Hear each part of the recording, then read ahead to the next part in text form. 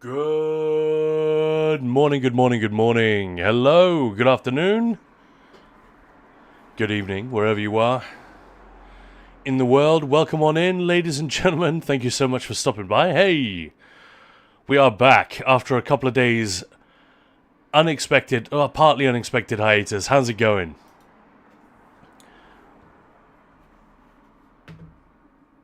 Fiery Dog, Renegade Ice Wolf, hello there. Greggy Spence, wow, thank you so much for the sub. Give it up for Greggy Spence, what a legend, thank you. Oh, I really appreciate that. What a lovely way to start the stream. And a hug from Guns N' Raiders, thank you very much. Kazi, Raves Lord, hey, happy time zone. Good morning, Schnacks. How you doing? Zdenya, finally order restored. Skyrus, morning. Bayushi, Balona, Gilly, oh my god, all the legends are here. Hello. My mic is up a little high. Fix that real quick. There we go. Oh my goodness, how are you guys doing? It has been a bit of a week. I'm not gonna lie to you. Kind of crazy.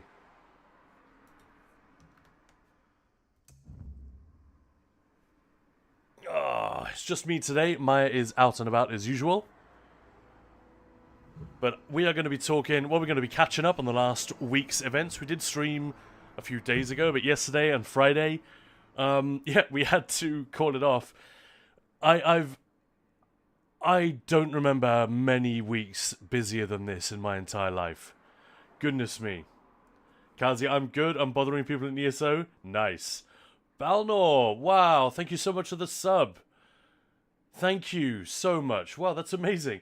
Barely started and we're 2 out of 10 on the health bar down on the left there. Thank you so much. We really, really appreciate all the support, and we are a little bit devastated to have to cancel even a single stream here and there. It sucks. But at least we were doing Ninja Pulse stuff. I have this video which I've been cooking on all week, hoping to get it finished on like Thursday, Friday, and then it just kept getting pushed back and back and back.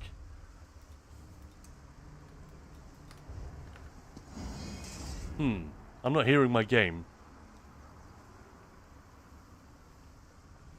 There we go.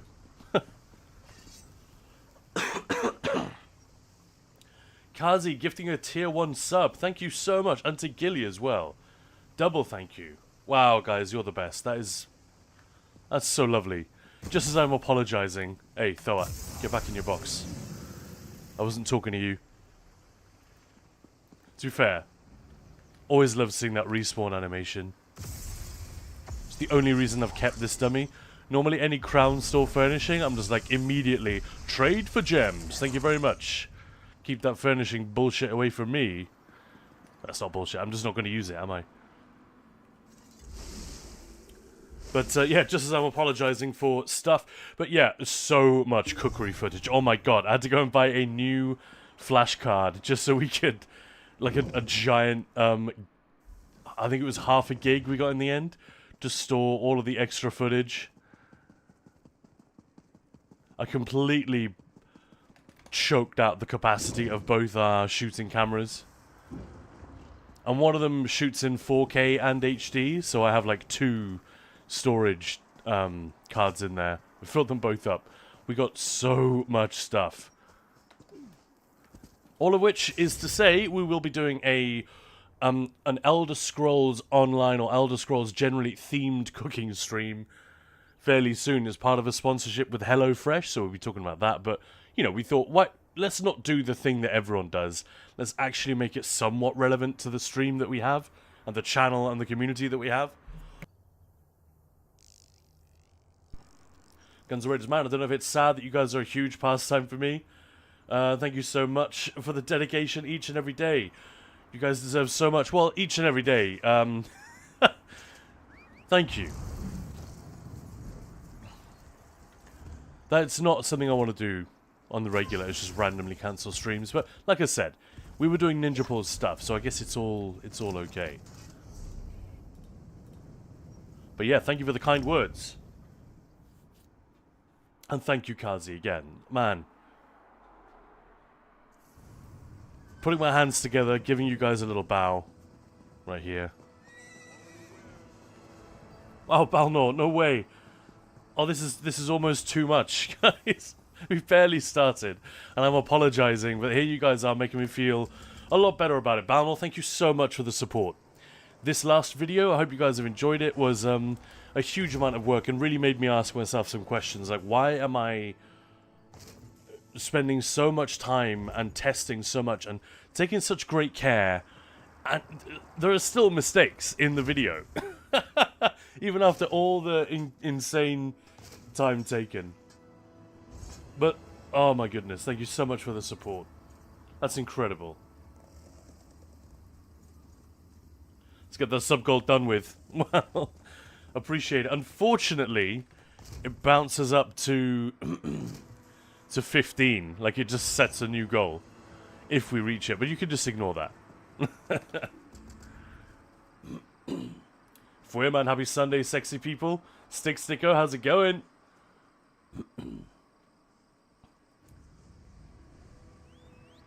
Choo-choo, mama pleaser. Hey, hype training coming, wow.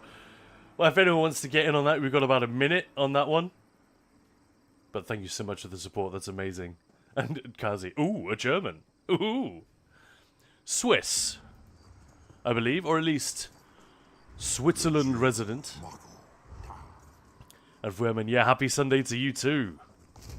Hope you're having a good weekend. The Germanic language speaker. That includes English. I think it does, yeah. Well, English is weird. It's a Germanic language, but it contains a lot of other stuff. But we're not going to get... Nice try, Kazi. We're not going to get sidetracked into linguistics 12 minutes into the stream. Oh, although you're distracting me enough to throw me off the boardwalk there. Dished into the drink. Your goal.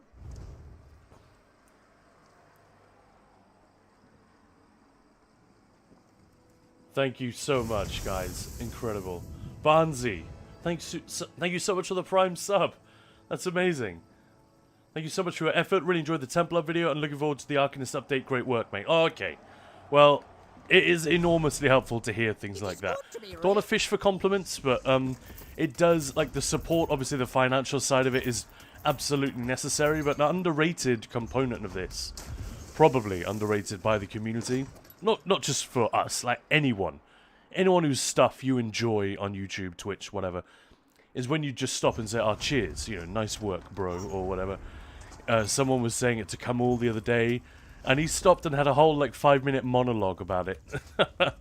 appreciating the little moments of, like, joy or kindness or whatever. Got very philosophical. It was late on a Friday night. I don't know if drinks were involved, but thank you so much for the support and the kind words. And Moose, hello there. The state of that build is awesome. The really fun gameplay. Good. That is cleave, fun, and sustain were like the 3 things I was going for. I feel like with Blighted Blastbones, it doesn't have the rep as being one of the most fun skills in the game, but like it low-key is. When it's not bugging out, I think it's really, really good. Anything that involves Blastbones is a good start, you know? And Jabs does have the reputation as being a really fun skill to use, deservedly so. So I thought, well, mashing the 2 of them together, sustain, cleave, fun, done. And does it compete with the Arcanist? Yes. Does it beat it? I'm not sure.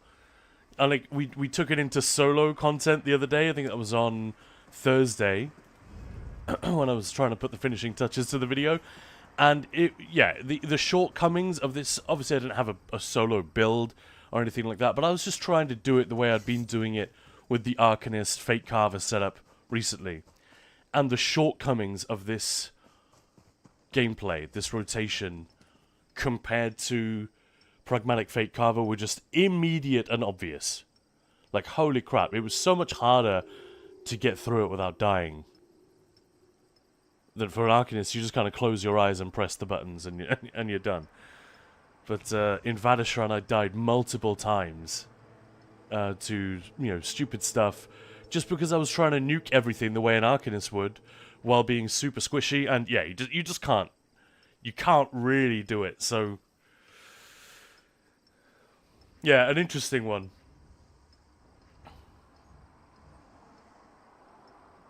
Yeah, Bundle's like working sales, yeah. You reach one goal, have another. Yeah, I mean, it's gamification, right? Guns N' Raiders, I can honestly say I do not know of this chocolate. We were talking about Toblerone is great, but I prefer chocolate fray. Much easier to eat. I don't know that one either. Linguistics are fun, Gilly. Maybe we'll get into that a little bit later. But yeah, Barnsey, thank you so much. Barnsey's 69 as well. Right, everybody? Huh? Nice. Swiss Bliss chocolate, get yourself a Toblerone. Yeah, I mean, Toblerone is Swiss, isn't it? But it's like an exported thing, so... I don't know, it's the kind of thing that I see when I go to the local supermarket. They literally have an offer on Toblerone in the store that I like, the nearest superstore that we have. So right by the door, as you go in, there's like 2 giant stacks of Toblerone.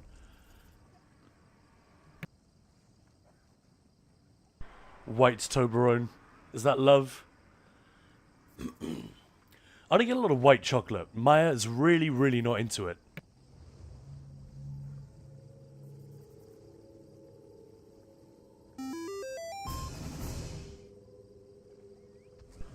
Hey, Prey Official. Thank you very much for the follow. Welcome on in. Sorry, I was having a sip of water there, just as you followed. Right, we're going to do story time, I think, today. We're going to talk Update 47. We're going to talk builds. The new Templar build, obviously. Just going to have some fun. It is Sunday. I've had a hell of a week. I am a little bit squishy after last night. We had a couple of drinks with some friends. And I didn't finish working until about 8 p.m. So, yeah, being a little bit fragile. So we're just gonna chill.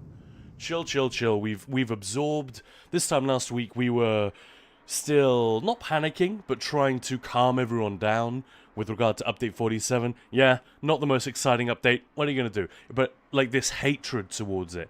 This idea that the devs need to be fired and that the game is going to be ruined when it goes live. I honestly don't know where that shit is coming from.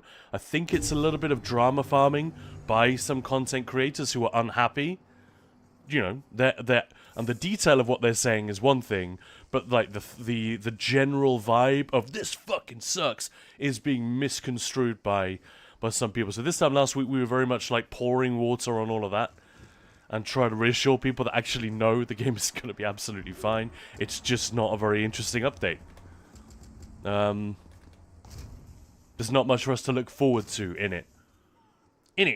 But, in the update, I meant. But, a week on, I don't know, I feel like the dust is settled. We could chill out a little bit more. Grey Kirk. Hello there, sorry I missed that one. The inner troll is strong, yeah. Guns N' Raiders, not that I dislike Arcanist, I just feel it's a tad overused. Yeah, and Bobruk, hello there. How you doing? I'm just thinking, isn't it, beaver in Polish is bober? This is what that reminds me of.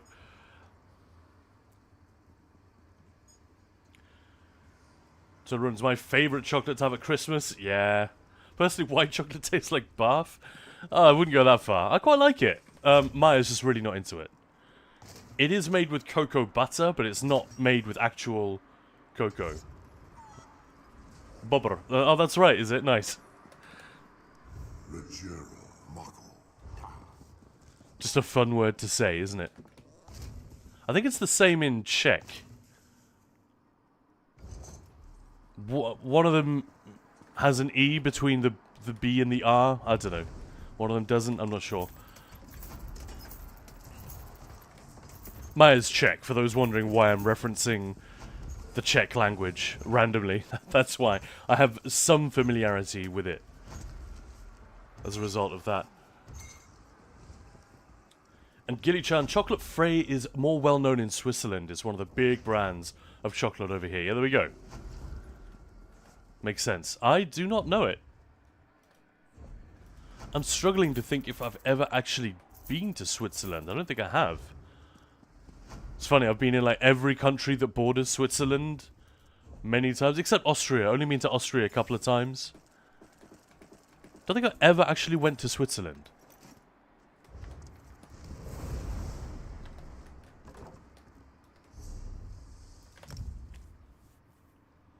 Ahelt. Welcome on in. How's it going? Balnor, really like the new Templar build, but also just any build. Not being Beam is kind of a breath of fresh air. Yeah.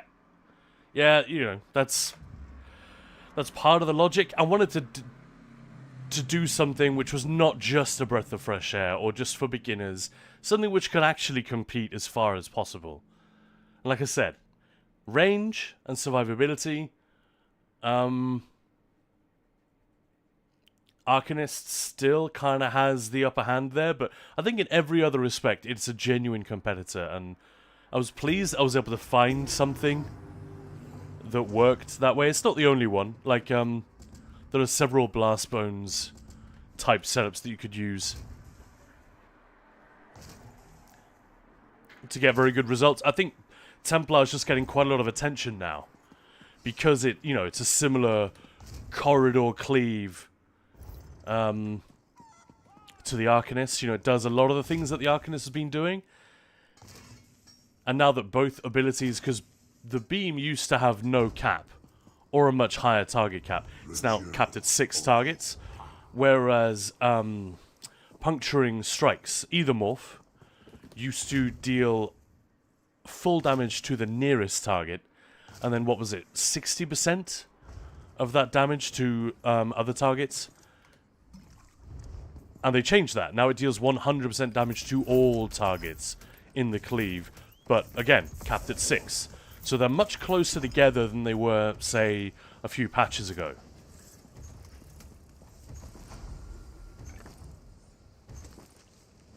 Here in Scotland we have chocolate haggis. That's as good as it gets. Maybe a chocolate Scotch egg.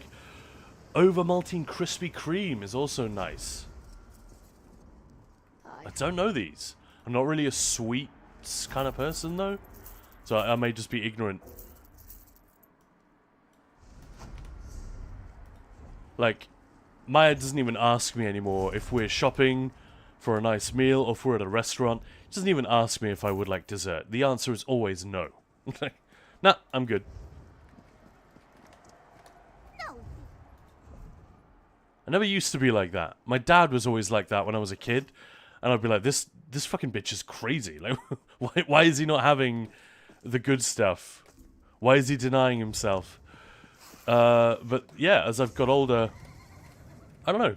I still love it. If someone serves me a really nice dessert, I will obviously have it and enjoy it. But not something I go looking for.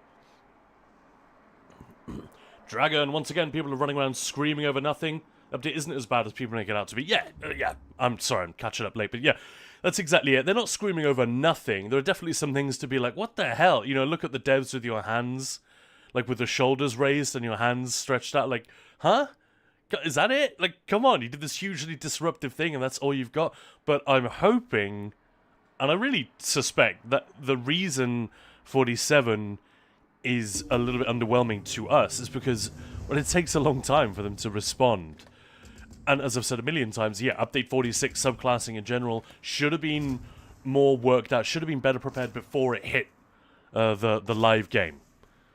I don't think there's anyone who disagrees with that. Probably not even on the dev team. But there are reasons why, whatever, we got it when we got it and in the way that we got it. I'm looking forward to... yeah, all these little things that they need to patch.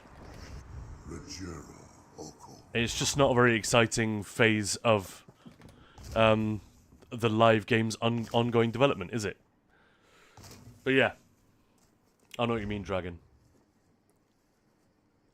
Moose, white chocolate is the goat, but I can't eat a lot of it. Yeah, that's fair. Trying to resist the bobber means, yeah. In Dutch, it's bever. Bever. I don't know how. I don't even know where to begin. Because an R in Dutch is weird, right? Everything in Dutch is weird. It's a bewa in Danish, I'm pretty sure. It's not a word that I have to use very often anymore. All very similar. Gilly shocked gasp. Hey Matt, how's it going? And Bob, I personally prefer Lindt, Marabou, Milka, and local grocery store brands. I love white and milk chocolate. I get sick from dark chocolate. Ooh, I feel like dark chocolate is if I had to pick one, that's my favorite. It's like a rich, complex coffee.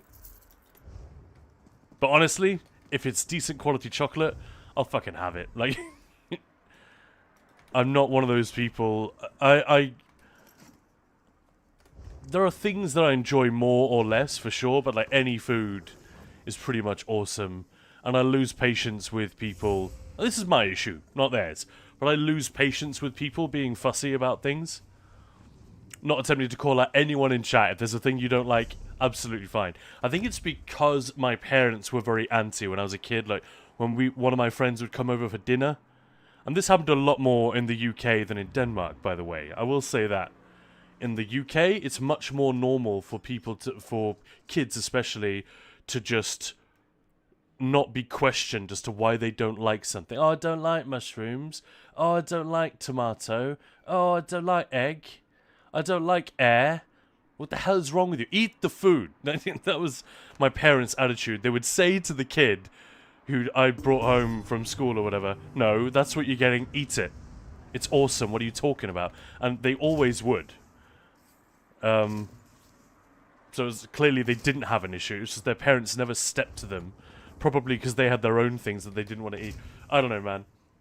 Dutch weird? Nah, just smile more when saying AA. Yeah, Matt, we talked about this the other day when you were on here. I just cannot get there. I need more exposure to Dutch. So you type any Dutch word out for me, or a sentence I could probably understand just by inference, you know, due to its similarities to languages that I do know. But yeah, I wouldn't have the... I wouldn't be able to pronounce it with any degree of confidence. Eggbirds will teach me, I'm sure. He did say we should go and visit him at some point. That'd be cool. Just got to get Maya her passport, and then we're there. But Lord, I've never been to Switzerland. One of my best friends is Swiss. Get on it. You're not supposed to gobble dark chocolate down. Even the smell offends me. Wow. Malbot with licorice is my guilty pleasure. Now, Malbot is just... that's how they pronounce it in Danish. We don't really have that brand over here in the UK. But Marabou, I guess you'd say, if it were British. That's just a brand, though, isn't it? Or is it a specific type of chocolate? Again, showing my ignorance here. What are we talking about chocolate for? All the Americans, like... Maybe we don't have any Americans here yet. I don't know. And so, what the hell are you talking about? They're like a couple of brands. I've been witness to several Americans visiting Europe and having their first taste of not even particularly high quality, but just European chocolate. You know, like Milka or Cadbury's or something. And they're just like, what? What is this? I've seen this twice. It's like, what? That is so nice. And they think it's like unique to that brand. It's like, no, that's what chocolate everywhere outside the US and Canada tastes like. Because, you know, it's not the only thing that they have, but they have Hershey's, don't they? Which is made using... there's a process in making the milk, or pasteurizing the milk that goes into it. I can't remember, but it's a particular technique which does produce a particular flavor compound, which is the same as what you get in Baby Sick. So when people say that Hershey's tastes like sick, I think it's perfectly edible. Hershey's chocolate is fine, but it's pretty weak sauce compared to, you know, the chocolate you would get in a supermarket in France, for example. But yeah, when people say it tastes like sick, they are literally speaking the truth. They're not just exaggerating. The Oreo one from Marabou? Oh, that sounds awesome. Dime. Oh, Bobber. Oh my god. I was going to call you Bob, if that's okay. I'd forgotten about dime bars. We do get those over here, but it's spelled D-I-M-E, and I haven't seen one in years. Everywhere else, it's D-A-I-M or D-A-J-M, isn't it? Dime. Those things are good. Terrible for your teeth, I can imagine. I can taste it in my mind. Wow. Yeah, because of Bieber in German. Moose, on the Gamescom stream in chat, Jess said we can expect to see changes, improvements to communication in 6 to 12 months. Months? How difficult is it to change how you communicate? You just change it immediately. I guess they're rolling out a new system. For example, they just started, like literally this month, I think, Gina unveiled a new calendar on the website, which is particularly useful for me because I can see at a glance when drops are starting, when certain campaigns begin, how long they last, etc. Bob, is there an additive in US chocolate that makes it taste like bath? That's exactly it, yeah. Haven't had it because I'm German. It's not all American chocolate, it's Hershey's specifically. And it's perfectly legit. I've looked this up, saw a whole documentary about it once. Yeah. Nerdy, right? Food nerd alert. But there's nothing weird or crazy. It's just a particular variant of pasteurization to make the milk safe for mass consumption. And yeah, it produces this byproduct in the chocolate. Yeah, she still hasn't gotten her passport. I mean, she hasn't needed it since Amsterdam, and so it's partly that, just not her being in a rush, but also the fact that the embassy have been utterly useless. The consulate here in the UK, in London, they got her to fill out all of these forms and jump through all of these hoops, and then when she sent them in, she had nothing back. So she chased a couple of months later, and the person she spoke to said, no, those forms are not the right ones. You were sent all the wrong stuff. So you have to do it all again. But it's this form. It's the most incredibly labyrinthine bureaucratic nonsense. Absolute horse shit. But yeah, so we're on that. We're going back to London, I think this coming week, actually.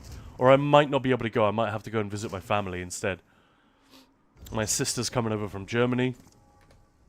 So that's going to be a thing. I don't think we'll have to cancel a stream as a result. In fact, I'm certain we won't. I'm just going to have to rush to get that next Templar video out. I wish I could remember who it was that asked for a quote-unquote pure Templar that only ditched restoring light and kept the other two, because I did do that. I've done it. The video just isn't finished. I was going to include it in the last video that came out yesterday, the Dark Templar thing, but it seemed silly to sort of... Like, where do you put it? Do you just tack it onto the end? Or do you interrupt the flow of the whole thing to talk about something vaguely related for 5 minutes? I don't know.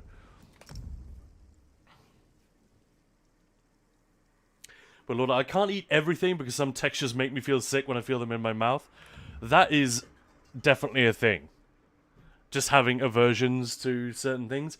And yeah, there's psychology. We could, you know, blow past those things if we had to.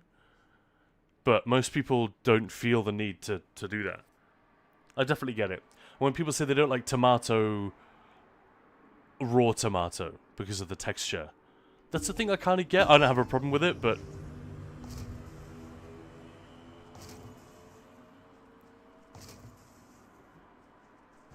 It doesn't have that fresh crispiness that we tend to enjoy in vegetables and things like that. I know tomato isn't a vegetable. Don't even. Don't send letters. Yeah, Malbort was a brand. Kazi, you're talking about the egg stealing burb. Time to check. Yeah.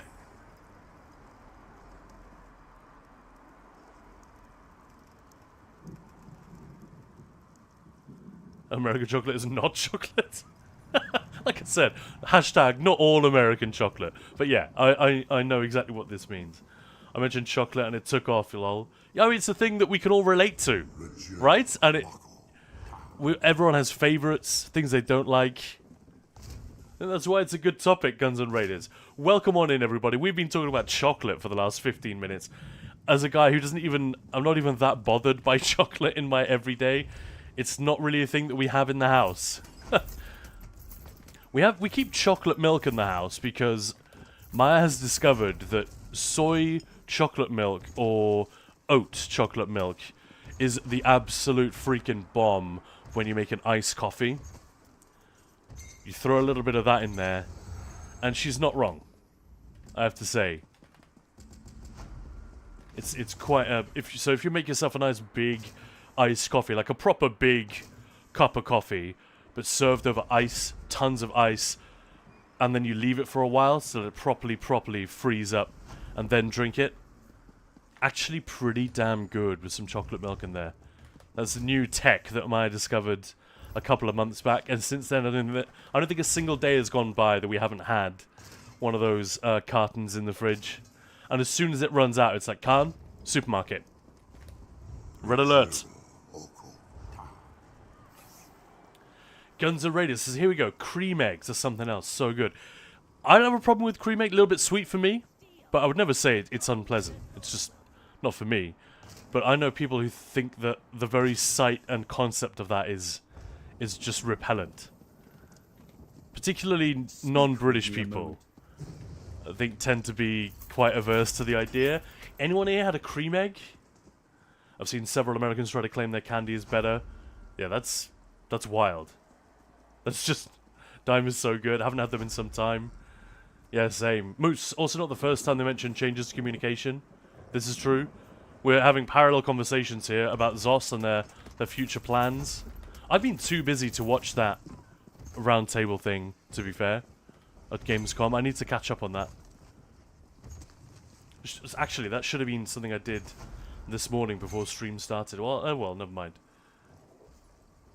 My grocery store got dime donuts? What the what? Alright, we're all going to Belorda's house. Last minute summer holidays. Dime donut sounds terrible. Soft fluffy ones with hard chocolate bits. Surprise, motherfucker. Just in the middle of your soft treat. There's a gum shredder in there somewhere. Or a tooth breaker. But yeah, we will get off the subject of candy in a moment, I'm sure. And then right back to it, because that's how we roll. But yeah, we are talking about Update 47. Any issues people are having?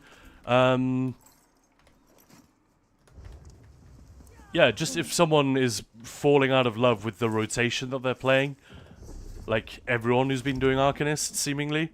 Not everyone, but the vast majority are just getting tired of it.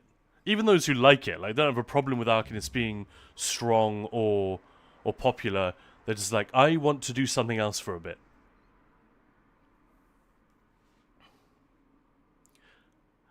Gilly John, all this is making me hungry. Waits for her mini pizzas to be done. Luckily my stomach is full. Had some falafel. Nice.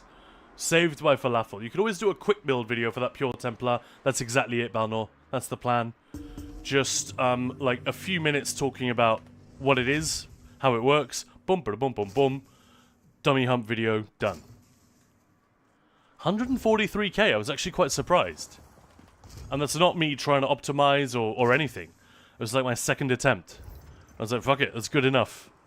Moving on. Maybe I'll see if I have time to push a little higher. The thing is, once you start introducing Radiant Oppression, there is a lot of DPS to be gained by optimizing that execute and just getting it perfect. And lucky crits and whatnot. So yeah, that's absolutely right. Just showcase the build, not the full bells and whistles. Call it complimentary to the video. An oversized watermelon. Yo, how's it going? Epicness, sorry. Crown Crate Merchant is chasing me right now. Keeps teleporting around, following me. What? That is, isn't that the trick that's utilized by the Hide Group add-on?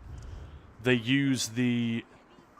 You notice how, if I go here, the characters around me will disappear. That's not a great example because you can't see anything. But yeah, there are people moving around, and if I interact with a station, they all disappear. Oh, Maya's messaging me. She's also absolutely exhausted.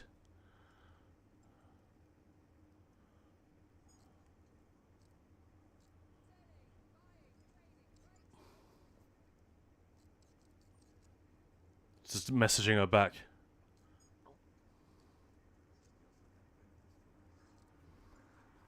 Sorry about that. Yeah, isn't that how that one works? Yeah, hide group, exactly, yeah. Balnor tried a cream egg while in Ireland. Is an experience, but can be a bit much. Yes, that sounds like a relatively positive, but just slightly baffled European take. I never quite got the cream egg thing, I'll be honest. Even as a kid, I was like, this is just too much. So for those who don't know, cream egg is a small chocolate egg. Not quite as big as a real egg. Say 80% of the size, maybe 50-60% of the size, but you know, you could fit it in your mouth in one go if you wanted to, but you probably wouldn't. And what you do is you bite into it and it's filled with, I guess it's some sort of sugar caramel, but it's white. White and yellow, and it's just pure sugar. Like, imagine candy floss that hasn't been spun into floss. I can't really think of how to describe it, but it's like, it's very, very oozy. Like a very thick egg yolk. So it doesn't really drip, but it would sort of ooze if you bite the top off and hold the cream egg upside down. So it's a thick milk chocolate egg with like just pure sugar inside.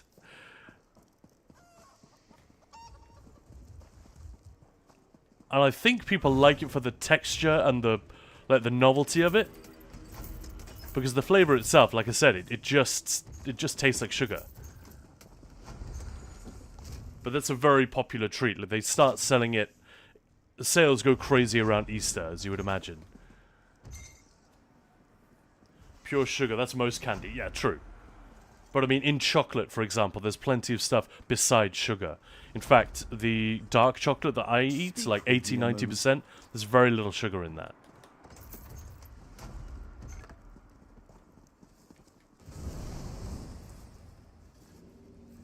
You know? But yeah, you're not wrong.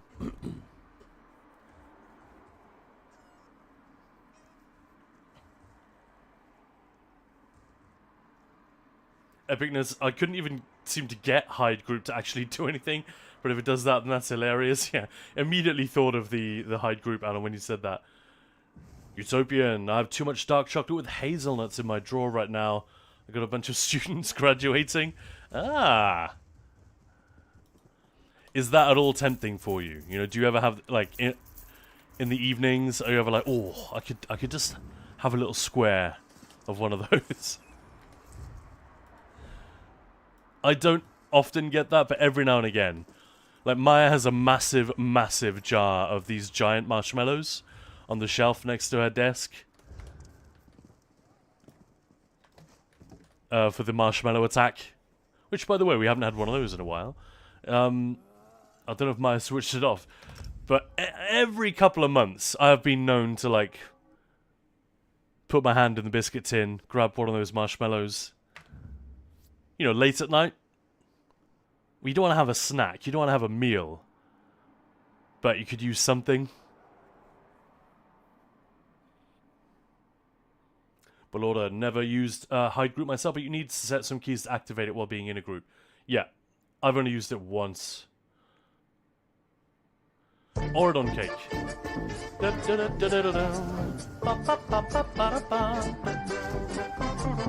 Thank you for that, Moose. Marshmallow attack is still there, but why would we want to spend 20k channel points on that when we can spend 5k on sexy trailer voice? Yeah, it's fair enough.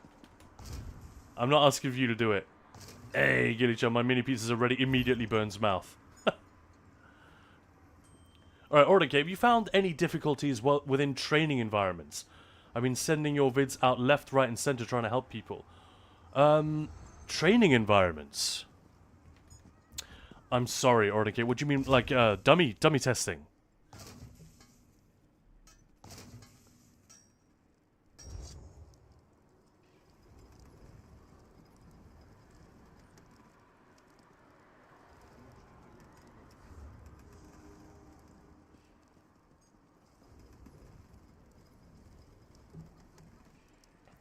Epicness. That's cool implementation. I wondered how they hid the group. I'll be honest, I have nothing but respect for the add-on creators. Don't actually know the ins and outs of how it works, but it's usually hijacking something that's already in the game. So, you know, like this, for example, you can be at a station which is absolutely mobbed by other players, but the moment you interact with it, it's just little old me and my alchemy station, and that's it. And it's, you know, hijacking that functionality to do something else.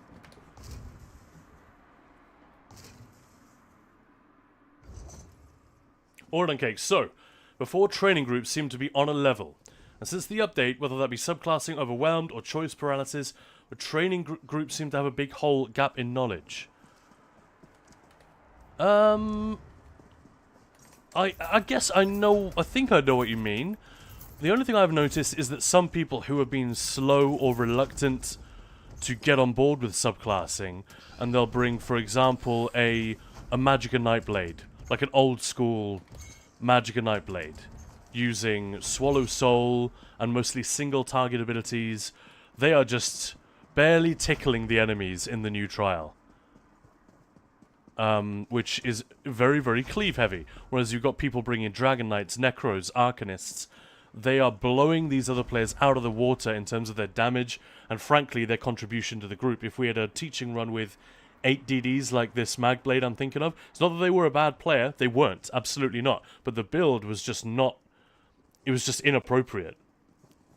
You know? Like what's the example we always use? Wearing stiletto heels to a football match? It's not that you're a shit player. Well, you might be as well, but you're just not going to be able to do what's expected of you and what's required of you with that setup. So yeah, that's definitely increased the gap. But usually it's not going to be to the detriment of the group's ability to clear. It just shows up who's really embraced the power and who hasn't. Can't. If you're wearing high heels to a football game, you're a shit player. Or I'm a really, really great player, and I just need a handicap to, like, bring... I shouldn't use that word. We're not allowed to say that anymore, are we? I need to give myself a baked-in disadvantage in order to, you know, bring myself down to everyone else's level. Maybe that's what we're talking about here. Huh? Huh?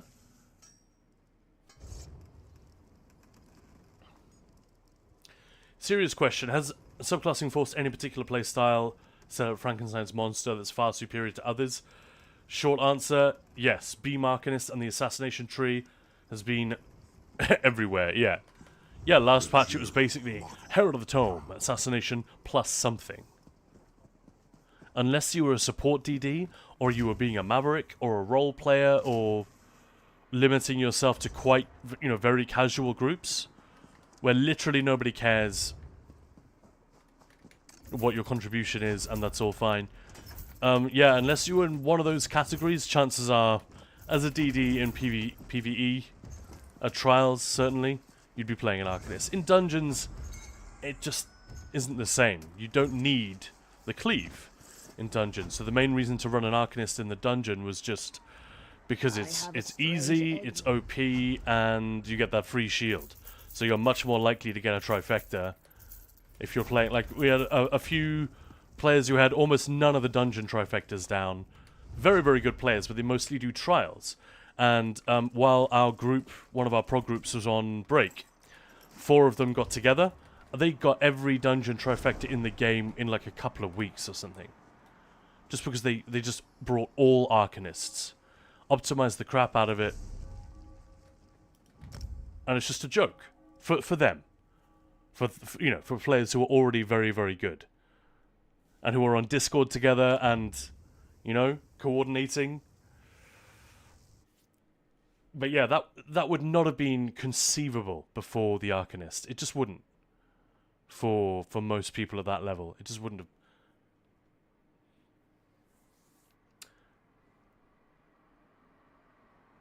Alright, Gilly-chan saying, survey report contained it being in English, but I'm more amused about it than annoyed. Yeah, they obviously lost some of the localized translation stuff, didn't they? At least in the case of the German one. sugar isn't everything. There are also insect parts, rodent hairs, etc. Very good point.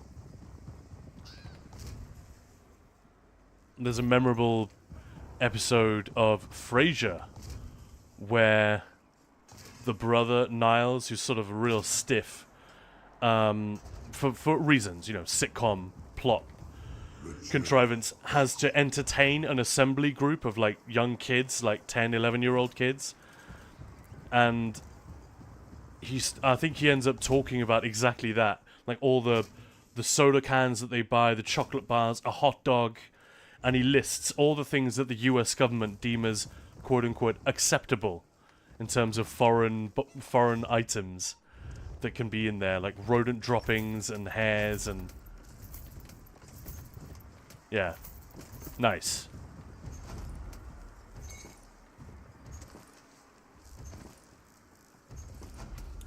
Balnor, regarding update 47, hadn't had any issues or big positive or negative as a result of it. Did use it along with the build and theory crafting to make my DK my main again. No more beams for me. Yeah. Good to hear.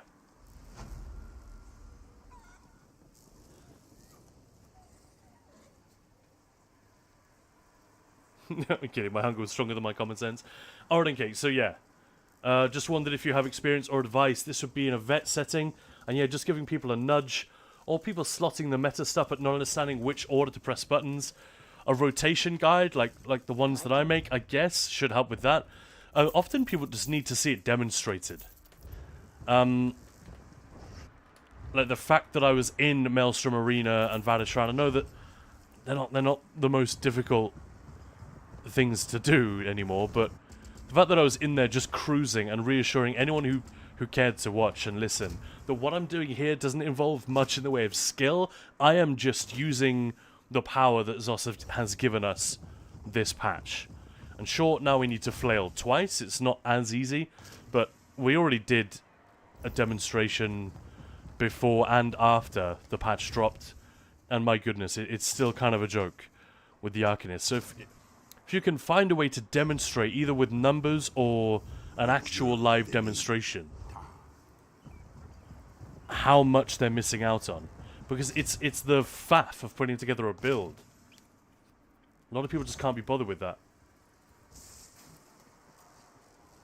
Alright, okay, yeah, your vids have helped a lot in raids like Oprah. You get a ninja link.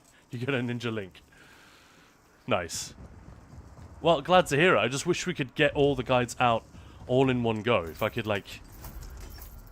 What's that? The time turner that Hermione has in Harry Potter 3? Could really use something like that.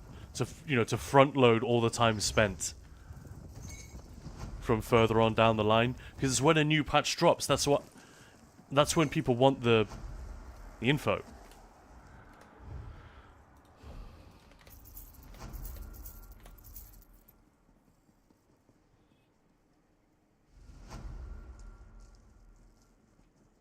But Lord of the Healer, almost everyone will utilize Nightblade siphoning. That's also true.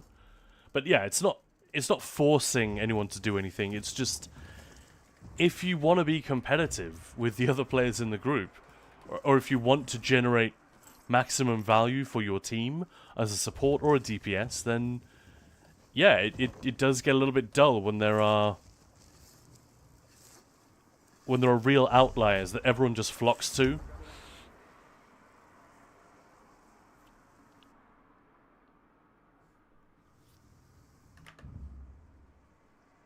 I don't know. I know that Zos got rid of the rep system for a reason.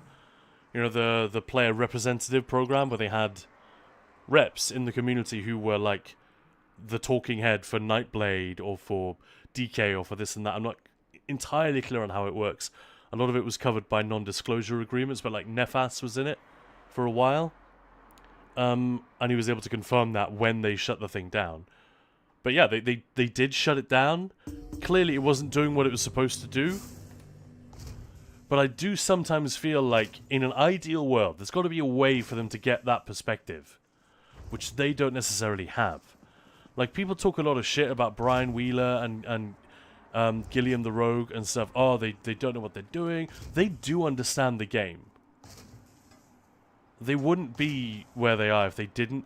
what they might not understand so well is exactly what it is like for X type of player. Because unless you are that type of player, then how are you going to know?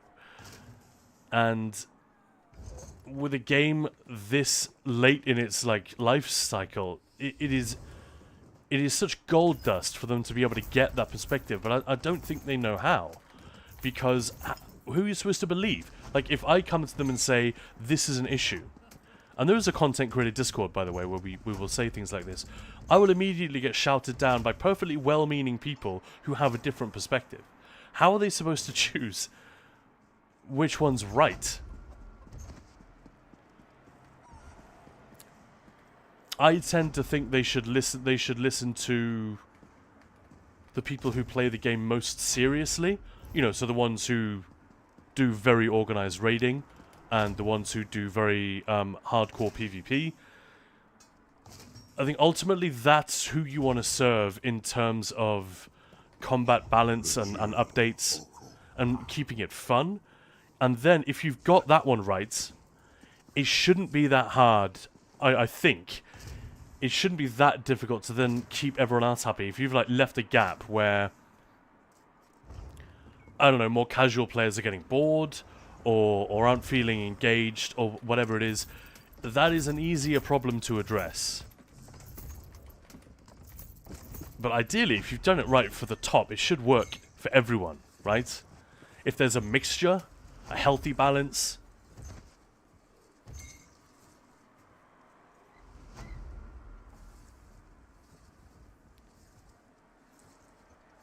Balnor kept joking in my trials that Arcanist players are unique and distinct people, which included me until a week ago. Yeah, the whole localization is messed up, yeah. You know, so forced has a different meaning. Most clowns think they're being magically forced through a video on YouTube somehow, and they are unable to resist. I know exactly what you mean. Stop forcing players to do this. I'm not forcing anyone. I made a video, bro. Like, you don't even have to watch it, let alone follow my advice. I do not force anyone to do anything. Content creators do have an influence, obviously. Like, I honestly think a lot of people were angry about Update 47 because of the reaction of people like me in weeks 1 and 2. And my reaction was probably the mildest out there. 8 Puppies was mad as hell, Skinny was mad as hell. And people who just saw those thumbnails but didn't necessarily absorb the detail of what was going on, and then the fact that these changes were reverted in week 3, they will probably just think Update 47 is a goddamn nightmare and they should uninstall the game. So that's not on the creators. That's not on the commentators at all. It's not our fault. Yeah, Moose, then they don't even look up more info, don't even learn how to actually use the thing they're being forced to use. Yeah, Utopian, so true. Nobody forces you to do anything unless you're in a well-optimized group, and even then, if you do the dips, you don't even have to play that single meta build, that's true. And even then, you're not forced, you can leave the group. But yeah, that's absolutely right. That's the closest version. If you want to run with us, you got to do what the raid lead says. And that's pretty normal. Once you get to a certain level in both PvE or PvP, or anything, whether it's a choir, a sports team, any other video game, it's gonna happen. That's not an ESO thing, it's not a toxic elitism thing. It's just how it works. But Lord, I still remember this German streamer in 2020, found perfected Barse, Pillar, and Kjalnar. After getting every piece in the right trait and fully golded, she did less than 10k DPS. Ouch. Ouch, ouch, ouch. Xerox, sorry if my question's a bit dumb. I'm a little new, seen your Templar video, but you seem to be using Selene. Yeah. Velothi is better in trials. It depends, right? So it's all about single target versus AoE damage. This has probably already been answered here, Xerox. But yeah, so Velothi. Let me just do this. I mean, you already know all this, right? I'm sorry, the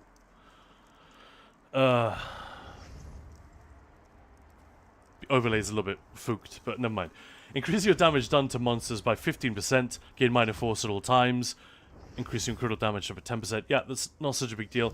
And it reduces your light and heavy attack damage. So, for that equation, Forget about the minor force for a moment. We can assume that we're always going to be able to get that somehow. We can use trap, whatever. It's not that difficult to get. But it is nice that it's part of the package. The offensive penetration can also be nice. It can also be completely wasted. Obviously, on the dummy, the pen is wasted.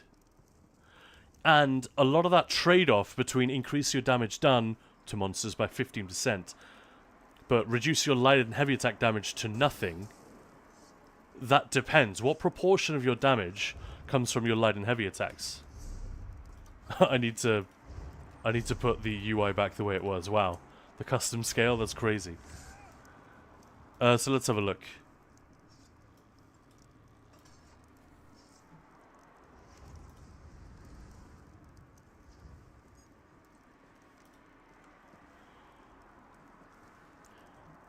So it's 10% of my damage just from my light attacks here.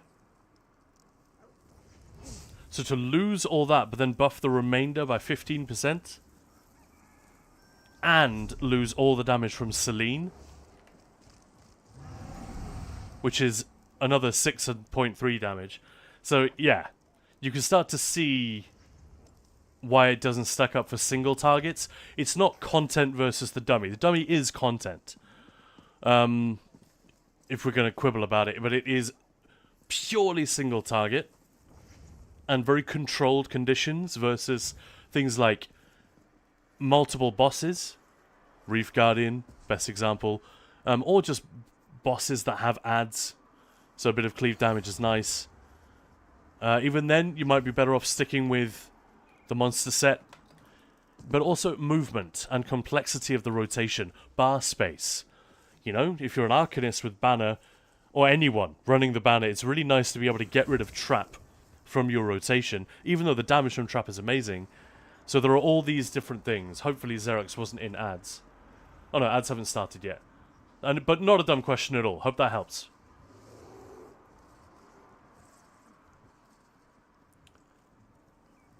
Subclassing is about as optional as the back bar. The schnacks.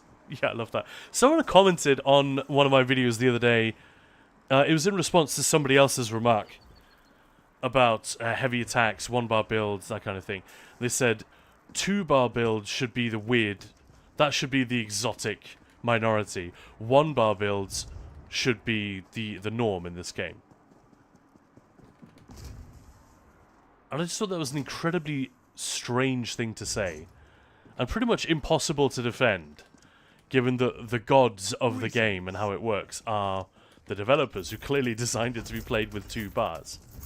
That's just the way they did it. The fact that they then made it possible, more forgiving, to forego the 2nd bar, is just them being nice.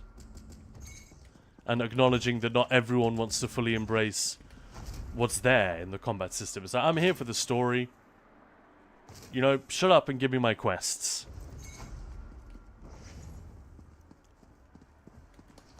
But I thought that was an interesting take.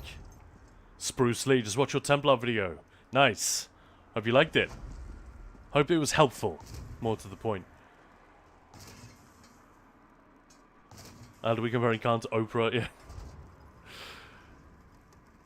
Yeah, maximum value in your team isn't always min-max. Yeah, that's exactly. I think I chose my words carefully. Some lower skilled prog groups would improve their trial time massively if they simplified their group comp. Lucht was here talking about exactly that not long ago, wasn't he?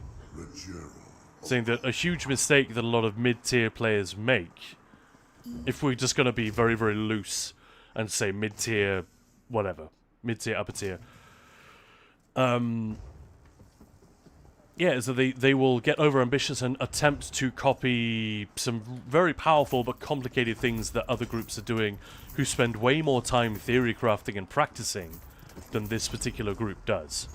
Maya and I have literally had this conversation. There was that tank who famously just wanted to copy Hyper's build from his score push group in VKA when we were going for our first Dawnbringer, and Maya literally said, no, you can't do that. A, because no one else in the group is running with that like setup. Our fight times and everything is going to be out of whack, and frankly I'm not sure we have the time for you to learn how to do what Hyper's doing. 45k DPS while solo tanking everything and keeping up perfect uptimes on all these things. So it's not going to happen. And with no disrespect to you, that's not going to happen. And the guy climbed down immediately. He was like, I really hadn't thought of it like that. I just thought of it in terms of, what can I do that's better for the group? And said, well, then just, run what we've agreed.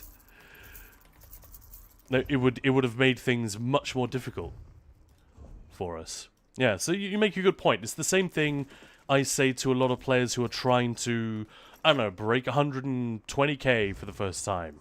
So don't copy what Charles is doing in his video necessarily. That is something to aspire to, but give yourself a chance to get there. Like, learn to walk before you run and all that stuff. Just simply take out this dot.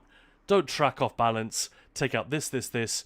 Simplify the rotation down so that you could do this in your sleep, and then you will hit 120k actually more easily, more reliably, more consistently. Then once you're good at it, yeah, add in the other good stuff. If you get bitten by the bug of optimizing and perfecting a rotation, good for you, man. Have fun and get it to 140, 150, 60, whatever. But that is like I should just record myself or have a saved pro forma message that I can just paste whenever that comes up. It's a really common thing. I feel like it's one of the big things that Ninja Balls has done since the start, actually, is just to simplify things just a little bit. Knock off that 10% extra complexity, and people will often gain damage as a result.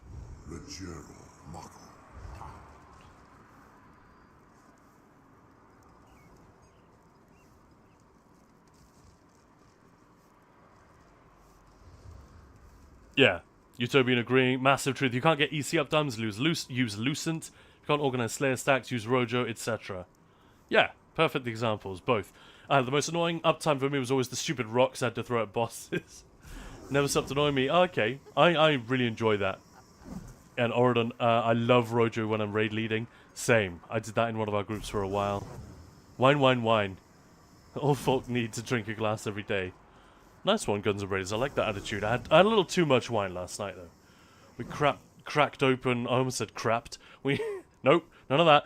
We cracked open a couple of bottles of one of Maya's favourite, like, mainstream wines. She used to get it years ago when we first met.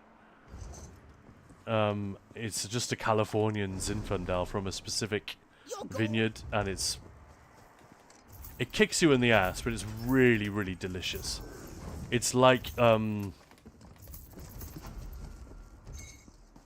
don't really know, like, just imagine a summer fruit salad where it's nothing but blackberries and strawberries, all red and dark fruit. It's like, just mainlining that. It's just lovely. It's like a dessert in a glass, almost.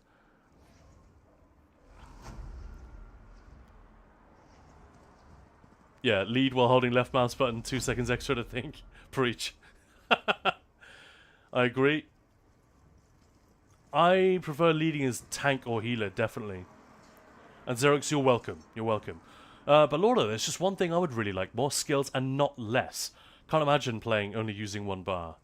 I get it. I kind of agree with you. But I definitely get the one bar thing. I have different modes for when I'm playing. But, when I'm in Overland, for example, I enjoy just doing the stuff that I would normally do in Trials. Just... for fuck's sake. I enjoy getting arrested for summoning stuff in towns, apparently. I scared this lady. You don't like my skeletal archer?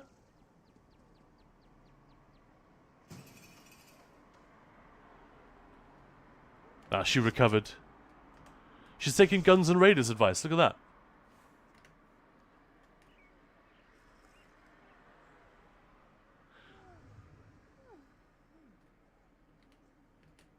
Never noticed this lady before. Just hanging out, getting wasted in the street. So what, I'll leave this character there for the bounty to tick down. Gilly-chan, even I, who mostly stay on one bar, I like having a second. Yeah. We need a third bar for Strat. We can't fit everything on two. I've actually heard people saying, why can't we get a mythic that adds a third bar? I think it's mostly a troll. Like, if you're gonna cater to the one bar people, what about the rest of us?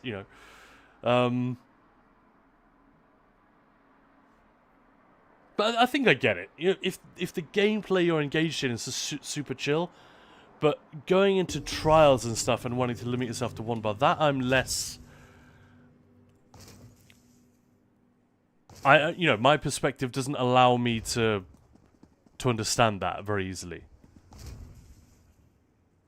Like, the game is actually very straightforward. I feel like a lot of the engagement and interest goes out of the window if you reduce, if you limit yourself, if you, like, restrict. It's like playing the piano with one hand. You know, you cannot... The two hands are greater than the sum of their parts, almost. What you can create just by doubling the input... And it's not even that, is it, in this game? But, yeah, it's weird. Or like playing football with one foot. It's very, very limiting.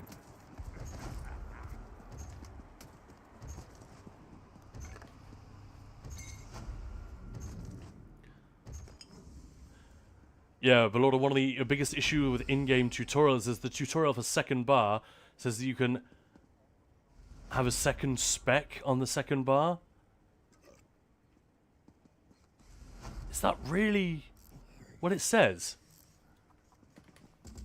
That's very strange. And that's kind of what people do in PvP, isn't it? Defensive, offensive, a lot of the time. Most surprised to look at that calmly. Gilly, on the one hand, I agree. On the other hand, just play Final Fantasy XIV, where I need 3 skill bars out of 12 skills for just one job. Yeah. Live equals have. Yeah, I got that. Antan to be. There are so many cool sets in the game that scale with max health. Do you know it's possible to make a viable build that stacks max health while doing decent damage? Preferably a build that solos dungeons. Yes. You know, you could do anything. You could make it work. But it's a little bit like the analogy of playing football in stilettos. That I don't know if you were here when we were talking about that earlier. Like, why would you? Why would you... I could drive down the motorway the wrong way. Actually, that's a terrible example, because it's illegal and very dangerous. What you're suggesting isn't dangerous or bad. But yeah, if someone wants to do that and understands, they will go 20 times slower as a result. Yeah, and the more you get into really high-end solo stuff, the more survivability you actually need to bring to the table. Because you can't just... There's a point at which you cannot just use skill to avoid damage. Eventually, you're going to need the stats. Anyone who's brought a squishy build into Infinite Archive and then has unexpectedly made it to, I don't know, Arc 6 or 7, they know that they're just fighting for their life every second, unless they brought a tanky setup with them, which they can switch to once the game turns up the heat.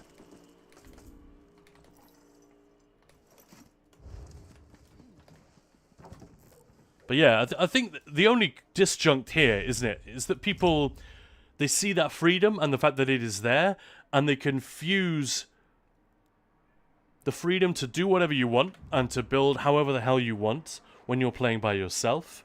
They confuse that with respect for other people when you are playing together and trying to accomplish something as a team.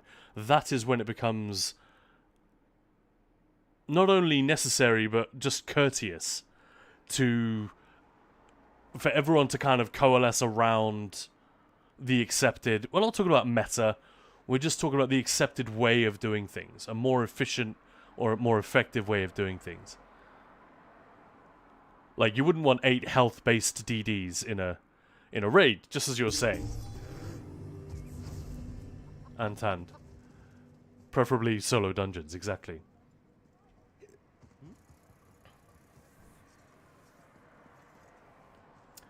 Schnacks. I just had to imagine my groups back in the day that were struggling to get a vet clear, trying to coordinate Slayer stacks. Yeah, wow. That's funny to think about. Like, we never even used to check Rojo uptimes in the early days. When I say we, I mean my group. We weren't that bothered about it. We would just trust. Of course, then we did start to check. We were like, dude, can you bump these up a bit? Some healers were already all over it. They were amazing. They were like getting close to max uptimes, but a lot of this stuff happens through communication as well. When a healer isn't doing a great job, it's not because they're not trying, it's because they didn't realize. So often, because the performance is hard to measure unless you get into the logs and look around. And a certain type of player is unlikely to do that. You know, they gotta, as soon as the raid is over, they gotta go and you know, say goodnight to their kids or do something else with the family. They've got other stuff to do, lives to live. But then if there's a friendly raid lead on hand to say, I checked the logs, here's what's up. What I recommend is use this add-on to track yada yada yada, or do this differently. Whatever. It's usually how it goes. Healing it was MD 2020. Don't lie to us. Gilly, I have 1 to 2 characters with hybrid builds. Where one bar is DPS and bar 2 is healing. I mean, yeah, but like for PvP, that's normal.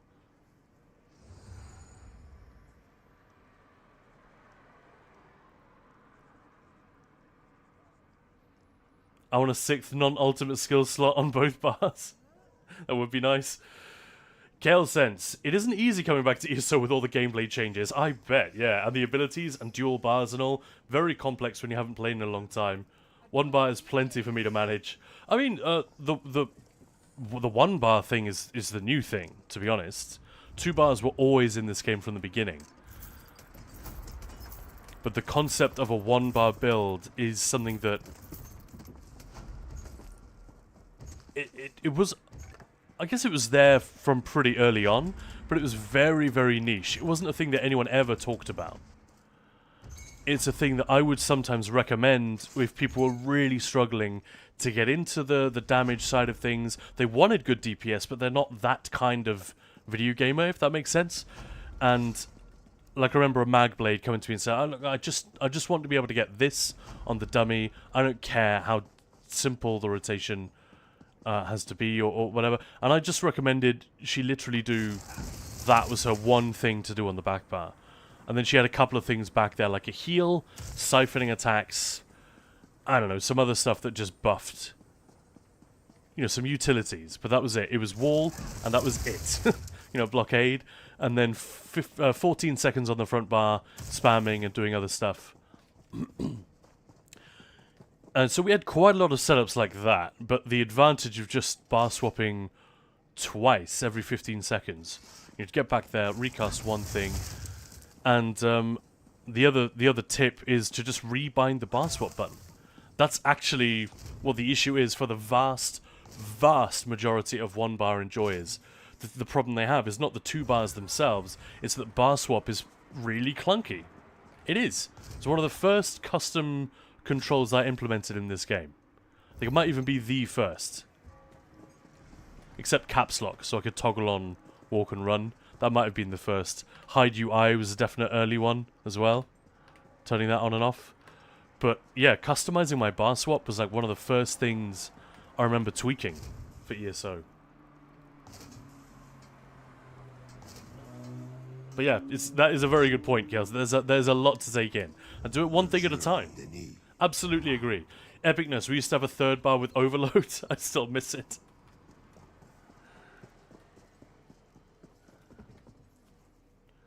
Tiago, welcome on in. Hello there. Moose, one-legged football would be interesting. Hopping around and trying to kick somehow. Got to go to the store, pause the stream. Fair enough.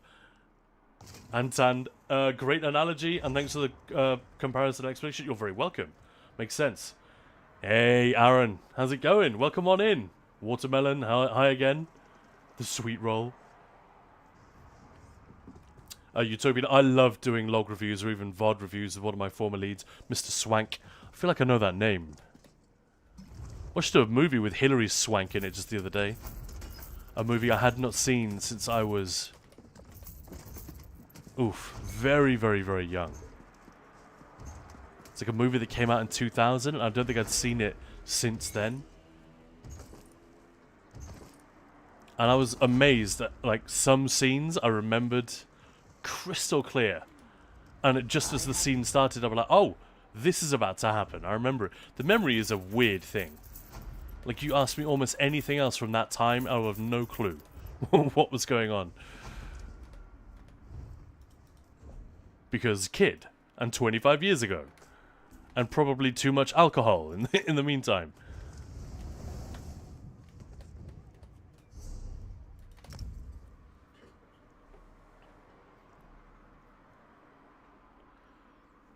But Lord, some people who play Rojo aren't even having the stats to get to the max duration.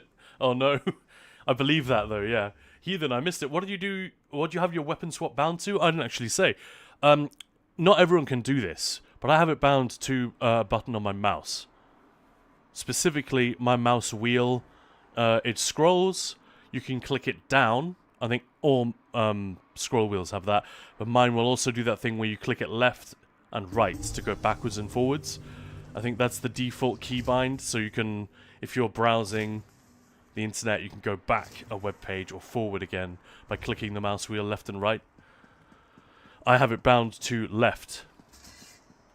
So if I'm doing a rotation, I barely even have to move, I barely have to move my finger at all in order to weapon switch.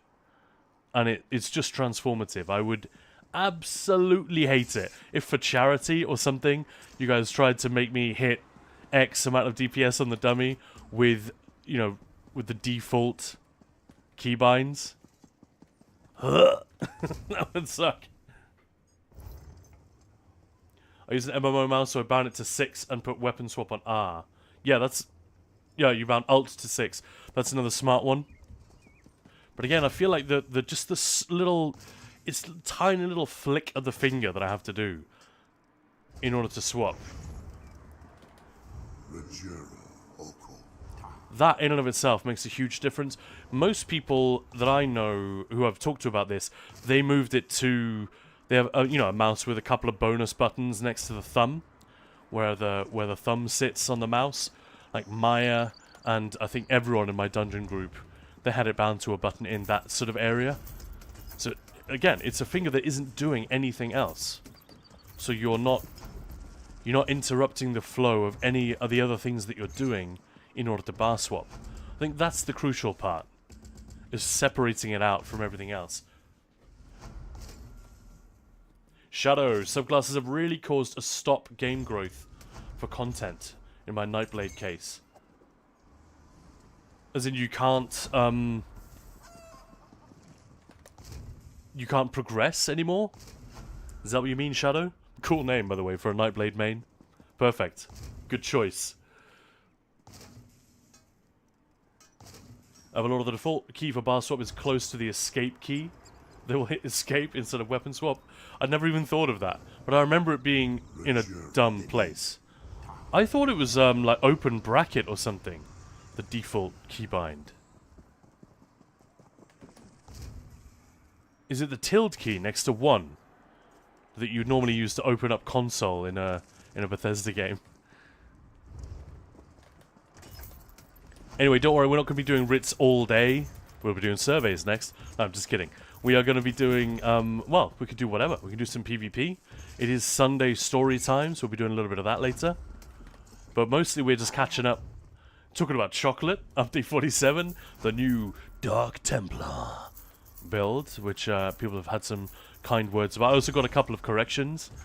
I made a couple of really, really stupid mistakes in recent videos. They don't matter, but with hindsight, I'm just thinking, how in the hell did I make that mistake? Basically, they're all related to signature scripts, and I'm just misdescribing what the script actually does, just slightly, in a way which is, painful and embarrassing, but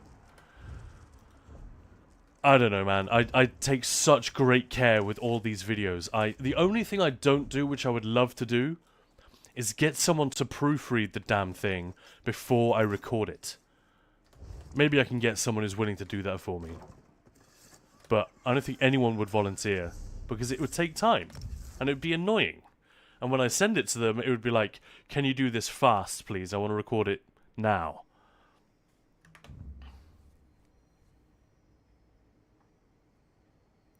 It would be better, probably, Utopian. it depends. Like, do you want your stats to be? If it's all about the burst, then obviously, yeah, infused would be better. I even thought of showing that, but the fact is that the Yandir stuff I had on me was divines. So, funnily enough, she's still where I left her. That's exactly where I shot that last thing, actually. There she is. I gave her a new outfit, especially for the video. Kale, since that was Skingrad I was in. 75 Montana used that key as well for bar swap, the middle mouse wheel. Nice. And Utopian, have it on the thumb. Yeah, for me it's kind of the inside of the thumb joint. Yeah, exactly. G502, that's a Logitech. Right? I'm not using...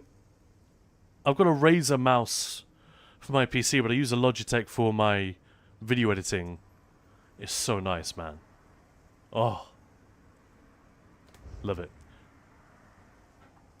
I think that's one of the first times I realized you're definitely a gamer with a capital G. Now, when I started getting excited about and appreciative of mice and how they feel in the hand, and you know the comfort and durability and functionality and all of that stuff. Seems efficient for Ritz Kale Sense. Exactly why I am there. Banger outfit. Oh, thank you. Dashing. Hello, rather Dashing. Hope all is well with you. Good morning and chat. Good morning, chat. Sorry, not and chat. Good morning yourself. How are you today? It's actually afternoon for me, just after midday. But are you West Coast? Dashing, or are you I should probably know this. I'm sure I've heard this information. But everybody say hello and good morning to Rather Dashing. Another excellent streamer in the house. In the firmament of shining stars that is the Elder Scrolls Twitch community. I really do think... Sure, I don't know other Twitch communities that well, and there are other really good ones. That much I am aware of. The Guild Wars one, I think, is pretty nice. But yeah, the ESO family of Twitch channels and streamers is just really cool.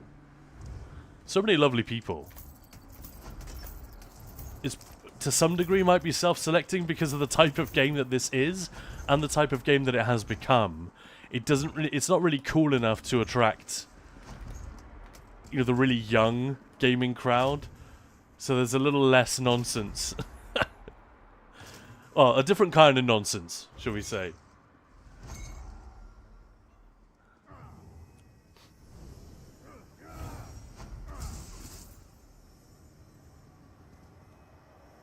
Yeah, Heathen, if I didn't have an MMO mouse, that would definitely be, yeah, makes sense. And Gilly, same, I always put bar swep. I always put bar swap to one of my extra mouse buttons. Also, put my in-game mail to that's how I'd say that in Danish, because the German default key for the mail does not exist on my Swiss keyboard layout. That's interesting. Yeah, I have a bunch of things on the mouse. I think I've talked about this before. I wish I was on camera now so I could actually show you, but just below the mouse key, the scroll wheel, I'm going to lift my left hand up. I'm holding it in the air, like I'm waving hello. So, I'm using nothing but my mouse here. I've got auto run bound to the button just underneath the mouse wheel. Toggle that on and off. Then I have H bound to the button underneath of that so I can ride. I have shift bound to a button on the side so I can sprint. I have M bound to another one of them. And I just clicked block to get off the mount. And I have E bound to the mouse as well. So I can do almost everything except combat with, like, my left hand doing whatever I please. No, just resting on my leg, for example. Sorry, I went gross with that. I shouldn't have. There's no need. Chat is already filthy. Oh, there you are. But yeah, I find that really fun, so that I can... No, that's the wrong thing. if you have There a you mouse are. with all that fancy shit on it, you can get a lot out of that, I feel like. Obviously not necessary, and I've been playing this game a long time. I would have far too long to think about this sort of thing.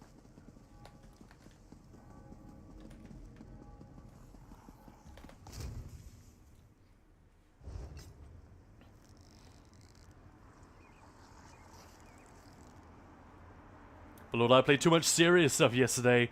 So slowing down a little, playing a BG. I mean, it's just been a hell of a week for me, so I'm enjoying a little bit of calm time. And just hanging out with you lot as well. Because we had to cancel the stream yesterday. It got to the point where I was going to be able to stream for 2 hours, which just didn't seem worth it. But yeah, it feels bad.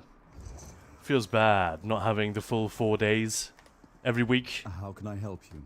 How can I help you?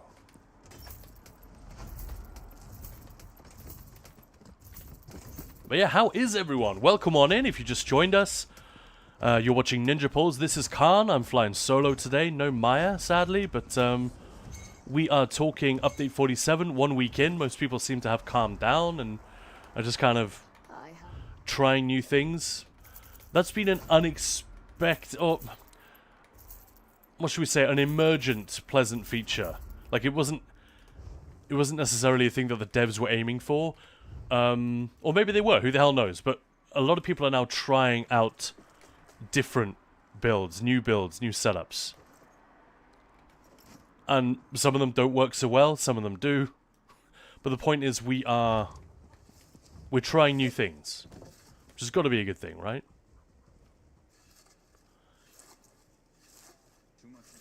And yeah, this is the Dark Templar from the video that we released yesterday. Sebastian Miguel, what's the true end game in ESO in your opinion? Ooh.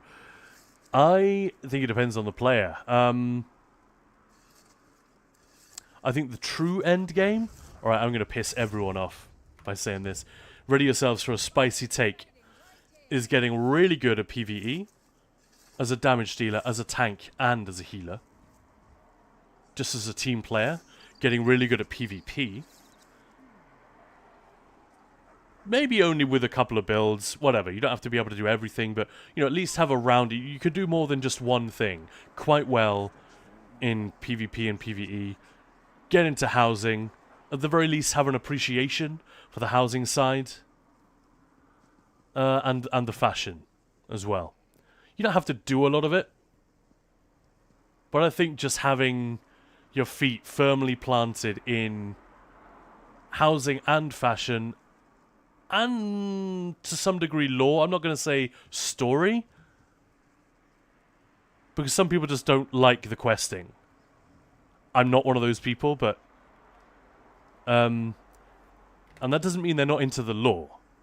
You know, I've had a request for someone saying an endgame player who's got to be one of the best players in the world, probably, and they're like, I don't really do the quests, so if you do like videos about what the fuck is happening in this game, I will watch that. I think, Sebastian Miguel, that might be the end game for me, is having your feet firmly planted in fashion and housing, PvE and PvP. There we go. I'm not really there with the housing thing. I do love it, I just don't do any housing myself. I feel like fashion and PvE I've pretty much got down. PvP I'd like to be better at. But all the ingredients are there, I just need to do it more, you know? Especially with an organized group. Do people agree with that? What do you guys think?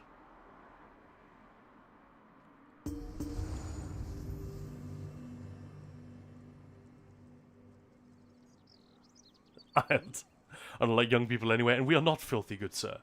Playable with one hand, yeah.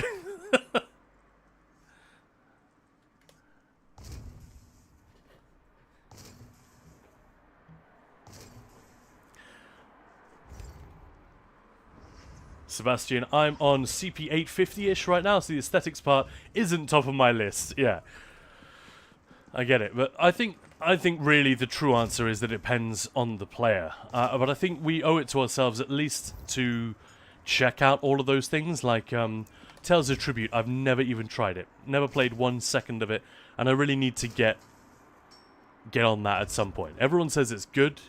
I don't really know anyone who plays it regularly. Just sort of occasionally.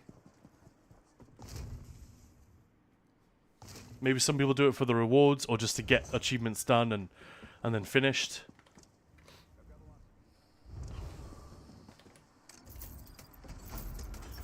But yeah, if people say with a straight face that housing is the true end game, that does rankle a little bit. I'm thinking of all the people who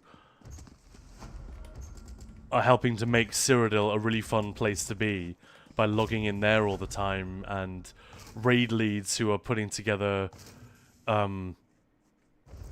recruiting for groups and comping them and all that stuff, all that work going in. I don't know, I know it's mostly said as a joke that fashion and housing are the true end game, but sometimes it is used to dunk on the effort that people make in other parts of the game.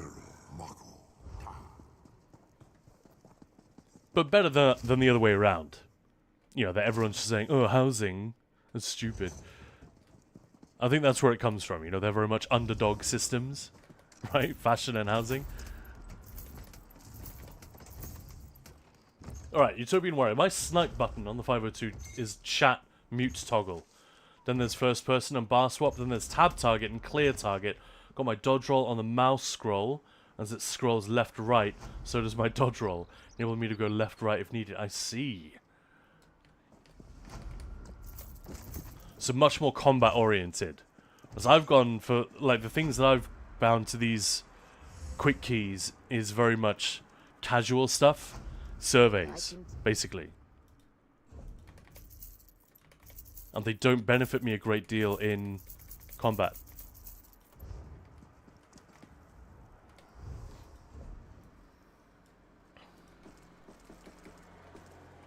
Is there something about a certain master? It's a bug, right? That is not dropping. I remember seeing something about that. I haven't really been paying enough attention to my own. Yeah, there were players who say Tales of Tribute is the real PvP. I mean, those people are just wrong. Sebastian Miguel, how did you get Lazy Rit to work that fast? I don't know. It could be a ping thing. Could be my processor. I don't know. How does the drops thing work? Sorry for the questions. Ah. That is my bad. I'm sorry about that. It shouldn't say drops on the YouTube. Sorry about that. I've just changed the info there. Drops is just for Twitch. That's a copy-paste issue. My bad. So the way it works is that if you just watch any ESO streamer during this week... Jesus, she nearly had my eye out with that. Look at that. I think that is very, very booby armor, isn't it? This one. I've got a character who had that for a while. And Maya would always laugh when she saw it. Sorry for questions. No need to apologize. So yeah, you just watch. I think there are a couple of drops that are on at the moment. A scroll and an Ouroboros crown crate. But yeah, it is Twitch only.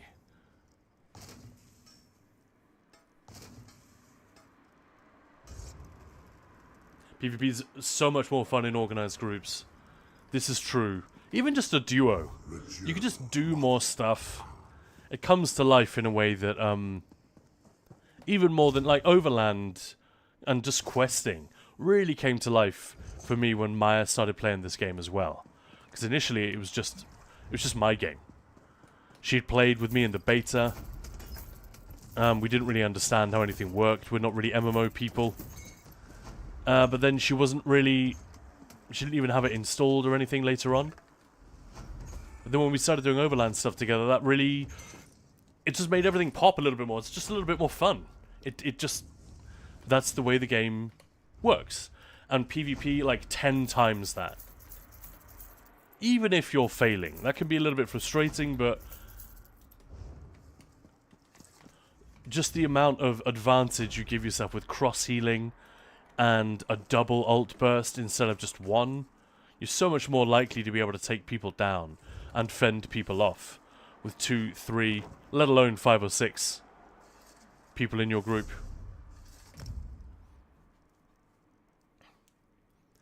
Balnor says, prepare a Tales of Tribute as an April Fool's video. This channel will not only feature the true endgame, now only feature the true endgame. I spent 2 minutes on it and rage quit. I still think I should just talk to the devs about this and say, please do this. They never would, so I'm just going to share it with you guys anyway.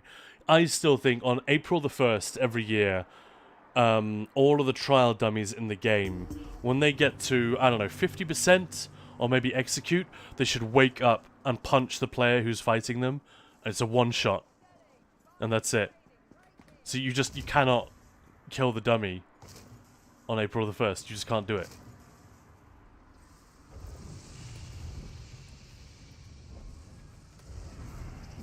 I think that'd be amazing. The Tales of Tribute tutorial is so bad after playing. I had no clue how the game works. I think it's very complicated. And they struggled. I would fight my dummies just for that so I could laugh, yeah. That's why I say 50%. I'm tempted to say 10%. When it reaches 10%, it just wakes up and smashes you.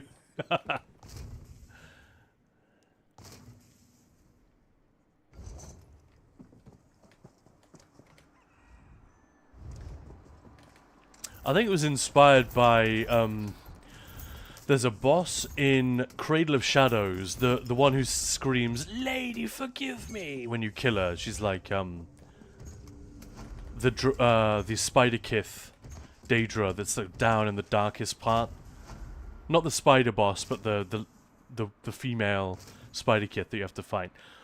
And there was a funny thing with her that she would always teleport. It was like on a timer. Or it was just the way that it worked out when we were fighting her. But she would always do that move as Taunt was about to run out. So it was about 13 seconds in, she would do this move. So while the tank was running across the room, trying to, you know, flapping their warden wings or whatever, trying to get to her in time, a DPS with, I don't know, ambush or stampede or whatever would sometimes get there first, just as Taunt was running out. And the eager DD is always the one who gets aggro first. And then she would just turn around and one-shot them. And I felt like it was probably pure coincidence, but it happened a few times to tanks who were learning. This is way back, way back. Like during probably Somerset chapter days or something. Or just before Elsewhere came out, I don't know. I think that's what inspired the whole dummy comes to life and just bitch slaps you as an idea, because that's what she used to do, and it felt like it was designed, you know, that Finn and his team had sat down and gone, right, how are players going to approach this fight? Tanks are probably just getting ready to refresh their taunt, then we'll make her port away so that they will lose taunt unless they refreshed it in advance. Wouldn't be surprised.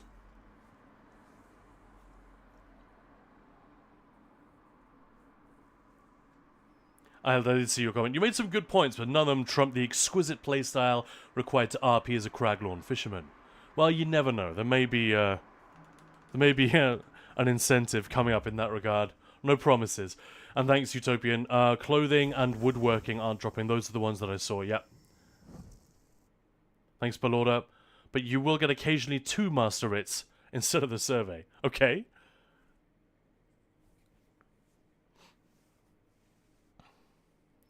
Got 2 woodworking yesterday on 1 toon. My EU alt has so many treasure maps, I need to get through them all. I would fight my dummies just for that, so I could... Oh yeah, I already read that one. Yeah, you're an absolute savage for that. I don't know, I think that's fair enough. They will never do it, but damn, it could be hilarious. Stream is a good time to do it. That's true. Oh, you think it's just them being bad at making tutorials? I mean, I will say, I don't think I've ever seen a tutorial by Zos that was up to it, up to snuff. The latest one that we had is fine, actually, for doing what it does. It's just what it doesn't even try to do. It doesn't explain to you anything really about gear sets which I think is a fairly simple thing to explain. Yes, there are loading screen prompts which explain how that works. If you have a piece of gear that you like the look of, look in the same place where you found it for more. I think it's something like that. But it's a thing that we have to figure out on our own. I think it might not be the worst idea to just have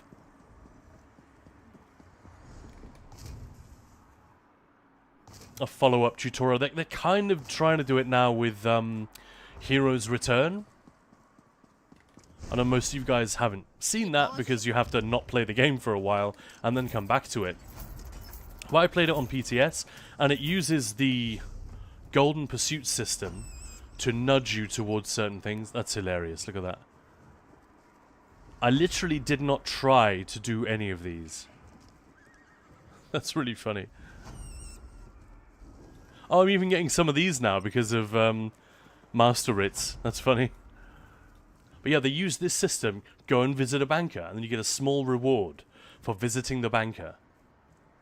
Visit a crafting station, and you get a small reward for doing that. I don't know, I think that should be...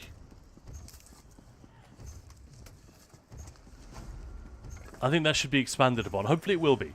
But it's quite late in the day. Yeah, depending on how fast your PC is, you barely have time to read the loading screens. That's also true. I feel like UI reloads have got a lot faster as well recently. Maybe I've just uninstalled a couple of add-ons that were slowing me down. I don't know.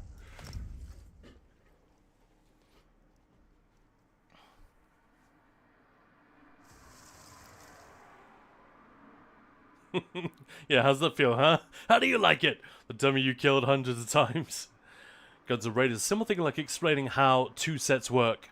Yeah, 2-piece sets, 5-piece sets. Exactly. That's exactly what I was thinking, yeah. KL Sense, I just returned a couple of weeks back. I enjoyed the returning hero concept, but it should be expanded to PvP. Gear sets, Mundus, yeah, you're absolutely right. Because it is all optional. I don't think it's burdening the player with that much stuff. And there's no time limit on it, is there? I don't know. The difficulty is you don't want to bombard a new player with stuff. It's like when you get that new phone or that new gadget you want to play with, and it's like, terms and conditions, yes, I agree, just let me... you know, let me have some fun with the thing. You don't want players to feel like that. That's the same reason they've reduced all the quest giver clutter in the early game. Like, you have to be level 5, level 50, I think, for some of these quest prompts to appear. Otherwise, you've just got... Do you like treasure? Do you know how long I've been looking for you? Ah, there you are. You know, all of these NPCs just like constantly bombarded with cat calls everywhere you go. Sebastian Miguel, one of my biggest pet peeves with the game right now is how unrewarding non-main zone quests are. Basically just overland set items with a different style. I think the reward system in the game generally, we've talked about this many, many times, is long overdue for an overhaul. In my ever so humble opinion, I think that goes across the board. Like, things like the PvP rewards don't bother me that much, but I think they could be a lot better. The fact that when you see a chest in the wild, you usually ignore it because, well, what's there going to be in there? Nothing. Nothing good. You might get a Mother's Sorrow Inferno staff, which, oh wait, that's not worth anything anymore. I mean, at least there used to be things like that. You could get a desirable item, but I think they should just give you a chance to get something cool. And some treasure chests do have that, obviously. But yeah, the reward system generally, trials, PvP, Tales of Tribute, random dungeons, that's probably fine. But yeah, just this sense of like building towards something. Golden Pursuits is actually pretty good, My one issue with that, when I made a video explaining what this is that's coming to the game, my one issue was that on the PTS, I think almost every reward they gave us was something that I already had. Something that I'd already got from crown crates, or I'd unlocked during an event. So I was very concerned that that's what Golden Pursuits was going to be. I think they've only done that once or twice, and it's been totally fine. Like things that I had already earned.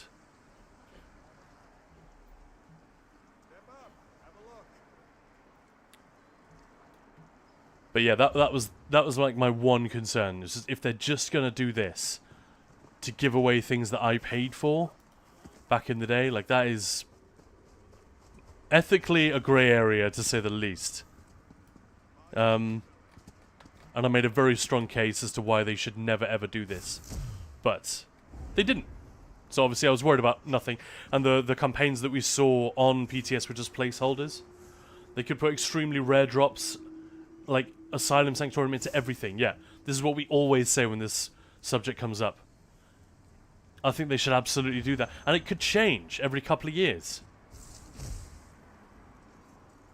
Or there's just a new one every couple of years. So you can continue to get the old drop, but maybe that has like half the drop rate it had before, and the new one has, I don't know, it's one cosmetic every couple of years for each trial. I think that would be fantastic.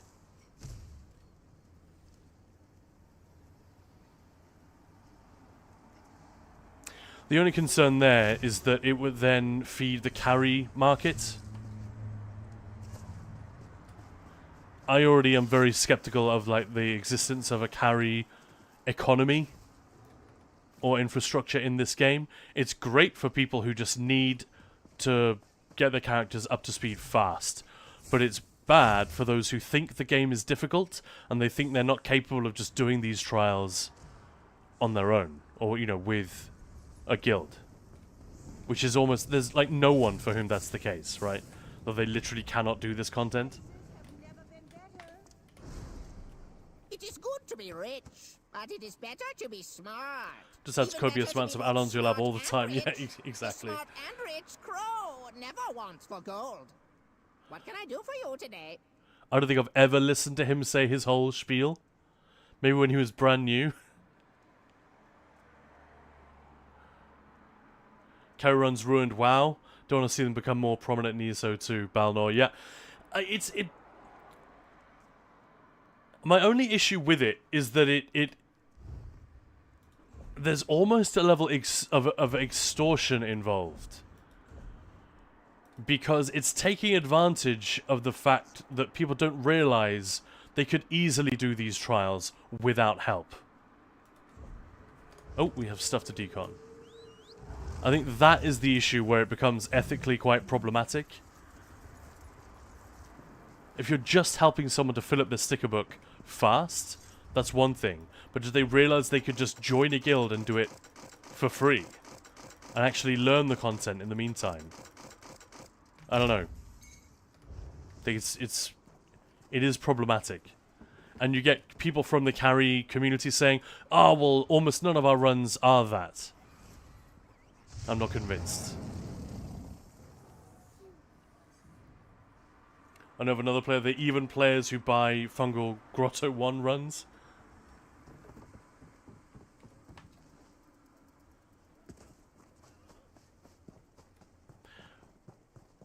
And some people who are trying to be clever will say, well, it's a free market, you know, let the buyer beware.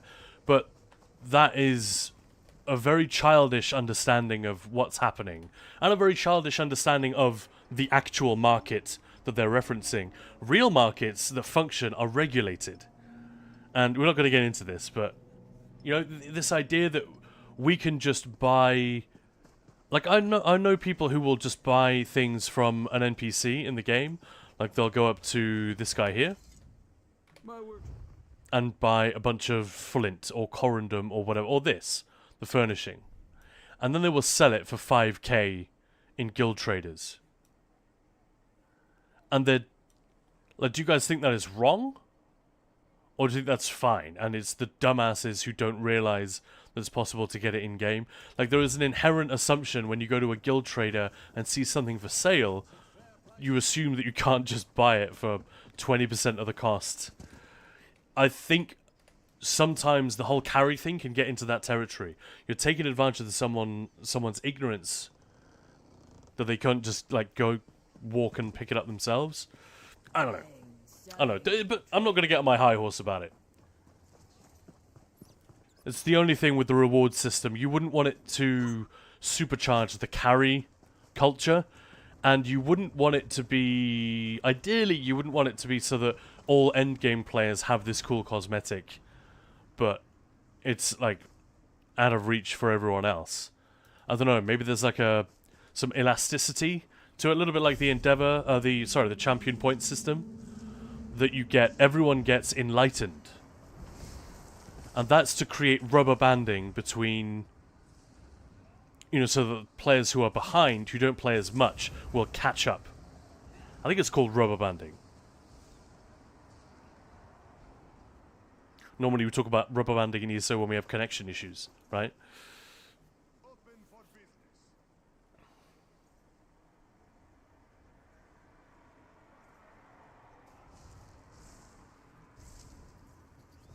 Guns N' Raiders, I was running around with at least 11 pieces of Julianus when I first started. Yeah, roses are red, violets are blue. Do you know how long I've been looking for you? That was a Valentine's card we used to post in the old guild, and a couple of times in Ninja Pulse as well. Very good. Stuggan looks at you menacingly. Yeah, Valor Dabler, you look like someone who could solve other people's problems. Roses are red, violets are blue. Gone to the pizzeria, came back with gonorrhea. What? Bob? Guild Wars 2 got a better tutorial system, like you have a system where you get XP, where you finish certain tasks or leveling, yeah. What about small pieces of a loot box? Kale says, yeah, that's the kind of thing. I would just love for them to look into it, you know what I mean?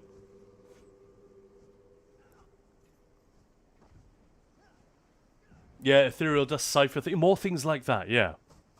Yeah, true. Gilly-chan, only really care about the people spamming zone chat with carry runs. Yeah, I just feel like it's a little bit insulting. Like, no one should pay to get those things. You could practice the game for like an hour and probably be good enough to get half of the things that those people are selling. Whereas it will take you ages, maybe even weeks, to cobble together the gold, or you'll spend IRL money on it instead. I don't know. Deposit? It's weird. It's weird. It's problematic. Sometimes, that's for sure. Let's clear up some of this crud as well.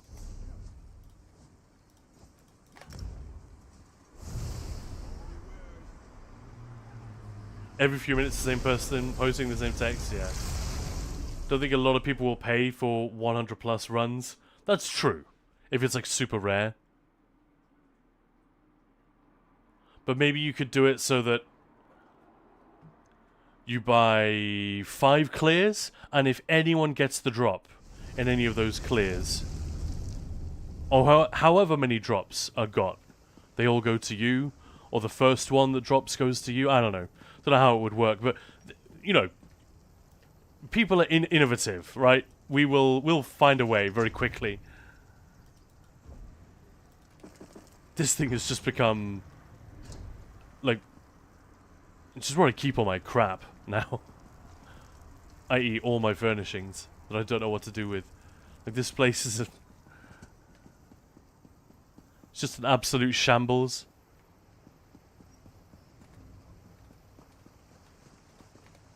This thing's pretty cool. I don't even know where I got that from. The fuck is this? I don't even know what this stuff is. I don't remember getting it. I don't know what where I got it from.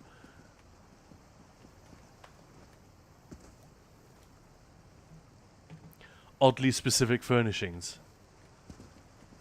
Yeah, I do love the housing system, but I get a little bit grumpy about having to just constantly clear out all the furnishings that I don't want, but I'm getting from various places. But Lord, I know of another player that are even... Alright, yeah. Fungal Grotto 1. Balnord's basically monetized the organization side of Trials raiding. No matter what they say, they will take away from the intended experience. I've even heard the defense that, well, I'm an endgame raider, I need gold to buy my heroism potions. Or just to buy my potions, generally. Because I raid X number of times a week. It's incredibly expensive. And the idea that casual players who don't know what you know should be paying for that, it's just like the most terrible argument I've ever heard. But you do hear a lot of this stuff. Hang on, that's the one place I don't want to go there.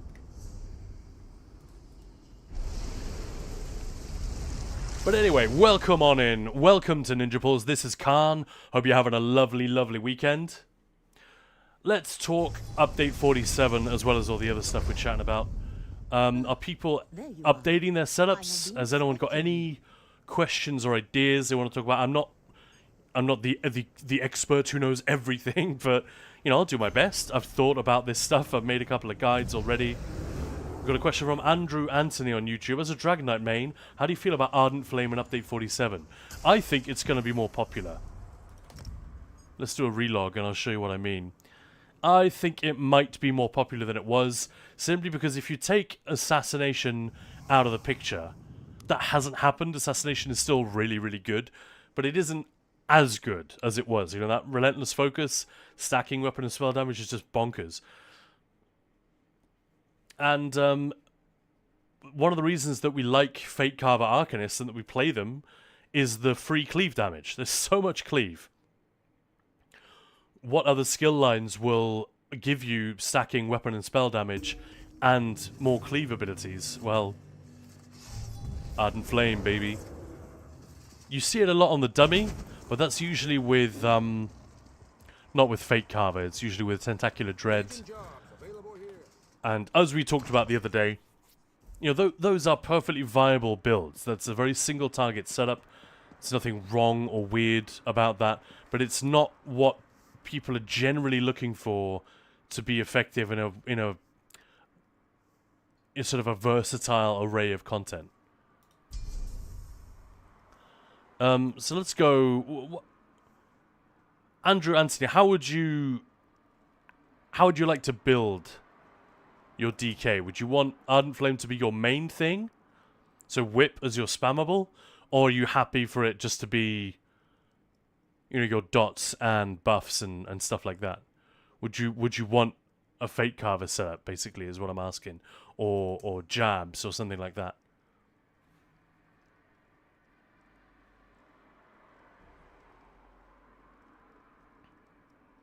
Guns N' Raiders saying, folks are too lazy to learn mechanics, and I get both sides of the coin. For others, time constraints. However, learning only takes 5 minutes to support the stream of content. Plus, who wants their name forevermore on a list that you got to carry run? It's just not needed. But if you want it for loot, obviously that's legit.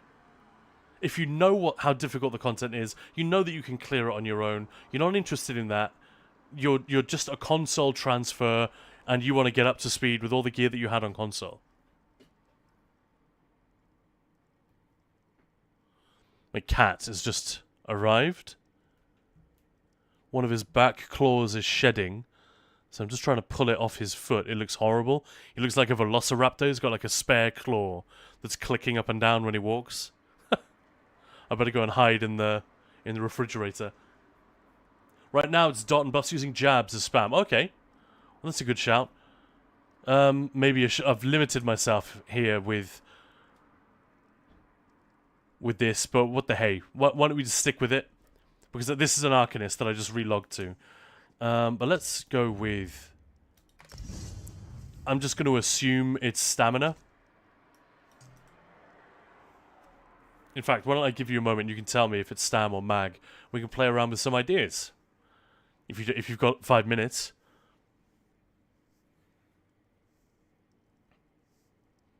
Yeah, loot carries so the complete set faster to recraft, exactly. It's like people are free to do what they want at the end of the day. I just don't like it when an integral part of the market dynamic is the ignorance of someone else that they could get it from elsewhere. You know? Like it's a little bit like crafting motifs being in the crown store. And this one is close to my heart because Maya, when she first got ESO Plus, she got the crowns. She saw the Fang Lair style and was like, oh, that's so cool. That'll look awesome on my tank. She didn't know that you could get it from a dungeon for free. And she was genuinely sad. Like, what? This is currency I don't have a lot of. Sure, I can go and buy more, but I don't want to do that. And I just spent it on something I could have earned in a couple of weeks or just bought with gold. She was genuinely bummed. Not even angry, just sad. Like she'd made a stupid decision. It is a stamina character. Alright, well, let's go. Let's assume that you can sustain the banner.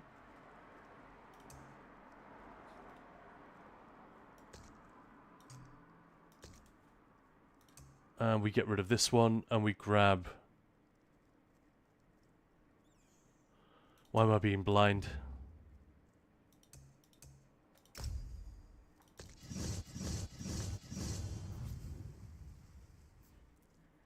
In fact, sorry, I've changed my mind. I'm going to use a different character for this. Going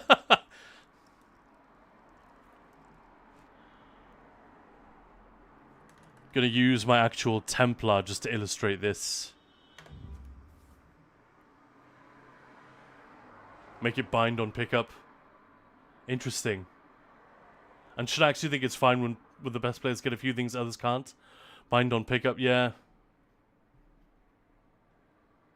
It's interesting. Gilly-chan, I think it's not cool. Same with people who want to sell event rune boxes. While the event's going for 1 million gold, we can get it for free. Or for like 5 tickets. Field. Roses are red, violets are lonely. Got something to deliver. Your eyes only. A letter. Very good. The furnishing vault is killer. Yeah, you're absolutely right. Absolutely right. I used to actually... You decorated the inside of the Sijic Villa. Fair enough. Yeah, Maya's is actually like a party house. It's set up for like a summer barbecue and dance party in there. Is a dot build viable with the inclusion of multi-classing? A dot build. Yeah, like a dot crow.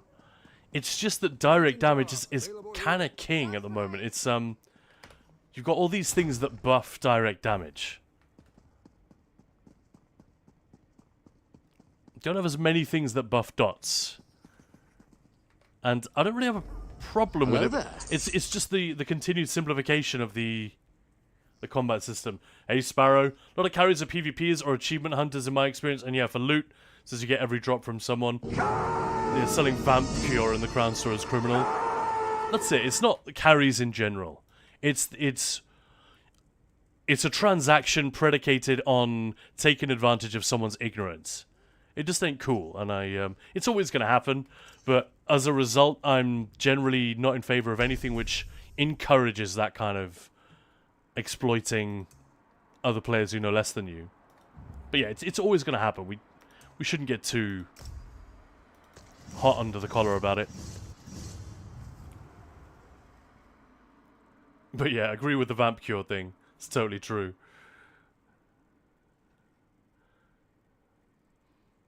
And thank you, Maya. How's it going? So that was Maya, everyone. Hey, happy Sunday, everyone. There's Maya in chat. Dot Crow, my favorite. Erin, nice one. And welcome to the stream. How are you doing, Erin? You have a nice weekend? Everyone give it up for Maya in chat. We need a command that's just Maya with lots of A's. Everyone type that. Say hello. She's working. Working hard. I'm good. It's warm. Hey, Johnny, how's it going? Utopian. Hiya, Maya. Hiya, this is Maya. My impression's not very good.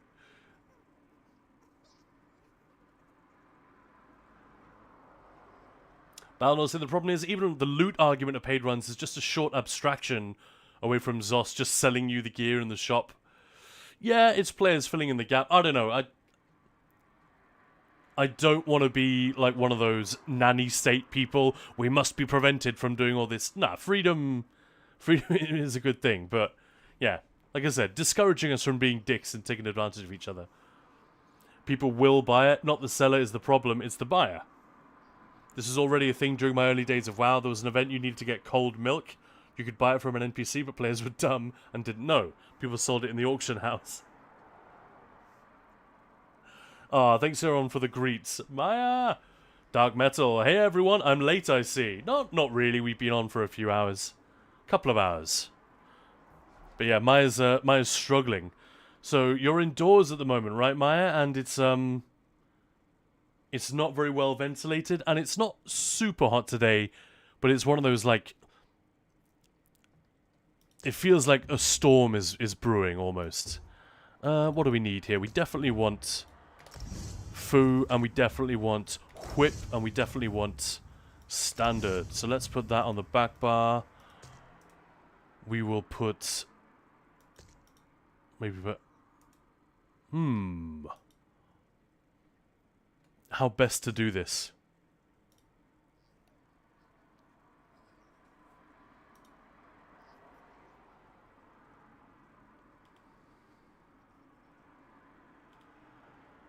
I'm not sure how to best build for this, actually. I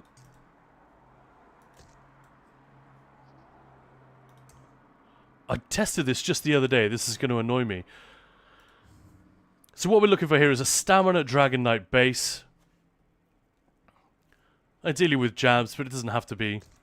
Alright, yeah, let's just go with that. So where's Trap? Chuck that on there as well. We'll keep the rotation nice and simple. We're just going to have to get rid of the Archer, which kind of sucks. Yeah, that really does suck. Fuck. Oh, screw it. The banner. The banner's going.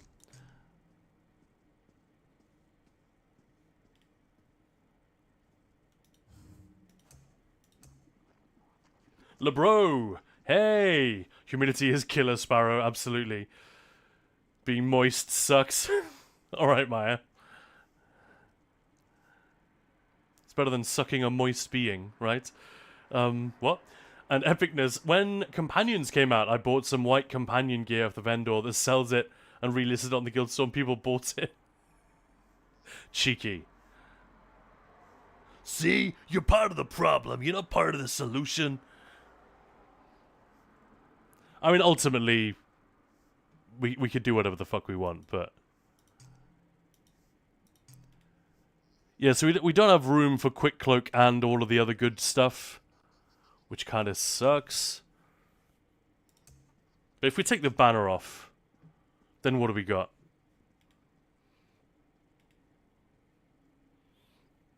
This looks pretty good. Is there anything else that would be nice to have? Suppose I could run this on the front.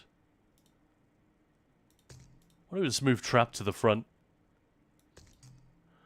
And then we can have an Adric Spear ability on the back as well. I don't know. I don't even know if we need it. And then I guess DB on the front as well. So this should work. This should work pretty well. Let's give it a very, very basic test run.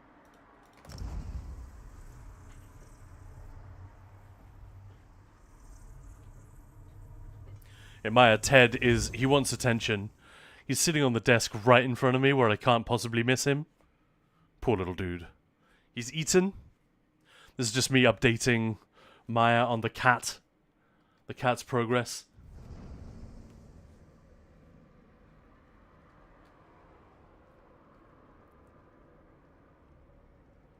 Sparrow invested in multiple portable aircons last year. Be dead this year if I didn't. Maybe we should do the same, man. It has been rough at times. I've done that thing where I have a fan just running under the table for when it gets really warm. put on shorts and put the fan on. I even have a little spray bottle that Maya used to use for plants. You know, you like spray the leaves. Then we used it for telling off the cat. And now I use it for misting my legs when the fan is on.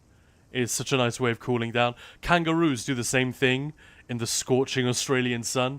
They will lick their forearms and then hold them out like a cold person warming up by a fire, but they hold their arms out in the breeze.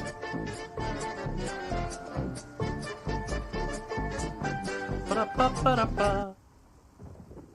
Used to have a 3-fan setup with all the ice taped to the back of them.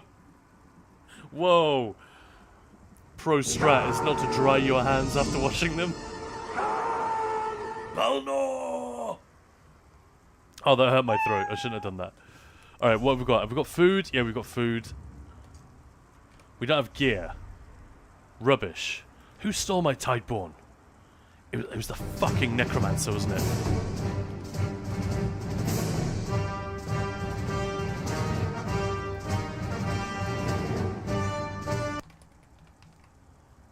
Who took it? I think the Arcanist has it.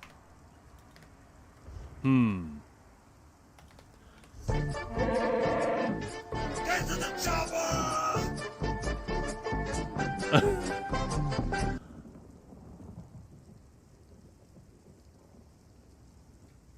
Oh, screw it. We'll just put Reliquin on for now.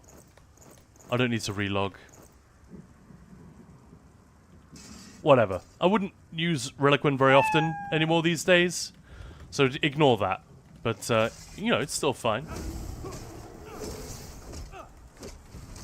So a very quick DPS test. We've already got the ult we need. So excuse me if I'm a little bit distracted for a couple of minutes. But yeah, just inspired by Andrew Anthony's question here.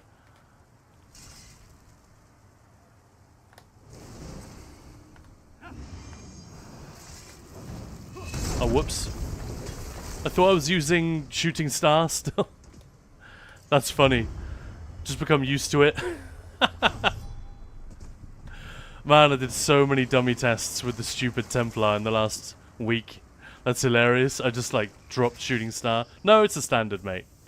Don't do that in content.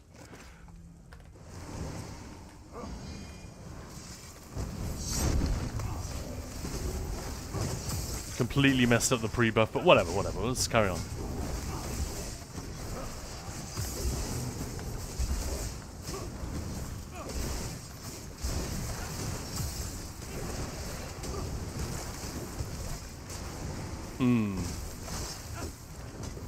No, I don't like the rotation. Also, I think we can sustain the banner. I'd prefer to have the banner.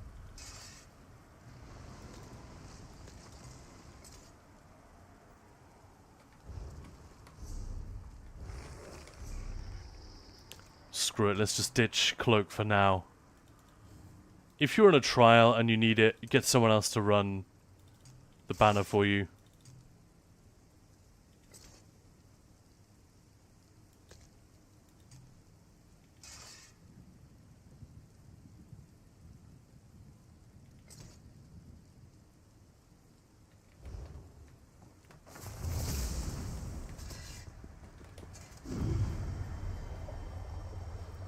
Yeah, no worries, Andrew. All good.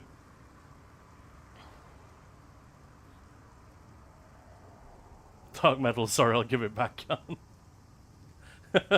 No, not a new build, necessarily. Just responding to a question on YouTube, which I thought was interesting.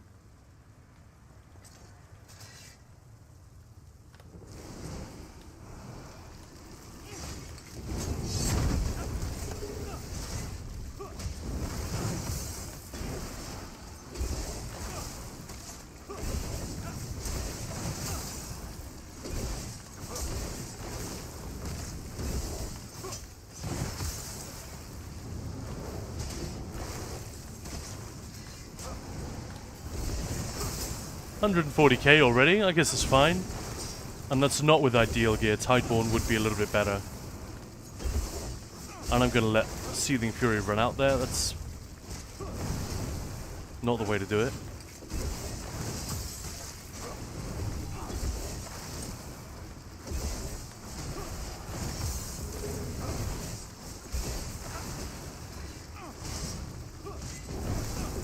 is a little bit stamina heavy. Maybe slot whip on the front bar and actually use it. Maybe that's the way to do this. So move trap back here.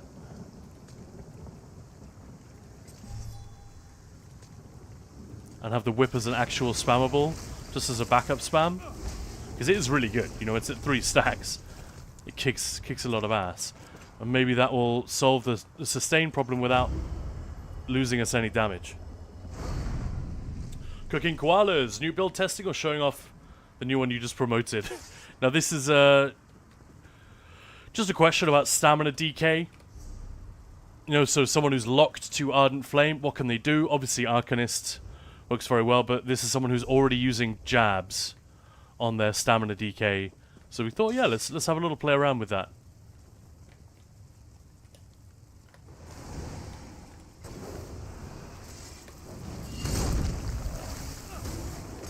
This is always the annoying thing for me, is like figuring out what the pre-buff is. Every time it's a completely new rotation, I'm slightly thrown by that.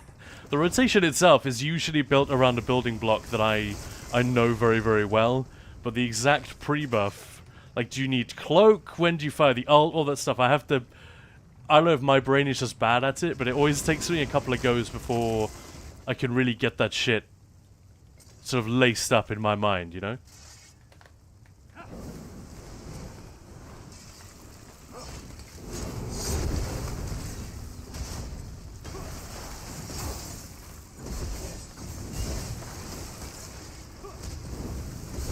I didn't bother pre-buffing with Oblivion because no need.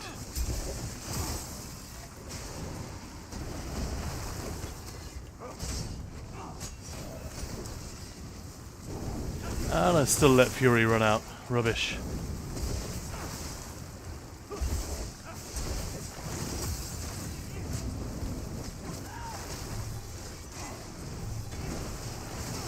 But yeah, sustain already a little bit better.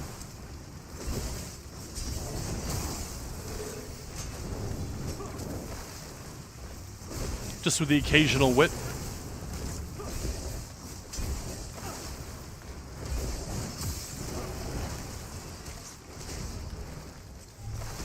Bar swap not working. Hello?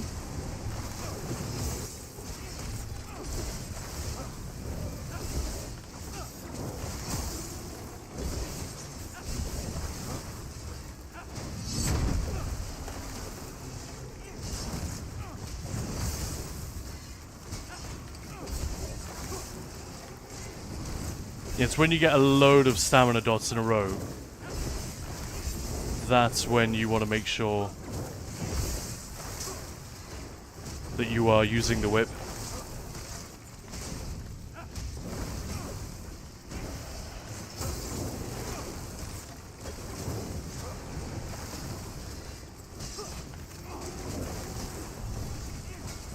Yeah, so stam is a little bit tight on there. And we are in 7 medium. But what's the damage?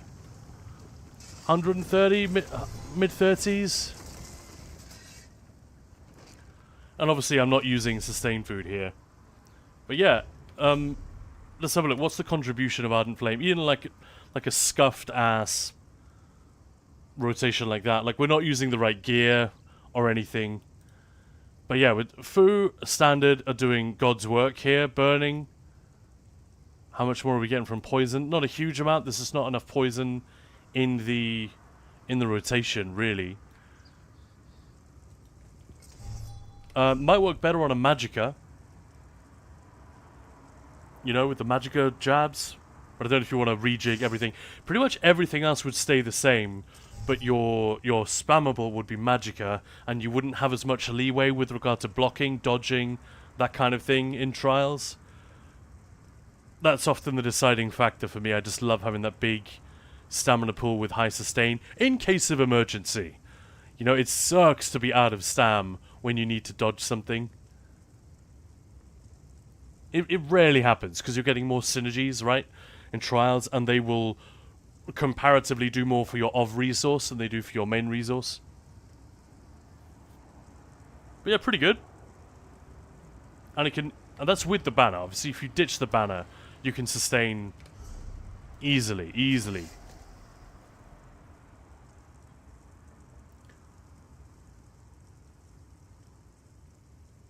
Oh, I held you're playing BG3. Nice. Hey, Sergio. Thank you so much for the sub. Sorry, I was in the middle of a dummy hump there. We really, really appreciate that.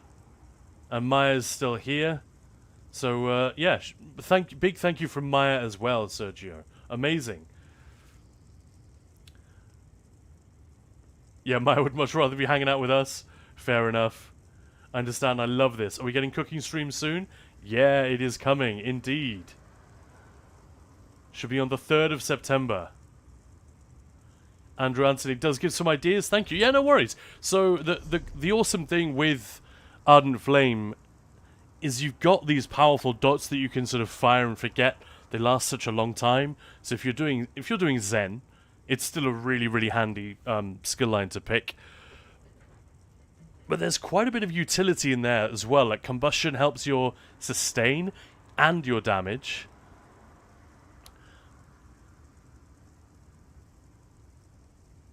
I mean, this one is sort of... Warmth is a little bit more contextual. I guess situational, but it is strong. Searing Heat, we don't care about that. And World in Ruin is, again, a nice free boost. But the fact that Seething Fury stacks can give us 300 weapon and spell damage, like you should really be... I wasn't doing a great job of keeping it up, but if provided you're the type of player who doesn't mind doing that, like it doesn't matter if it runs out, but you know, if you bust out a really great rotation on a long dungeon boss or whatever, and you go into the fight with it already pre-buffed because you just killed some trash, and you have 3 stacks of Seething Fury already on the go. Really good shit. Let's see, actually, how much biting jabs, so let's say 26 times 3 is what, 78? And Molten Whip is 79.5. These are just the max hits.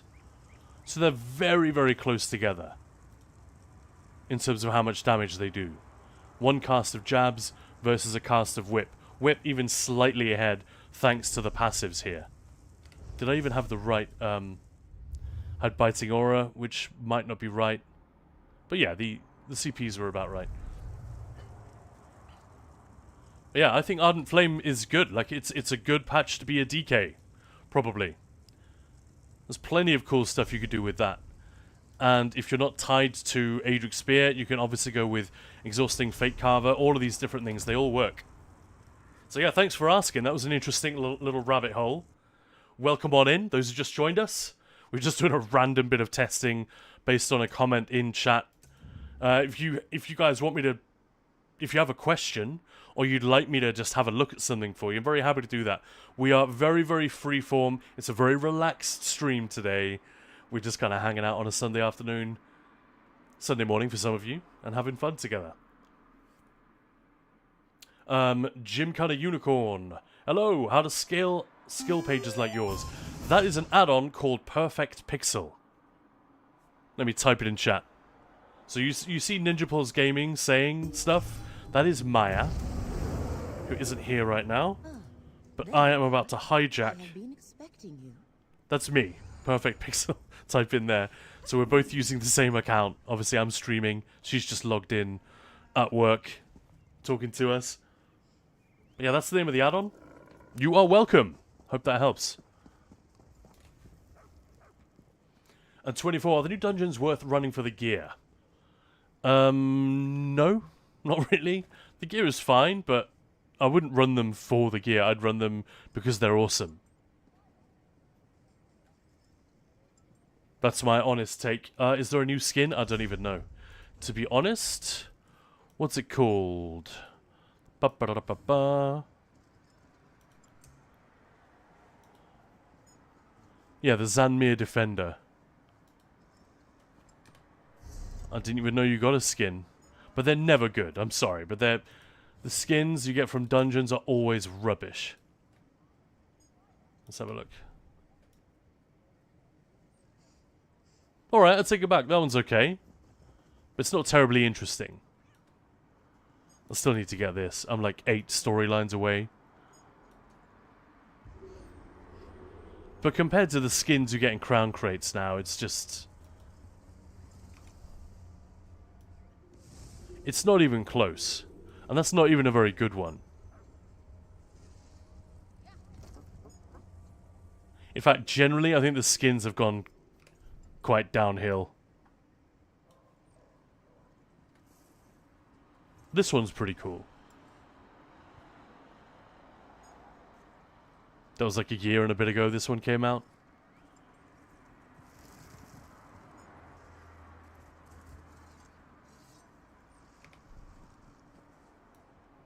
That one's cool, but I wouldn't want to use it on any of my characters. Oh, that one's quite cool as well. This is from Oathsworn Pit, isn't it?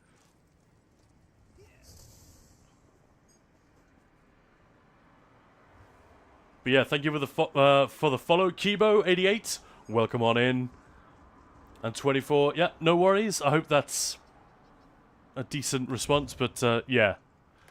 Ugh, stop buying things, sister. There's not a huge amount of fun stuff to get in there.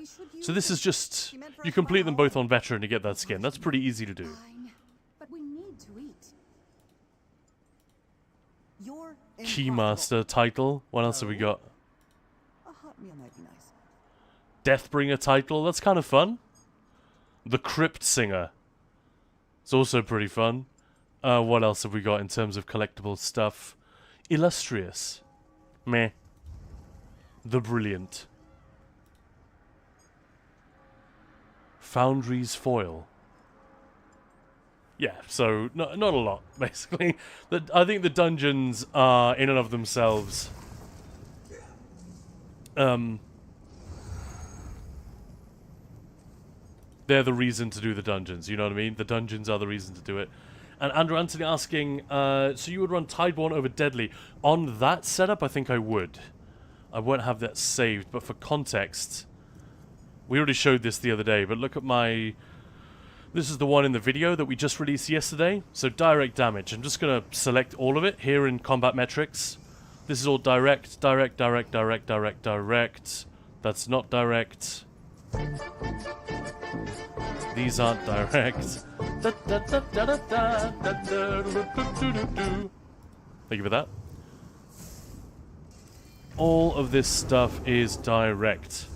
85.5% of our damage is direct. Whereas dots and channels...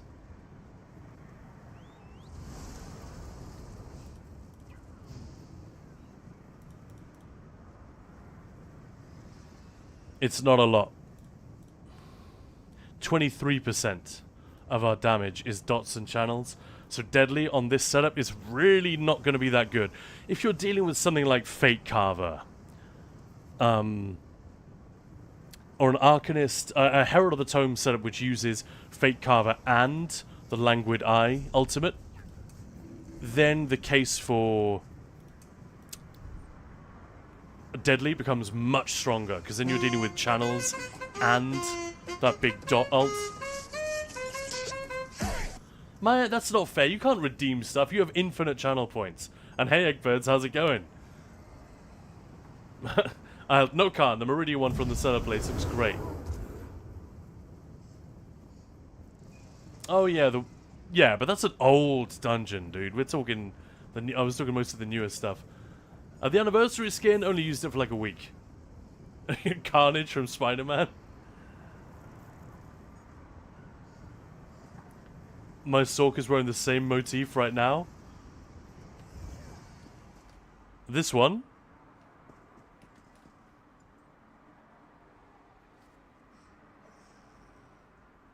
Nice hack, Maya. Alright, what should we do?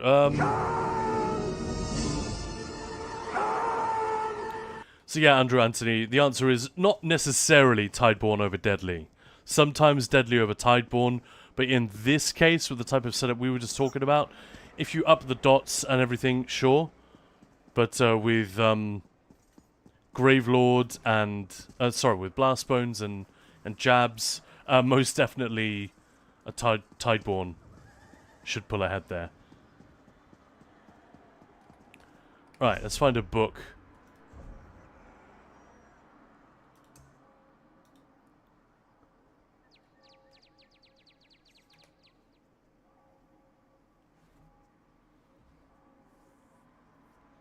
Alright, Maya, you ready? So, Maya redeemed this when my voice is a little bit tired. I did a big voiceover just recently, and we had a couple of bottles of wine last night. So now I have to do sexy trailer voice, putting air quotes around the word sexy. I didn't name these forfeits. I'm just here to do them. Crafting Motif 21, Ancient Orc Axes, by Kurta Umutha of the House of Orsima Glories. Here, in Orsinium's Museum of Orcish History, we are proud to display arms and armor created in the style of our ancient ancestors. Feel free to handle the items labeled reproduction, but please admire the original relics in the display cases with your eyes only. Coming this Thanksgiving, rated PG-13. Sexy Yoda. No, it's just slightly hungover throat Khan. That's what that was. Anyway, Maya, that's mean. Redeeming stuff with channel points that are infinite. But yeah, at least you're having fun. Dark Brotherhood vibe. I don't think my throat is up to it today. But normally, you know, we'll do like a... In a world of high elves, he was a Khajiit. And now he's about to find out. You know, this kind of stupid... Imagine if there's a silly movie, like a rom-com or a... You know, a little bit like those Rob Schneider movies. Those fake trailers for the Rob Schneider movies in South Park. Rob Schneider plays the carrot. Oh no, I'm a carrot! Rated PG-13. That's probably where that comes from, isn't it? Gotta get back to work, sadly. No worries, Maya. Have a wonderful, wonderful afternoon. I'll see you in a couple of hours. Dude. Take it easy. In the meantime, should we do some story? Or do people have more questions about Update 47 and testing and other nonsense like that? I am game for whatever. Whatever. Sebastian Miguel, to monsters effects such as Ansul. That applies to all PV enemies, right? Yeah, exactly. Yeah, it just means not players. Monsters is a little bit... It suggests that, like, it's only, you know, Daedra and creatures and stuff like that. But yeah, it means anything. Like the High Elf boss, second boss in... I think, in fact, all the bosses in Lepsiclusa are people, aren't they? So, but yeah, absolutely right. And happy Sunday to Khajiit 1 bowl. Gross. Is it to Khajiit 1 skooma pipe? Alright, but my team's won 6 BGs in a row. No more BG. Next one would have been a defeat for sure. High Elves are monsters. Confirmed. You monster!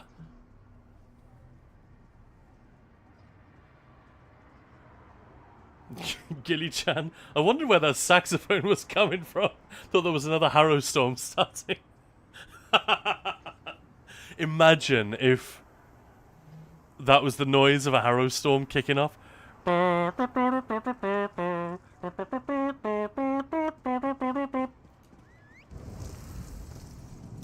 Sexy phone. Exactly, Zdenio. Where am I going? Where do we get to with this, this whole quest line?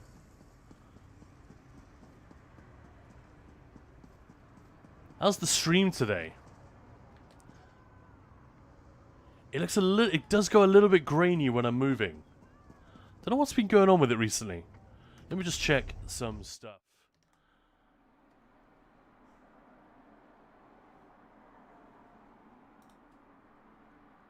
Don't worry, I'm still here. Just tabbed out for a minute.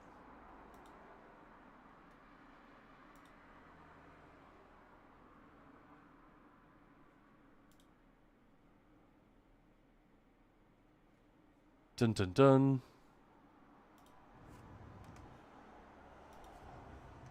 Okay. Stream seems fine. Okay, good.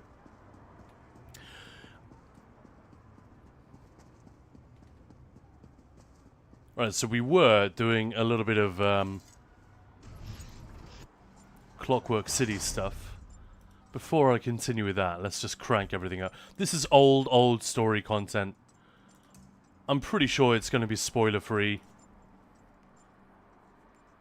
But obviously, if you've never played the Clockwork City storyline, maybe, you know, just keep it in mind. But it's very old content at this point.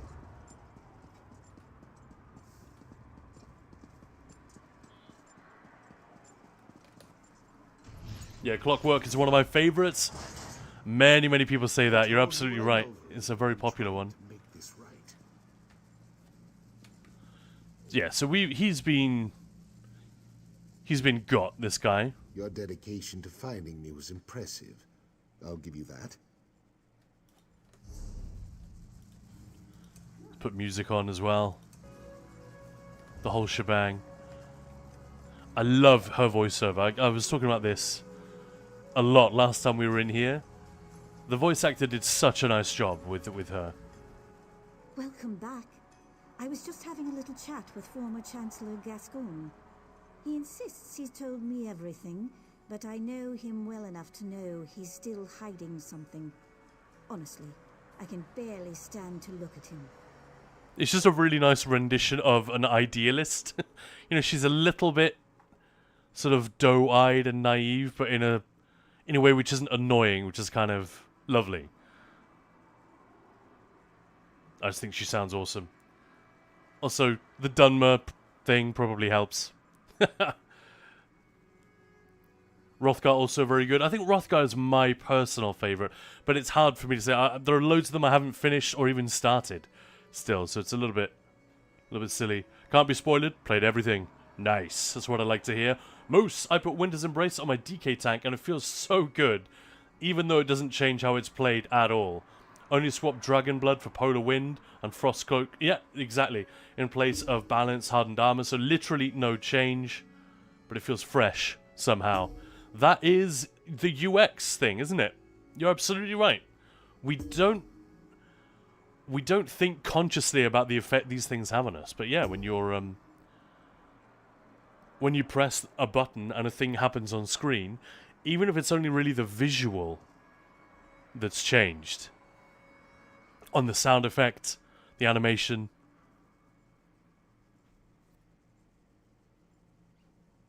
A naive Dunmer, perfect. One of my favourite NPCs is Revus Demnevani. I can't think who that is at the top of my head. But yeah, I've been in love with Dunmurray culture and people since TS3, Morrowind, same. Quickly, Outlander. I haven't much time. Alright, so, Gascoigne may be holding up for a better deal. He definitely knows things about our enemies.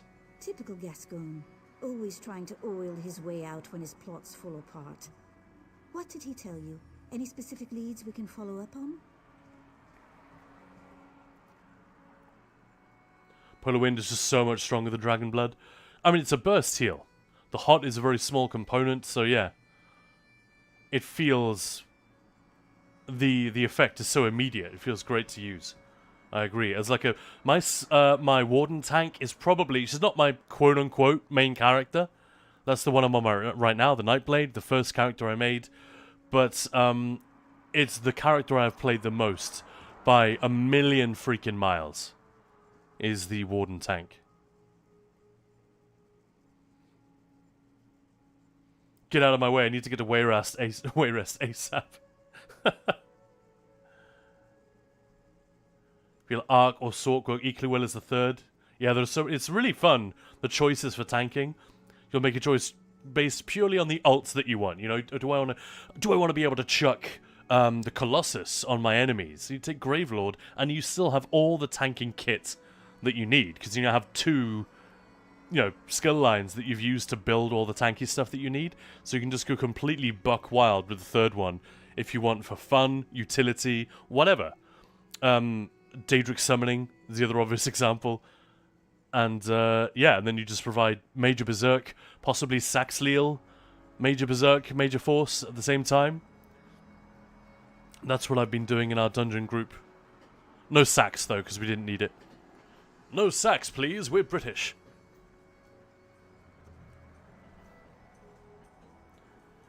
I hope that everyone who plays TS3 remembers the amazing moment where we met the man, the myth, the legend, Jub. Yeah. What does he say? I heard them say we've reached Morrowind. I'm sure they'll let us go. That was a terrible impression. I need to hear it again. Wake up. Why are you shaking? Are you okay? Ah, yeah. Jub, what an absolute hero. Moose, and we have the new orange skill staff of Polar Wind, so that matches the DK? Absolutely.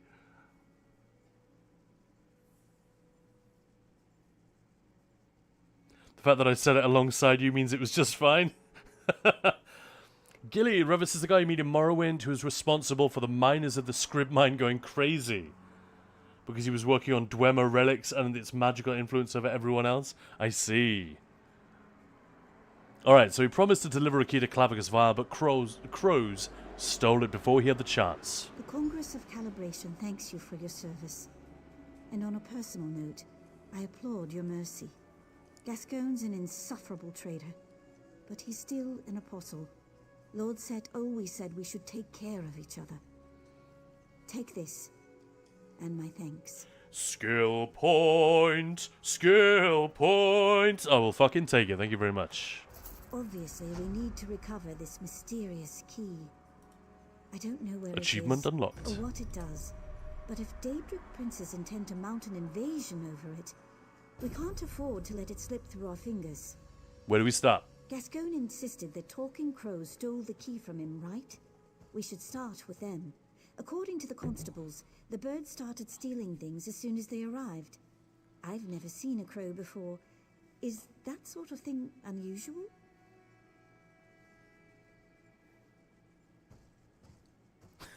I've never seen a crow before. Such a city girl. A clockwork city girl, specifically. The talking? Yeah. That's very unusual. Well, the fact that they arrived so soon after you revealed the shadow is suspicious. But they seem more interested in simple mischief than anything else. Ask around the Chancel of Transaction. Perhaps one of our constables can tell you more. She put the wrong emphasis on the wrong syllable there, didn't she? Simple mischief. Alright, see what I can find out. The sermons never prepared us for something like this. Perhaps, when this is all over, Lord Set can write an addendum on what to do when Talking Crows and Daedric monsters come calling. Moose, I will probably add Soldier of Apocrypha as the third line, because Draconic Power is giving me literally nothing besides the 10% block mitigation passive, which doesn't even actually add 10% because of calculation, yeah.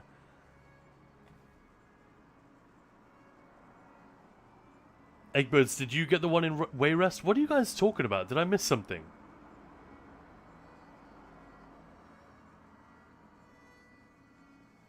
What's going on, Kazi? I'm interested. And Eggbirds. Eggbirds! Have you really never seen a crow before? Not until today, no. They're really quite beautiful. Aside from the mocking and stealing and, you know, defecating. Defecating. I read that birds come in all sorts of colours. Is that accurate? See what I mean? She's so sweet. And hey, Creamed Ham. How's it going? Yeah, drops, you just gotta watch. If you find that this channel sucks, you can feel free to watch another. Obviously, we'd love to keep you here. But I think everyone streaming ESO will have the same drops on. Progress should be shared. But I think you only need to watch for an hour or something like that. And they're on until tomorrow. No, it's today. Today's the last day. I believe that's probably American time. So like midnight on East Coast. You need to watch for 20 hours. Yeah, good luck with that. Birds come in all sorts of colours. Yeah, hundreds of breeds exist. Hundreds? Fascinating. I'd very much like to see more of these birds. For research purposes, of course. Introducing a foreign species to Lord Set's creation could result in all kinds of unforeseen errors and deviations. I'm just because in British slang, bird can mean a young lady as well, or just a woman. Here, you're looking at my bird. This is a song that Maya and I love. By this Glaswegian guy. So yeah, I'd very much like to see more of these birds. I'm just thinking of that. If we defeat the Shadow, maybe you can visit Tamriel yourself. Oh yeah, because of course she was just born here. Seems crazy. What? No. I have too many responsibilities here. And to leave Set's side? It's an absurd suggestion. No offense, of course. Clockwork City is my home. I have no desire to leave, no desire at all. Now, we have work to do, right? That's disappointing. That's the first thing I don't like about her. She said, no, this is I'm not going anywhere else. Like that sort of stereotype of the American who refuses to get a passport. But at least the US has like amazing variety in terms of landscape, culture, and so on. Clockwork City is just like a pocket. It's a completely artificial place. That's disappointing, dude. Come on. Get with it. Kazi, trying to help getting furniture for Eggbird's housing project, and someone is trying to raise the price on that item. They've probably been monitoring how many sales there have been. So I'm trying to snitch all the cheap ones before that person. Oh dear. Well, good luck with it, guys. Thank you for helping. That's awesome. Do you have any idea why the Daedra want this freaking key? It clearly possesses some great power. Keys exist to lock and unlock doors, right? I assume they want to unlock something. Kazi updated my add-ons, now I can't look up and down with my mouse, just left and right. There is a weird thing with sensitivity on. They added new sliders to the controller camera settings, but they shouldn't affect mouse. How weird. Oh, Utopian Warriors on it. Thank you, man. And Guns N' Raiders, thank you for the stretch. Everybody have a little stretch. Make sure your shoulders are nice and loose. Actually, stretching your fingers and your hands, that's the good one. That's the one we need to do. Mouse and keyboard players especially. I try to do it every night.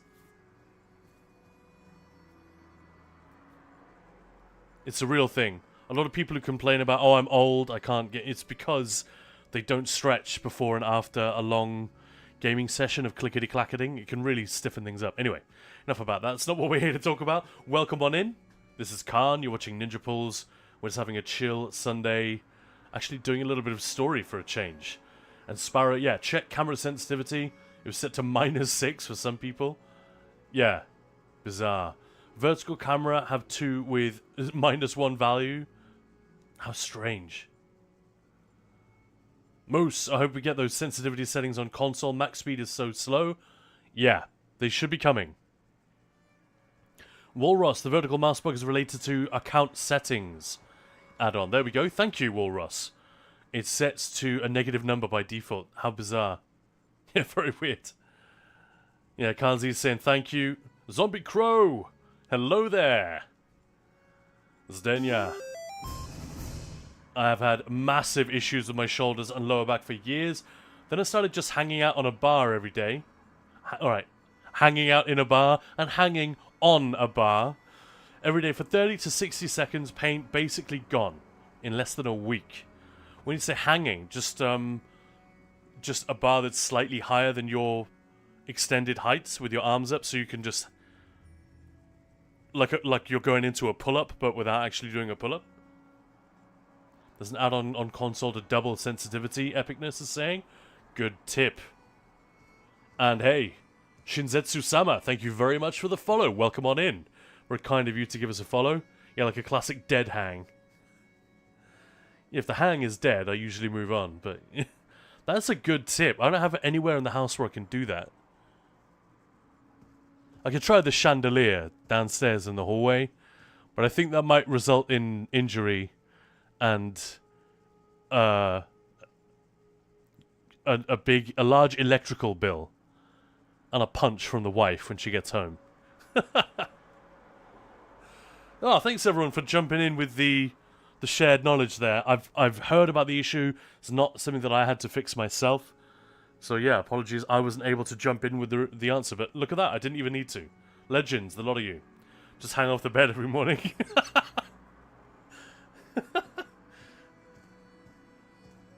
Moose, I need to get one of those. Is there anything one should look for? Pretty much any will do.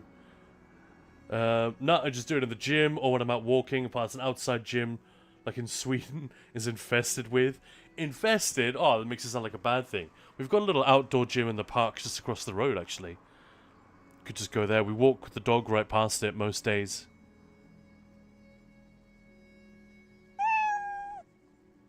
Hey, Dark Metal, meow. Exactly.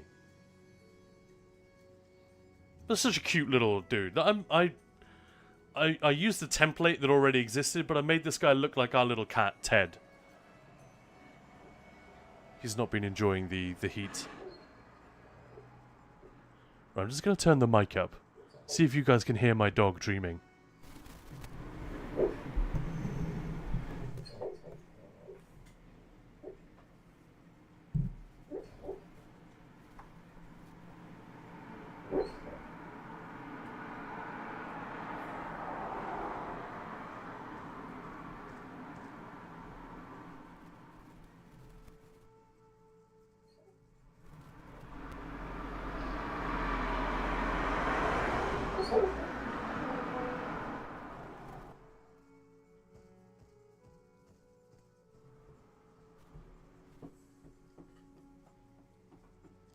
She just woke up.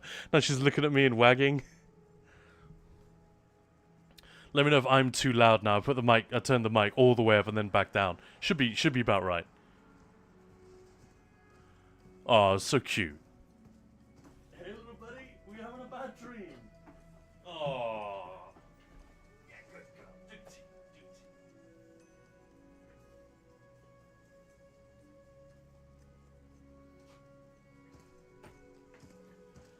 That was a quick belly rub break.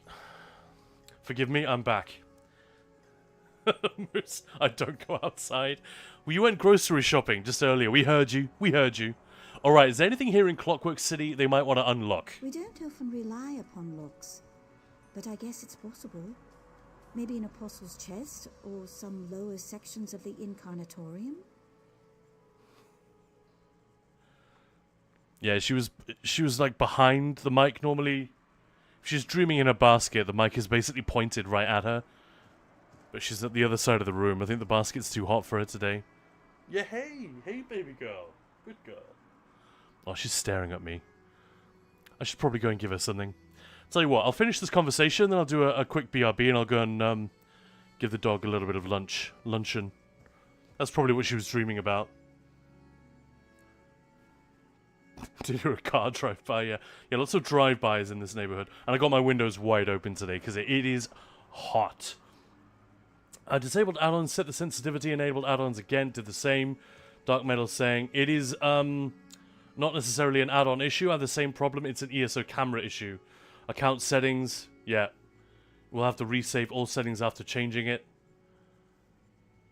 And Zdenia, there are these pull-up bars you just hang in the door frame. Yeah, my buddy has one of those. But he's a lot shorter than I am.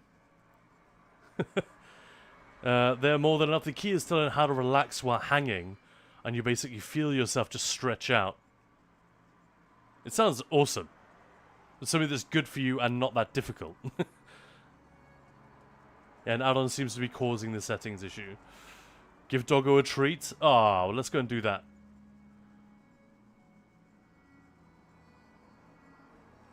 No air conditioning, or am I just too American? Andrew Anthony, yeah, in the UK. We were just talking about this. Sparrow's saying, who's also in the UK, saying last year he invested in some portable aircon units, but historically it has not been this hot. You haven't really needed, if you go to a hotel or like a hospital, an office building, aircon is pretty normal. If you work in an office building without air conditioning, fucking quit. Like, no way.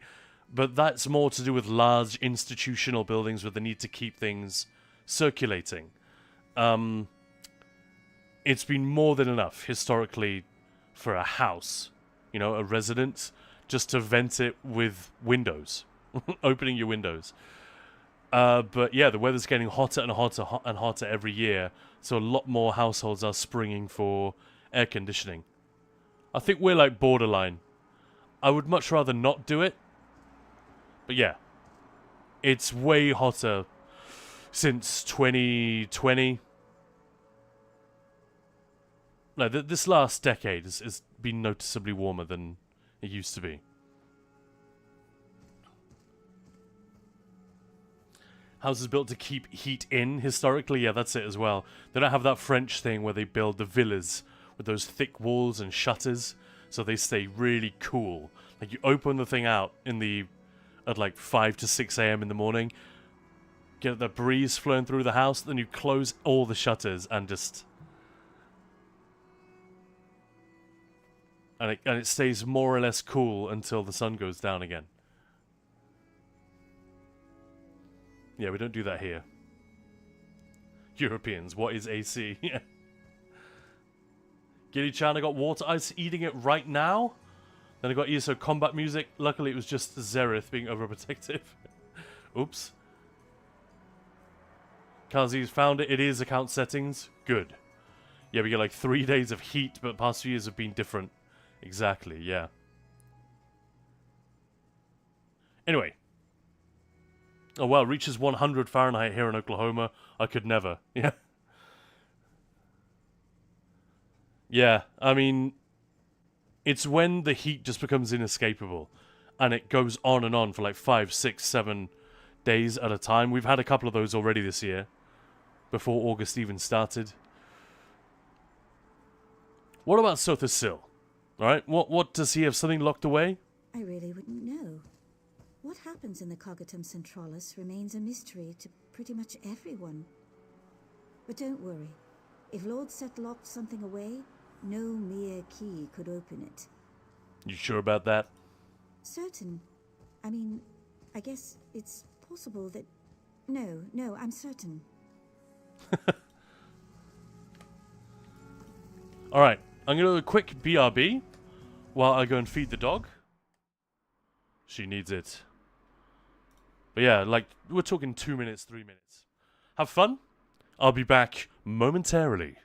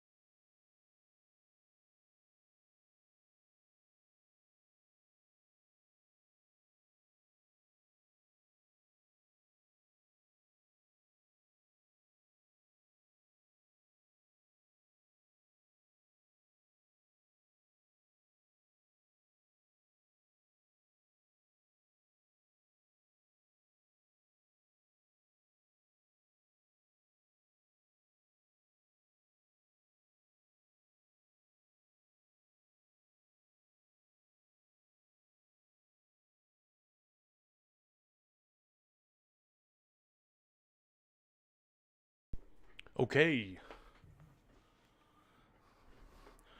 Back once again. Sorry about that, I had to go and feed the animals. All very important stuff. Got myself a little smoothie while I was at it. I saw that I held 50 channel points until the next trailer voice. And dark metal. In the Netherlands, a few weeks ago, it was around 30 plus degrees. So bad at the bakery, we measured 47 degrees. That's Celsius, guys. Wow. That is unpleasant. I've been in 42-degree heat, but that was like Italy, southern Italy. I think that was an exceptionally hot summer and an exceptionally hot day. And crucially, I was not working. I was inside siestaing. I think that was the first, that was like a revelation, that first summer I spent in Italy with my buddy and his family. It's like, holy shit, this is why people siesta in the Mediterranean, because you freaking need to. We've got a quest marker somewhere here.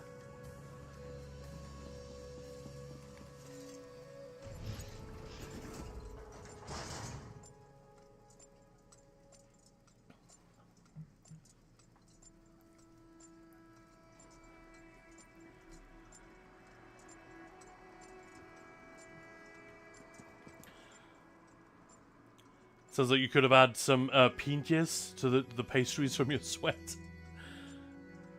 That's carrots. Does she come home to join in stream today? Probably not. I'll probably have to finish around the time when she's finishing.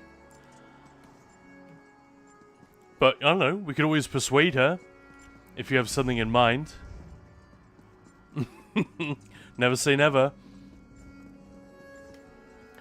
And let me just catch up because I was AFK for too long there. I mean, at least 2 days where breathing felt like sucking syrup. Yikes. Yeah, that is a good description. Horrible, but very apt. Yeah, you got that right, Utopian. Actually, a bit chilly in Estonia right now. Sunny, but not that warm. I'll take it. I love a nice, I love the winter sun. Like early spring or late autumn.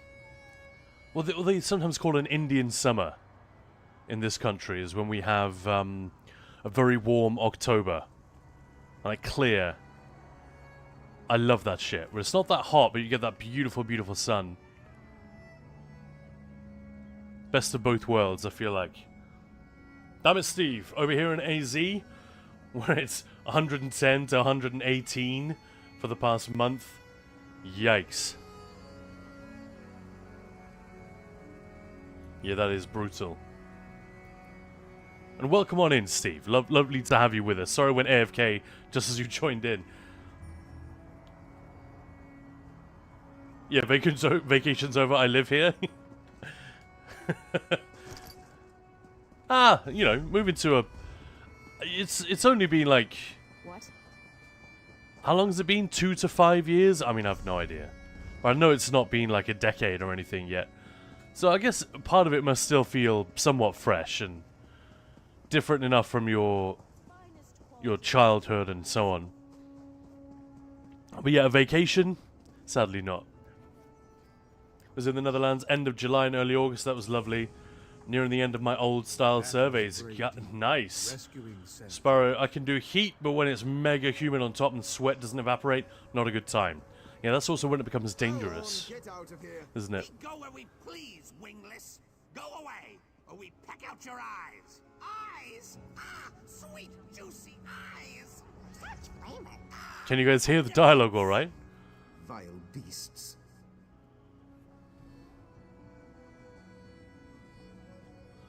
Nothing better than napping on a hot sunny day. Maybe I'm just old. Sweet juicy eyes.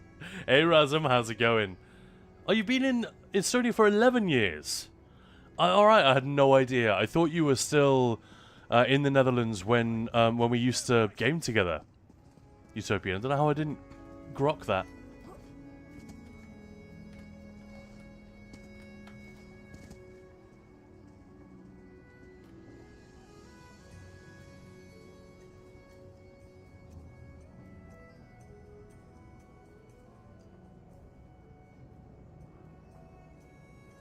with a nice breeze. Yes, right now I understood your message. Maybe you've thrown me off. Thanks for the fix. Excellent. Alright, let's talk to this guy. Come to gawk at the birds? Just keep those heels spring-loaded, friend. The big one there nearly pecked an apostle's ear off. She said it was due for a replacement anyway, but even so, I'm sure it didn't tickle. Hey, Timtor! Hey, Khan, how's things? Hey, yourself! Things are pretty good. We've had a very, very chill stream today. Talking about Update 47. We talked about chocolate around the world. Favorite, like white, good or bad, dark, good or bad. Obviously, it's all good is the true answer there. But everyone has their preferences. What else? Flame and Adric Spear are awesome. Gravelord is awesome. People are still using Fate Carver. Yada, yada, yada. I think you're all caught up. And here we are doing Clockwork City. How are you doing, Timtor? Hope everyone's having a lovely, lovely weekend. Alright, we need to ask the crows something. Well, may Sothasil bless your attempt. Honestly, if you got them to stop bickering and babbling for even a moment, I'd probably slip a spring. Do you know where I can find more of the crows? Other than everywhere, the loudest gather around a tree just outside the basilica. I assume those are the ones you're after? Now listen, they'll demand some kind of ridiculous tribute, I guarantee it. Don't do anything stupid, alright? Okay, the dog is on his back. She's on her back. Waiting for me to do belly scratches. Oh, good girl.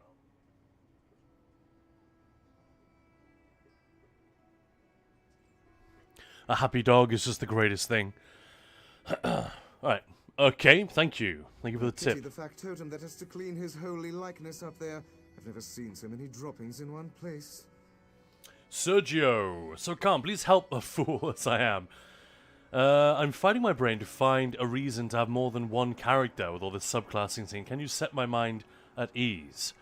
One of each class might not be a bad idea. Different races are good at different things. You know, a tank, you know, there's a genuine advantage to being a Nord. If you want to do PvP and play quite offensively, there's a genuine advantage to being a Khajiit.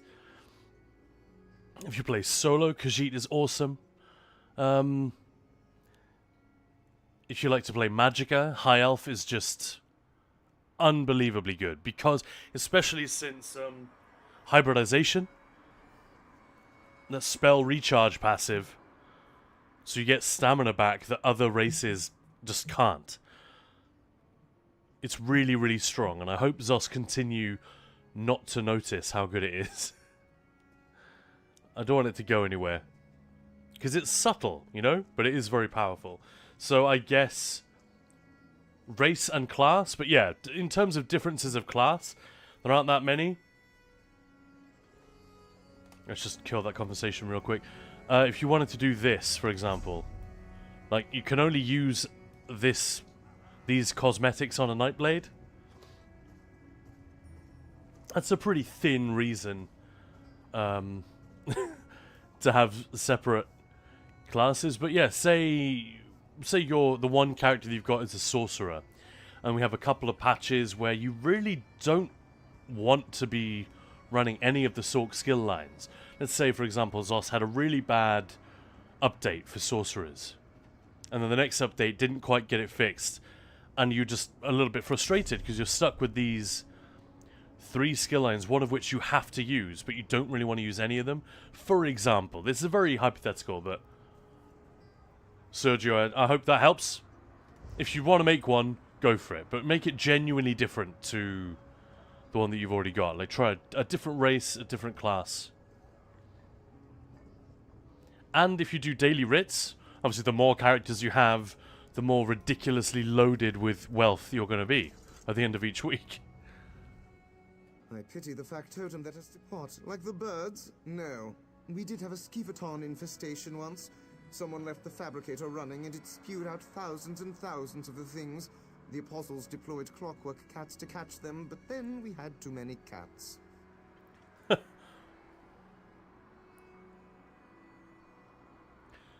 El Timtor doing well, working on my usual 12-hour Sunday. Ooh, Clockwork City storyline, love this.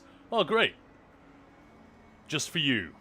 Gilly John, some werewolf nearby says, Do you know what the Grey Host does with spies? We eat them. okay, leaves quickly. Sergio, it did, thank you very much, you're welcome. Why would they buff crafters? Sork needs to be buffed.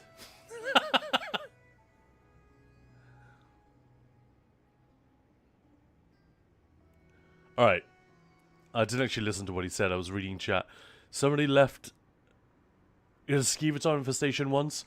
Someone left the fabricator running and it spewed out thousands. Oh, we could just use the new feature. What, like the birds? No. We did have a Skeevaton infestation once. Someone left the fabricator running and it spewed out thousands and thousands of the things. The apostles deployed clockwork cats to catch them, Yeah. but then we had too many cats. So you sent out hounds. Exactly. By the time Sothasil caught wind of it, the fortress was packed full of wind-up bears and motorized tigers. Quite a scene. The clockwork god destroyed all of them, except the Skeevatons. I like to think he has a sense of humor. One thing that I can't help thinking of, doing all of these stories, I pity with the factotum that there's so much chat about like, oh, an apostle nearly got their ear pecked off.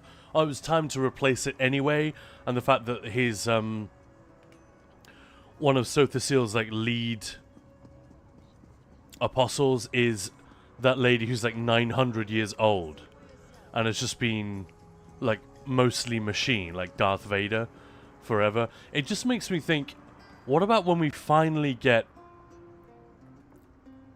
a AAA, beautiful, beautiful, modern tech, cutting edge single player game which visits the Clockwork City in some form?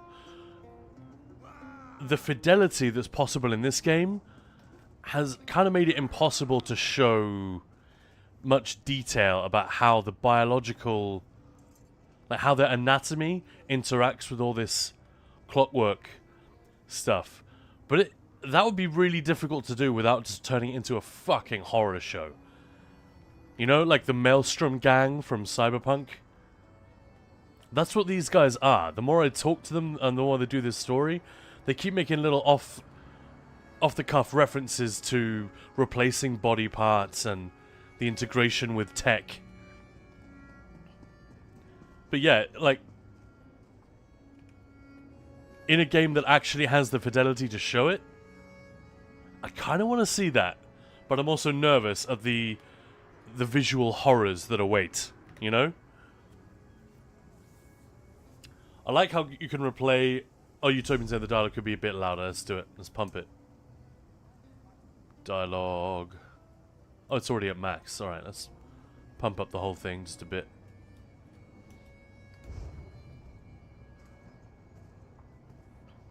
Elton, I like how you can replay the dialogue in case something's missed the first time. Yeah, pretty good addition. That's the thing. Update 47 has some low-key good stuff in it. It's just the combat changes are kind of dull. Especially the Arcanist banner change. Like, they needed to do something. I'd rather they do something uninspiring than nothing at all, you know? Where am I actually headed?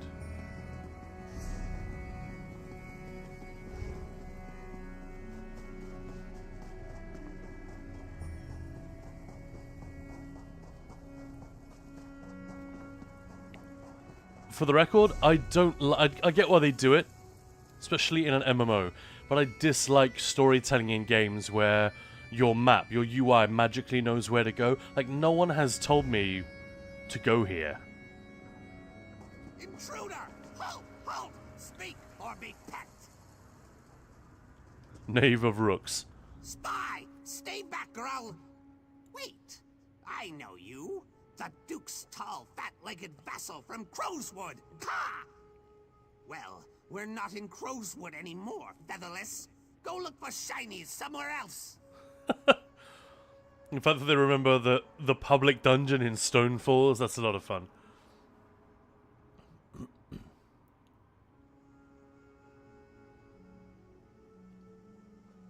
Tim Tor, the part with the crows is so much better if you've previously completed, Cloakwood, Public Dungeon, because the Black Feather Court features in there. Your timing couldn't be better.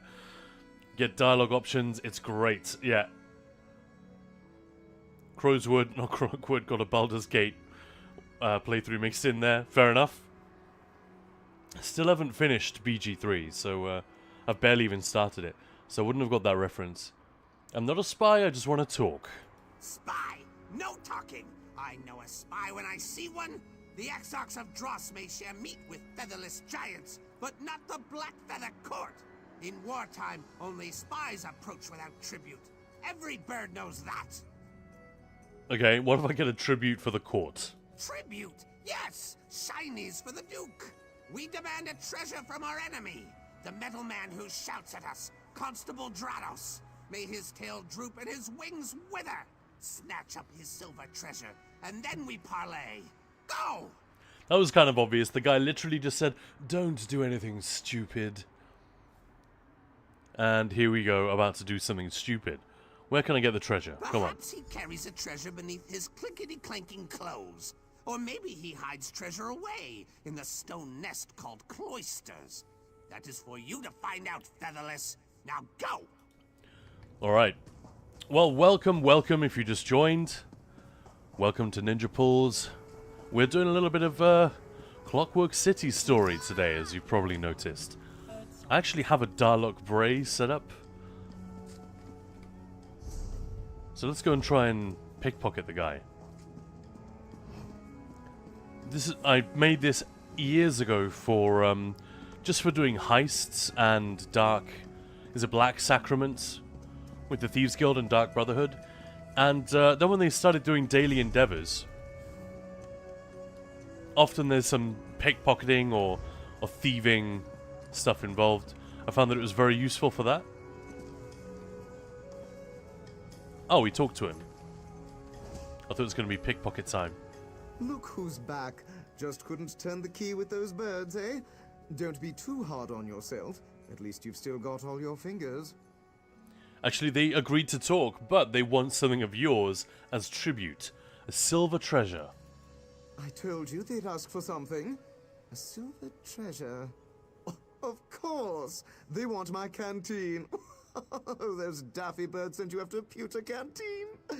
Well, they can't have it. Sorry, mate, but I'm not about to give those scavengers anything. There's a fun voiceover as well. So terribly posh. A silver treasure. I told you they'd ask for something. A silver Something. treasure.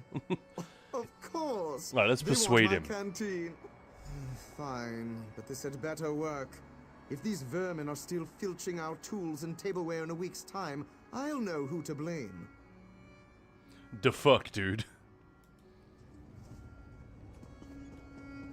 What's that in reference to?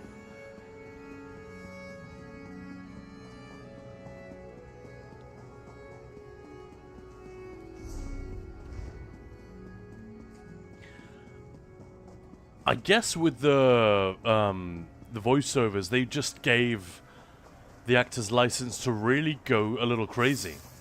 Like, you know, the characters you're portraying are inhabiting this really freaking bizarre place in the game world. So feel free to just go completely nuts with the performance.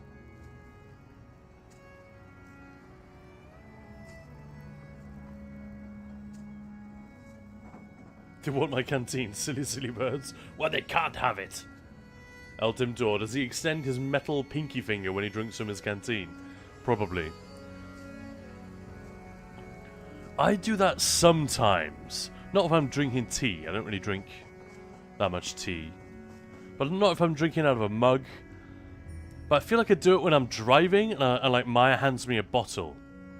You know, and you like swig the bottle while you're driving. And she will like point out to lower that goddamn little finger. Because it looks silly. Pinky aloft. Not really drinking tea in England? Isn't that illegal?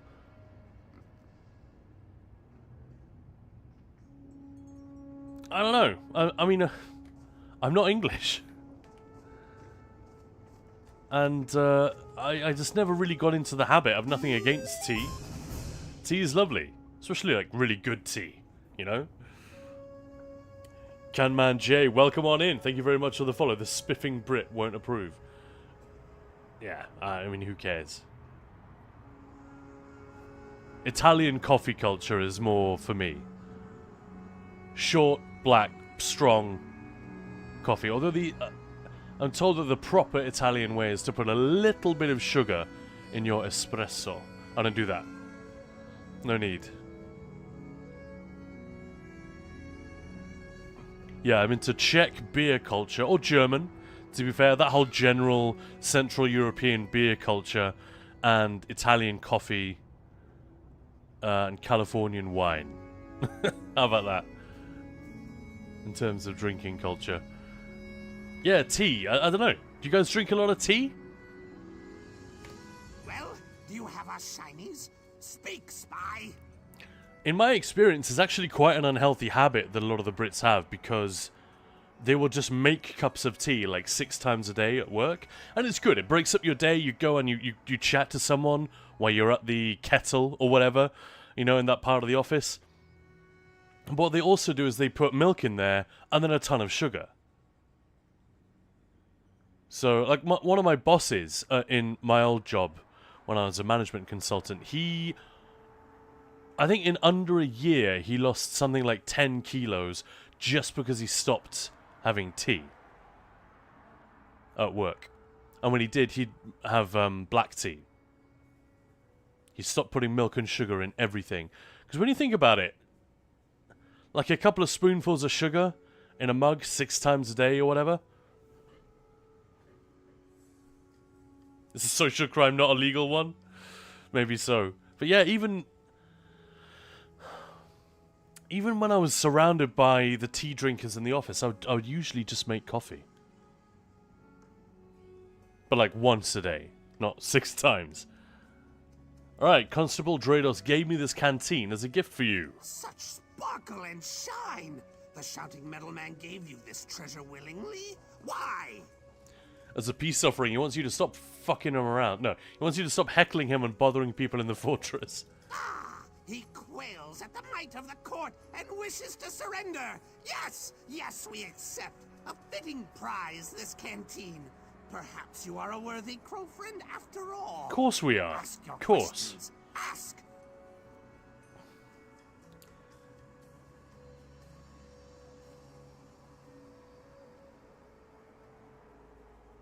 But yeah, Totus Canaris, I like that phrase. Social crime, not a legal one. That's really good. I'll have to remember that.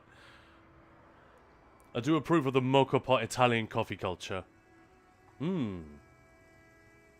Just generally. The Italians, they do shit right when it comes to coffee, I feel like.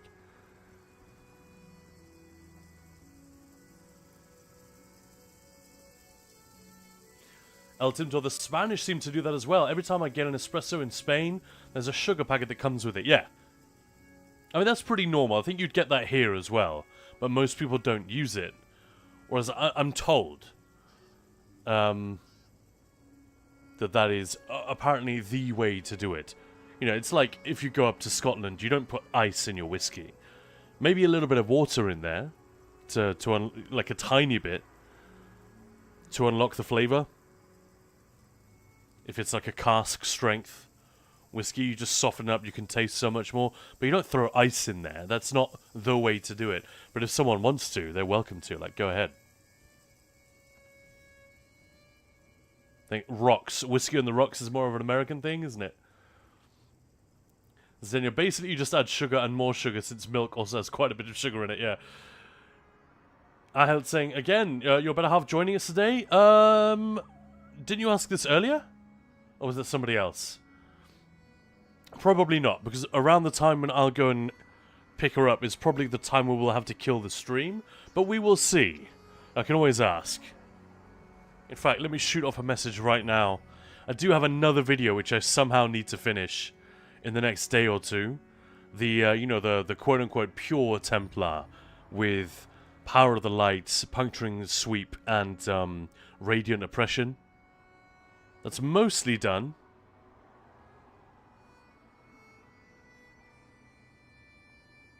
Let me just ask Maya.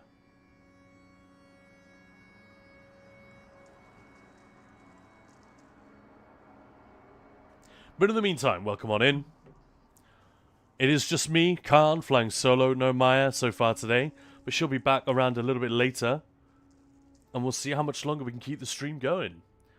Eggbirds. I don't think the Italians do things right with coffee. They did invent cool coffees, though. I see. Yeah, Khan means ruler in ancient Turkish. Indeed it does, yeah. Giddy-chan, my parents don't use the sugar package in cafes, they bring it back because I don't like my coffee bitter. Yeah, fair enough. Maybe I did ask, but I could have forgotten. Then I will save my points for the sexy trailer voice until she joins us. I have ideas. Okay.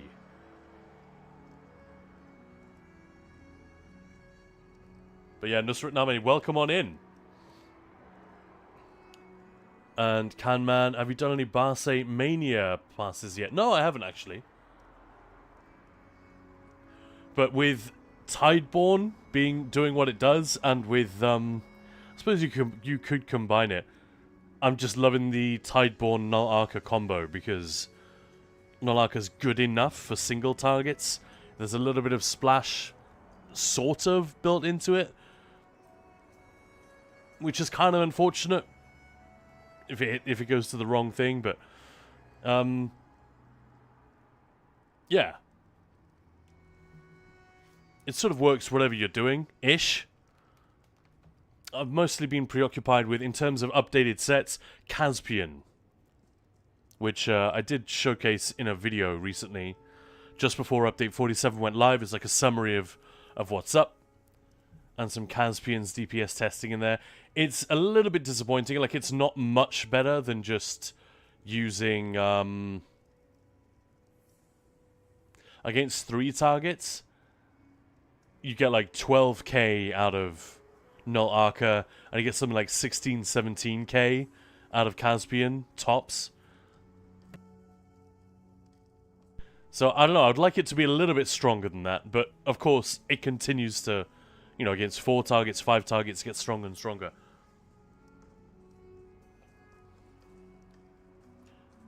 Dutch coffee culture. Sensio, baby. What is that? You have to explain. That is Dutch coffee culture, right? I'm not saying it's good. I think we just tend to drink it a lot and not in good quality, so you may be right. Filtered coffee is solid. That sounds like Danish coffee. I mean, the Netherlands and Denmark are similar in a lot of ways. Like, I feel like I'm at home in Denmark, walking around Amsterdam. I really did, a lot of the time. Especially when Eggbirds and I got on public transport with all the Dutchies. They're all just blonde and bike riding and quite tall. It's just like being in Denmark.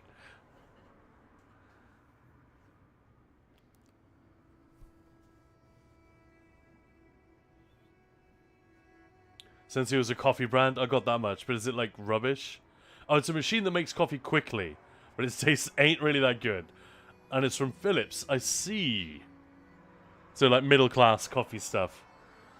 Right. Knave of Rooks. Did one of you steal a key from the Basilica? A key? Yes, the great prize, the shiniest lock poker. Our heroic knight of Marrow breached the gates and claimed it from the clumsy apostles and our Exarch foes.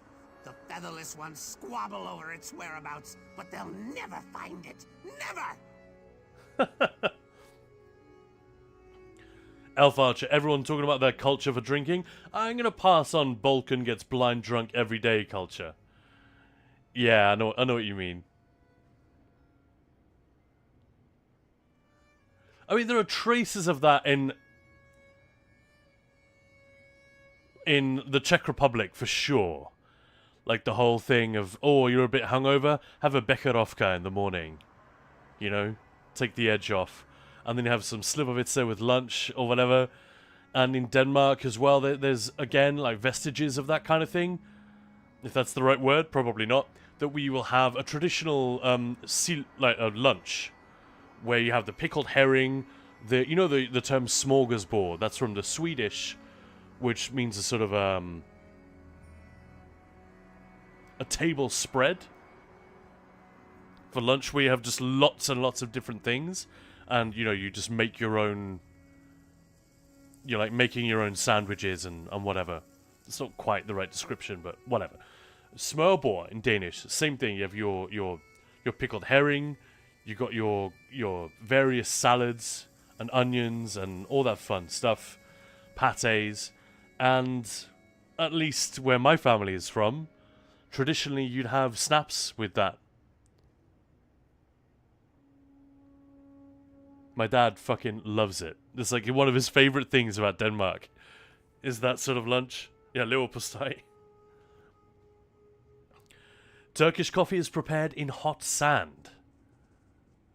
See, I've never been to Turkey, but I've had what people call quote-unquote Turkish coffee. I've had in a few places. I think the best one I had was in Greece. That was fantastic. You know, that really thick kind of Turkish coffee. Loved it. And RT, null plus tarnish is my favorite. Null pairing, it's good in both single target and mobs, plus it sounds like Stone Cold Steve Austin's entrance on repeat with all the glass breaking. That's true. The sound from tarnish has kind of been ruined for me because of PvP. It's such an annoying noise to hear.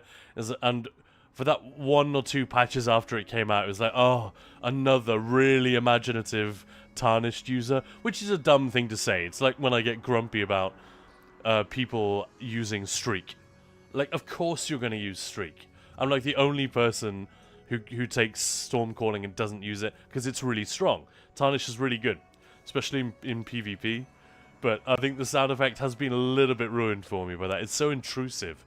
Sounds like the background noise at a bar in Glasgow. Just people bottling each other and starting shit. Likes to play catch. Afternoon, Khan, and everyone. Afternoon. Elfacha. Ah, Slivovitsa is exactly what they use, yeah. So, forgive my pronunciation, that's the Czech. But yeah, every country in Eastern Europe, every Slavic-speaking country, has a slightly different pronunciation of it. And the Brits can't pronounce any of them. Slivovich. Betcherovka. Alright, dude. Can you tell me where it is? No, only our Duke of Crows knows. You cannot speak to him, Crow friend, not without an escort. Find the Knight of Merrow. He is our grandest champion, sleek and strong. Honor him with shinies and sweet meats, and he may help. Alright. Thank you so much, Likes to Play Catch. Taking us over the 10 mark of the 10 sub mark for the day. Sorry, I can't speak. I'm just blown away by your generosity. Speechless. Now, thank you so much for the support. That is amazing. Thank you for the Prime sub. Elvacha, that's pretty good. What? Slivovich. That's... Or Slivowick. is what a lot of my friends will say. There's that Polish vodka as well, Zubrowka, which all of my Brit mates say Zubroka. Not all of them, to be fair. It's just we don't need to get stuff right because everyone speaks English when we go abroad. But I guess as someone living as a bilingual person, I guess I am more interested. Hey, Brypex, thank you so much for the Prime sub. Amazing. Oh, we're killing it today. I love it. Alright, Bird's got to go again. It was just triggered to join in on chat after the coffee comment. Absolutely.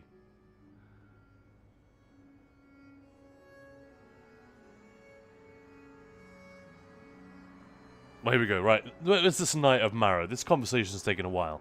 By a great waterfall, south and east, swooning like a lovesick dove, no doubt.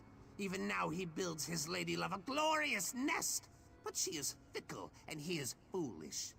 Go and talk to him. He needs adventure. I love this voiceover. Like, it's easy just to take it for granted, but just imagine the face of the guy as he's reading this. Alright, who are these exarchs again? Enemy crows, the exarchs of Dross. They serve the Shadow Women and try to steal the great prize from us. But the Black Feather Court bows to no one. Our Duke will rend their queen of chaff to pieces, and we will feast on her entrails. That's a very, like, just anything with entrails is very Sheogorath, isn't it?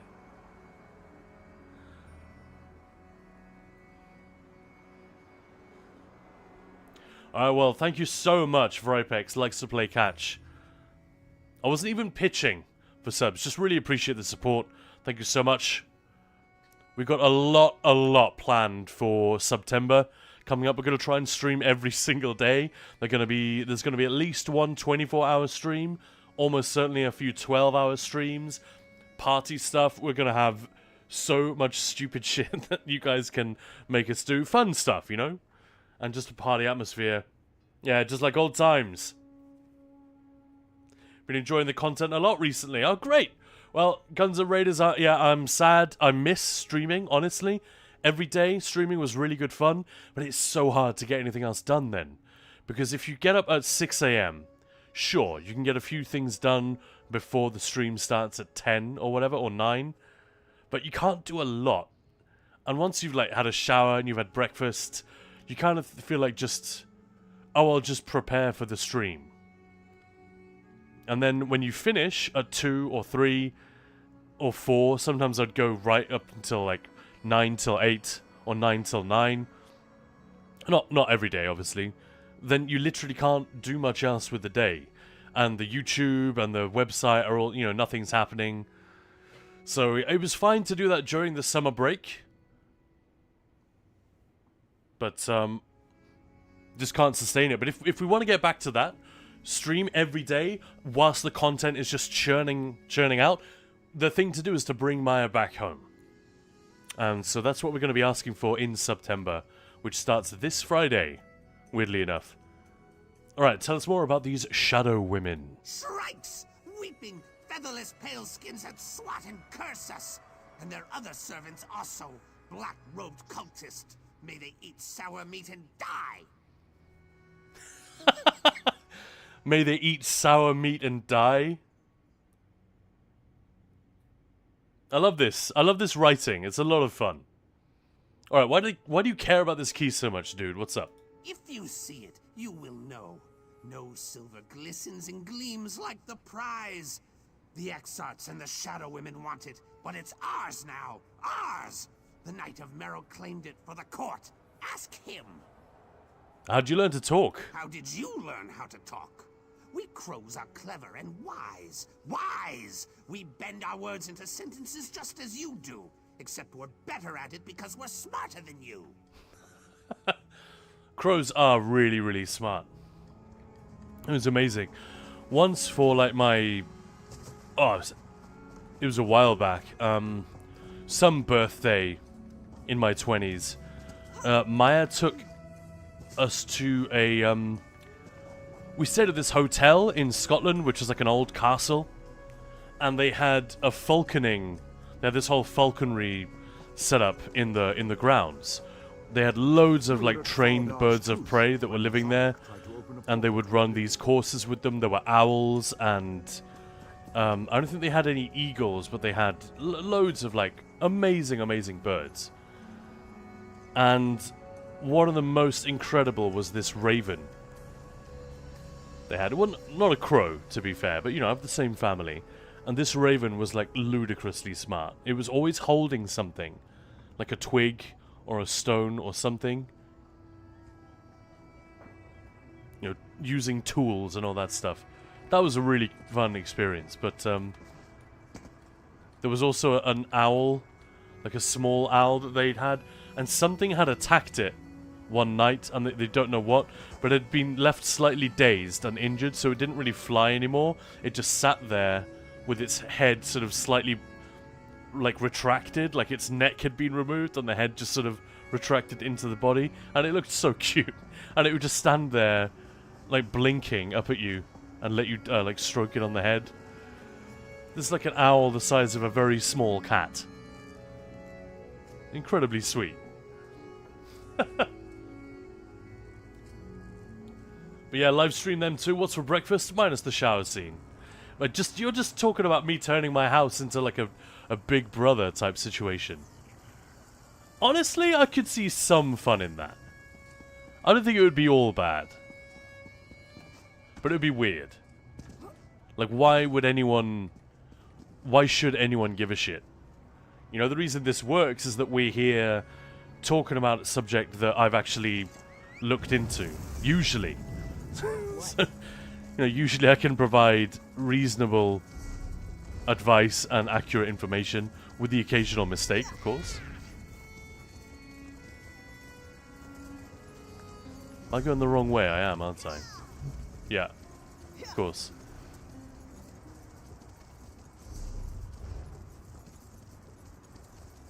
Yeah, the whole arbitrary streaming thing is still a little bit strange. I would want to have the sense that I was doing something valuable, worthwhile.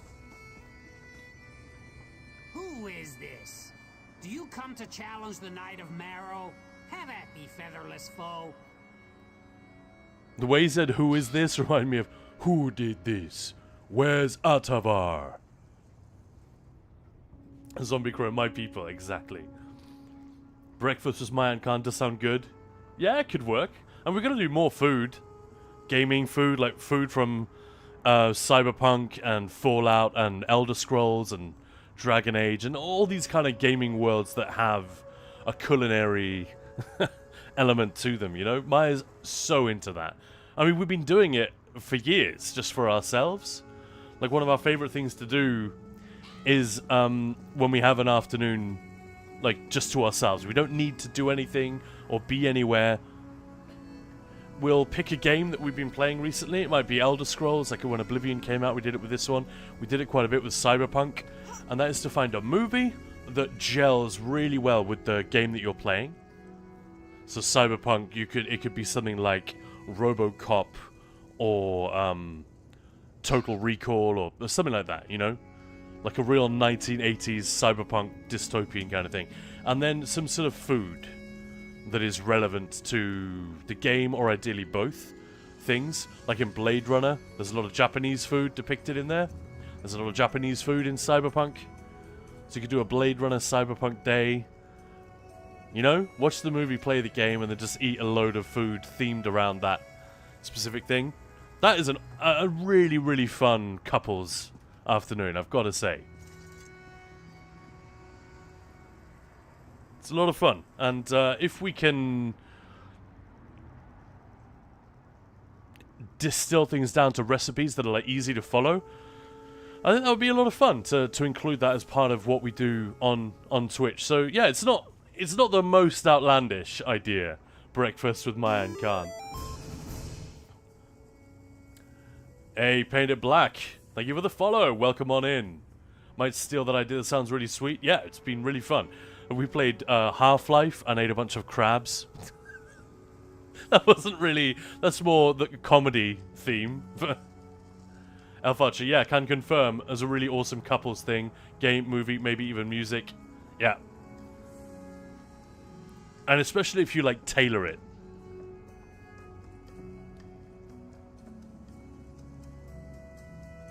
Yeah, watch some Conan. Eat some turkey legs. Or any meat on the bone, really. Rack of lamb. El Timtor. Oh, right, Guns Are Ready saying real life crows can remember who you are. Yeah, so be nice to them. Devil's Watchers. Yeah, I didn't know that, but that makes sense. They can recognize people, individuals. And El Timtor, I hope the Black Feather Court comes back in a future chapter, season pass, whatever Zos calls it. Yeah, it's quite a fun thing to bump up against. I agree. Elf Archer, some people say crows are entering a sort of Stone Age because they're learning to use tools and such. I'd never heard that. That's a really interesting point, yeah. I mean, how long have they been doing it? It's got to be a long time. Day in the life of a content creator, way better than any.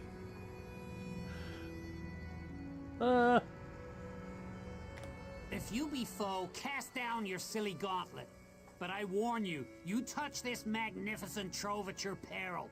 I gathered these treasures for my lady love. and I would sooner die than let you take them. What say you, Featherless? Okay. This can mean only one thing. Vampires. We tried that. We've definitely done it, especially for Halloween. Maya's a chef, by the way. This is where this all comes from. She's a consummate hostess. Like, our parties, especially in our old house where we lived in the middle of a city, were famous. Like, the Halloween parties at our place were freaking awesome.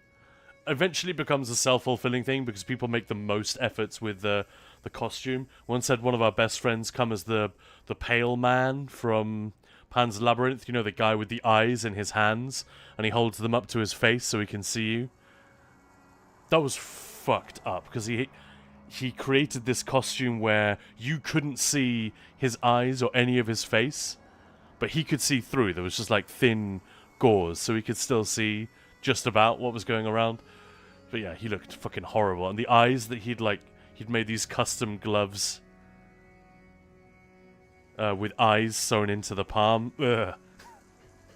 But yeah, we'd have friends that would do that. So eventually, we didn't even have to do anything in order to make the party awesome. But Maya loves doing stuff like that.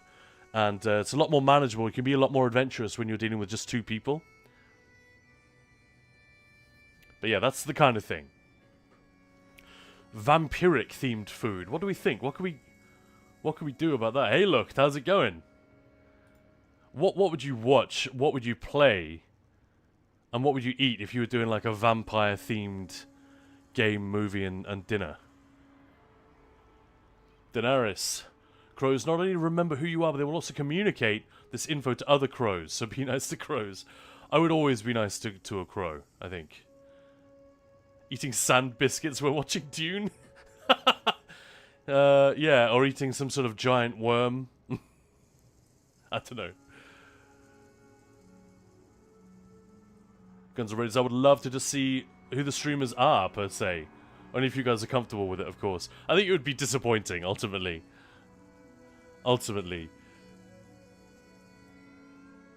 Theme the whole thing. Yeah, Alpharcha. It works. Works really well. Vampire food, Bloody Mary, that's a good one. I'm already a fan. Something with blood oranges. I was thinking steak tartare. Bloody Mary is a great combo with that. People. Alright, just eat some people. Alright, well, what movie and what game would you play? Anti-vamp food, garlic, yeah. What's the best vampire game out there? Vampire the Masquerade, that is like the... honestly, I've never played it. But that is super famous. The Witcher Blood and Wine storyline is actually low-key very, very good with vampires because there's a lot of world building. There are helpful vampires. There are the nasty ones who are just out for their own shit. And then there are ones who are kind of in between. You know, the grey areas. Like the character who is clearly a vampire, but I'm not sure it's ever revealed what she is. But she definitely is, and she's the one in the trailer. The one who's singing to herself with the Welsh voiceover. Do you guys remember that? Holy shit, that was amazing. I was so hyped for The Witcher when that came out. Fries with ketchup, Gilly. You can use the fries as fake teeth if you want to be silly. Us? Silly? Never. Easy for vamps play, yeah, the Masquerade Bloodlines or V Rising. That's a good call. Watch any older vamp movie and listen to a lot of goth metal. Sebastian Trujillo. Hope you're well. Hey, do you have any Sork mag build for PvE? I don't currently, but I have a lot of setups that use storm calling. I'm not here to see your treasure, just want an audience with the Duke of Crows. The Duke holds court in Blackfeather Castle. I could arrange a meeting, but can't you see? Heartache has clipped my wings. Lady Blightwing spurns me. My heroic exploits and shiny gifts only bore her. Mine is a tale of woe. Woe! It's really a fun voiceover, not as good as the previous one, though. I feel like the actor isn't quite sure what to do with this. Whoa. Whoa! But yeah, it's fun just imagining the face they're making while reading these lines in that silly voice. I love it. And Laughing Fox of Money, hello there! And Elven Heart, really enjoyed Vampire with a Y. Yeah, that's a good call as well. Dawn Guard, obviously. I don't know, I feel like there was some... It's very atmospheric, Dawn Guard. And, my god, everyone remembers the Soul Cairn. There was such a... It was almost a Black Reach level of where the hell am I? This is cool as fuck. But, I don't know, it didn't have the gore and the horror that I would really want. Like, there was a lot of violence in The Witcher Blood and Wine. A lot of it, much of it implied violence, but also some actual bloodletting, like, on screen. But yeah, these are all good ideas. Elf Archer. Actually, Elder Scrolls is kind of the best for gaming with vampires, at least in that fantasy style. Because you could play as a vampire, yeah, pretty good.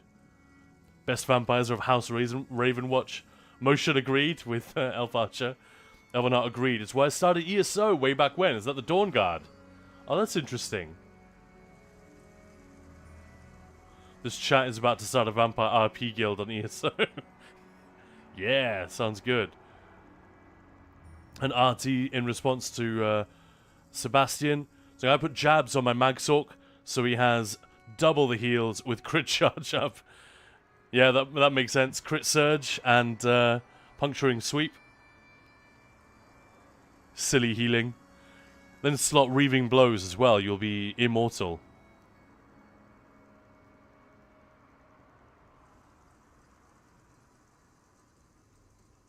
Yeah, sorry, we don't have that particular one. Castlevania, Zombie Crow. Why haven't we thought of that? That's a great call. Although necessarily less atmospheric, I guess, because of the type of game that it is. Anyway, back to the Knight of Mario. If I help you win over your lady love, will you take me to the Duke? You would do that? But how? I gathered a great hoard of glistening treasures and sweetmeats, and she only laughed. Laughed! Perhaps a different gift. You featherless ones sometimes woo with song and verse, yes? Teach me. Oh my god, we're gonna Cyrano de Bergerac this guy. You want me to help you write a love poem? Yes, a poem. A trinket unlike any other. The flightless oafs who live here in the fortress hid a great hoard of words in one of their stone houses. If you help me pluck the tenderest verses, I will take you to see the Duke. And Parallax Stroker, by the way, I love that comment. Sure, RP Vampire Guild cleans tomato juice left over from chin. I'll go on, Khan. Sweep us off our feet with your poetry. Well, it's going to be very basic, isn't it? Alright, I'll help you write this poem. Follow me. The word vault is this way. This way.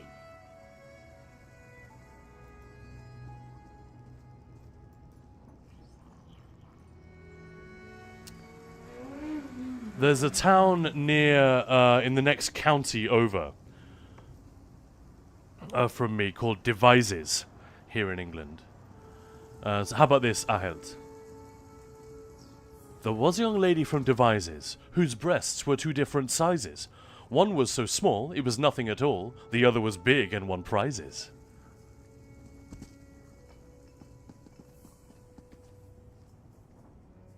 Roses are red, violets are blue. I got a pig and he likes you too. I don't even see where we're supposed to go. Shoot.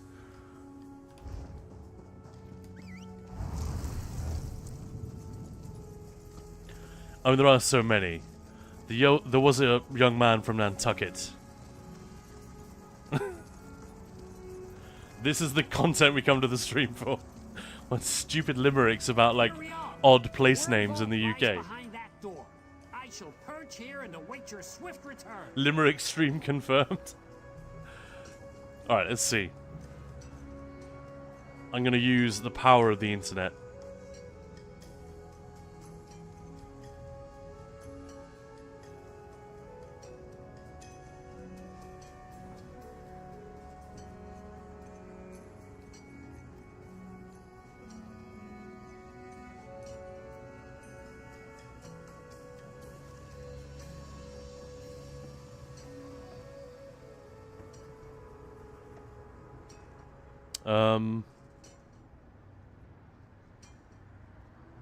Okay.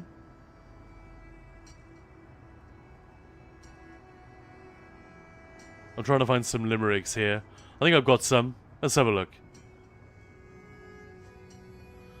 There's a limerick in Shakespeare's Othello. I didn't know this.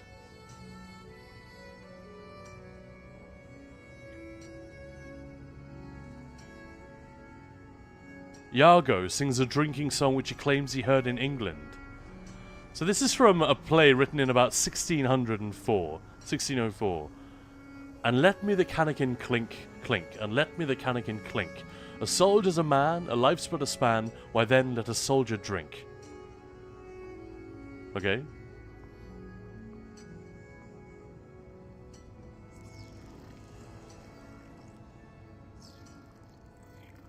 Hey, Mr. Redhawk.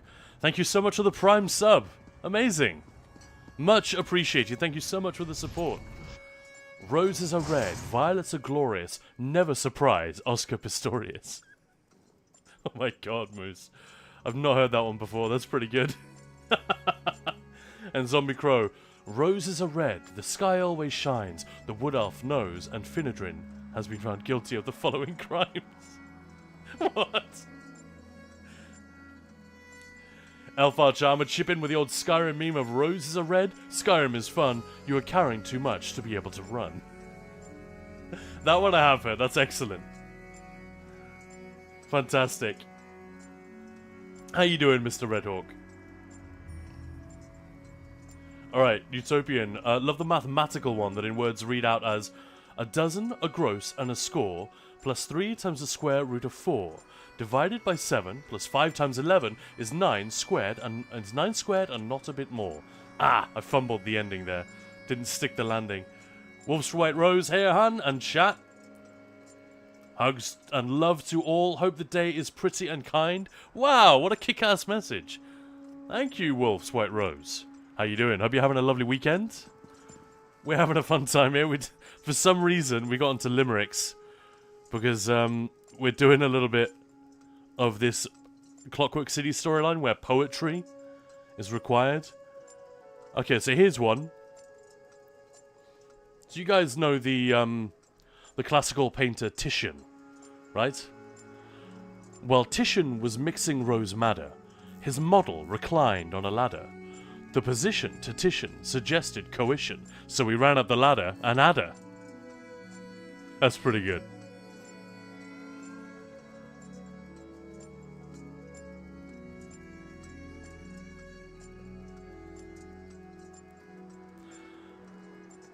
There was a young girl of Aberystwyth who took the grain to the mill to get grist with. The miller's son Jack laid a flat on her back and united the organs they pissed with. Oh my god. It's just smut and sex, isn't it?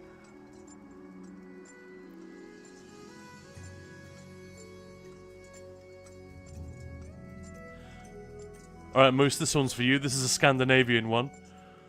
There was a young lady of Norway who hung by her toes in a doorway. She said to her beau, "Just look at me, Joe. I think I've discovered one more way." Yeah, these are all about shagging.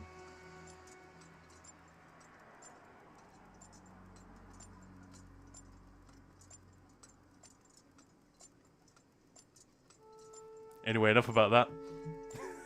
Apologies to everyone who just entered and wondered what the hell we're doing. Ah, Sale. I should know where that is. Alright. On the chest of a barmaid in Sale are tattooed all the prices of ale. And on her behind, for the sake of the blind, is the same list of prices in Braille. How many Norwegians are named Joe? Josef? I don't know. Not many. It's just... like, I feel like you start with the word at the end of the first line, which is usually a place name, right? Norway, Sale, Devises.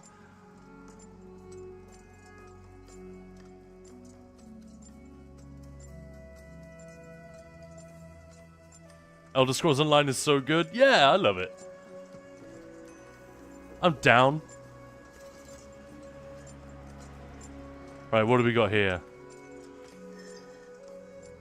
Oh, we've seen all this. Let's talk to Alavani. Welcome to the Archivox, where all children of Sotha Seal may hear his divine word. What can I help you with? We're looking for a dirty limerick. I mean, a really good love poem. A love poem? Oh, where to begin?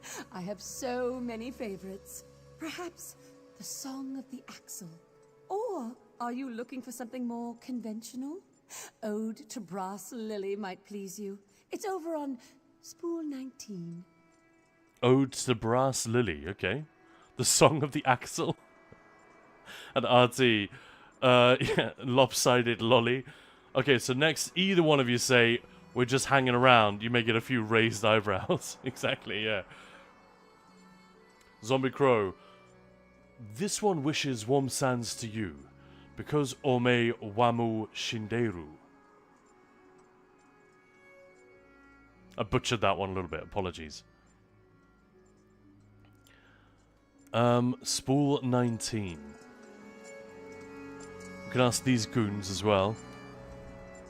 By the word of Set, I am bound. Welcome to the Archivox, resident. How may I assist you? Do you guys know what I mean, though, about the apostles seeing them in a, you know, in TES 6, for example? If that ever arrives, you know, with like modern tech, cutting-edge graphics and that level of detail, so that you can see the bits where the mechanical stuff has been attached to the living tissue. I think that would be very, very difficult to do without getting into body horror in the way that Cyberpunk does a lot. I'm obviously being influenced by the fact that I've played a lot of Cyberpunk in recent years, but I would just love that take.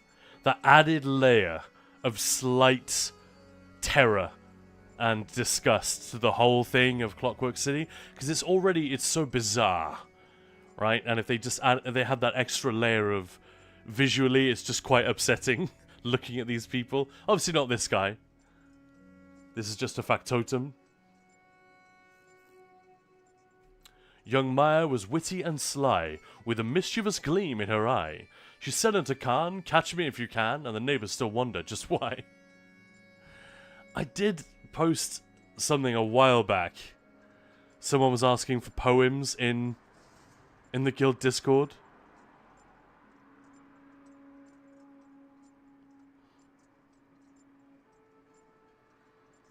And by the way, Utopian, if you're still here, I just opened up Discord and saw I neglected to respond to you there. Yeah, if you could just bring a default Arcanist this week, that'll be amazing. Thank you. Let's see.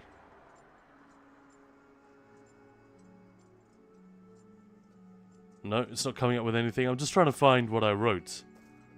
Oh yeah, here we go. It was someone asking if they could share their poetry. And this is what I wrote. No one seemed to notice it. There once was a hero named Maya, whose armor got shrunk in the dryer. Her jack was so tight that it caused much delight and made all the archers misfire. I thought that was fun.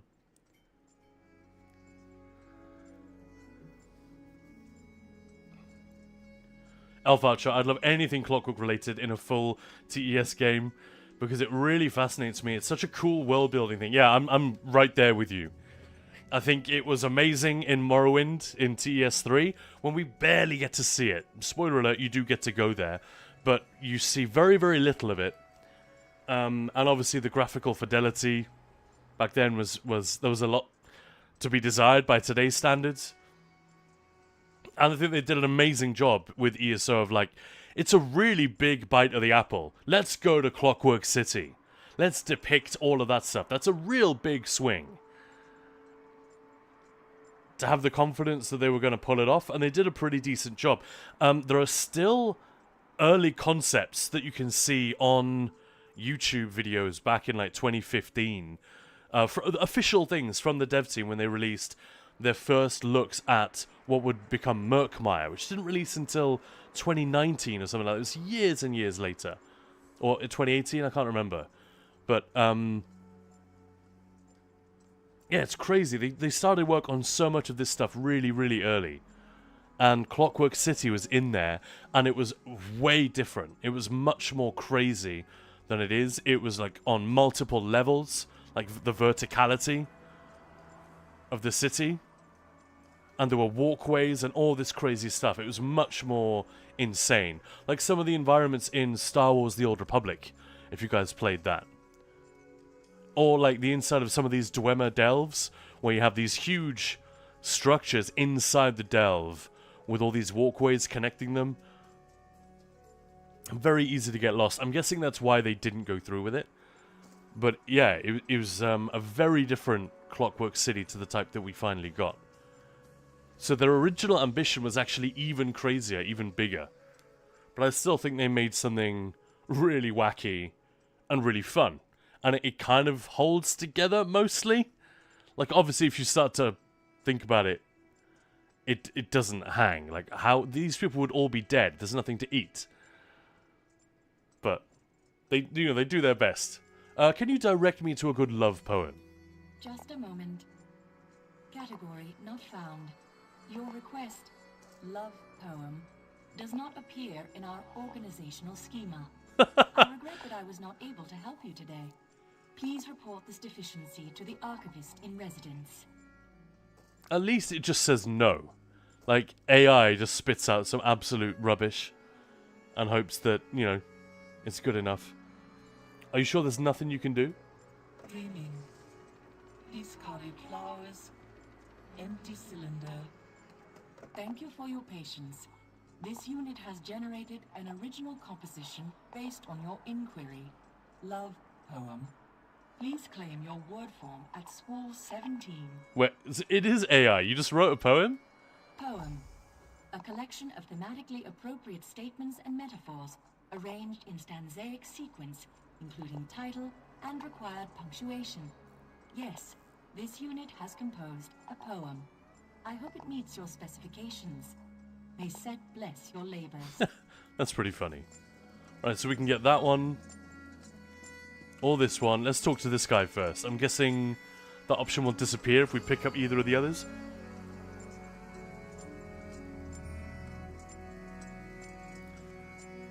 You thought the limerick was amazing? Elf Archer, yeah, exactly. I was amazed that they did it. I'd love to see some Oblivion Realms done in the same way. Yeah, I mean, we got, whenever anyone asks Maya what her favorite zone is, she always says Apocrypha, without even blinking. Not for the zone or the characters or the... Sorry, not for the characters or the story, necessarily, but just for the way it's constructed. It's such a wild idea, and yet you feel like there is a sort of an internal logic to it while you're there. To do all that within the constraints of an MMO, and still make it feel like an interesting place to explore, I think it's harder than it looks. And it's freaking gorgeous, like the whimsy and the weirdness. It is like they all took psychotropic drugs to come up with this. You know? It's even weirder, but also less terrifying than the version we see in Skyrim, in Dragonborn. But yeah, more stuff like this. Like a proper look at the Spiral Skein would be very cool. Like we get to go there in Scrivener's Hall at the end of that. We're in the Spiral Skein. Obviously, you get to visit that in the Somerset storyline as well. And in Cradle of Shadows, but we only ever glimpse it. We don't ever get to spend a lot of time there. But yeah, to see it fully realized as a sort of an ecosystem which kind of mirrors and mocks the physical world, always very fun.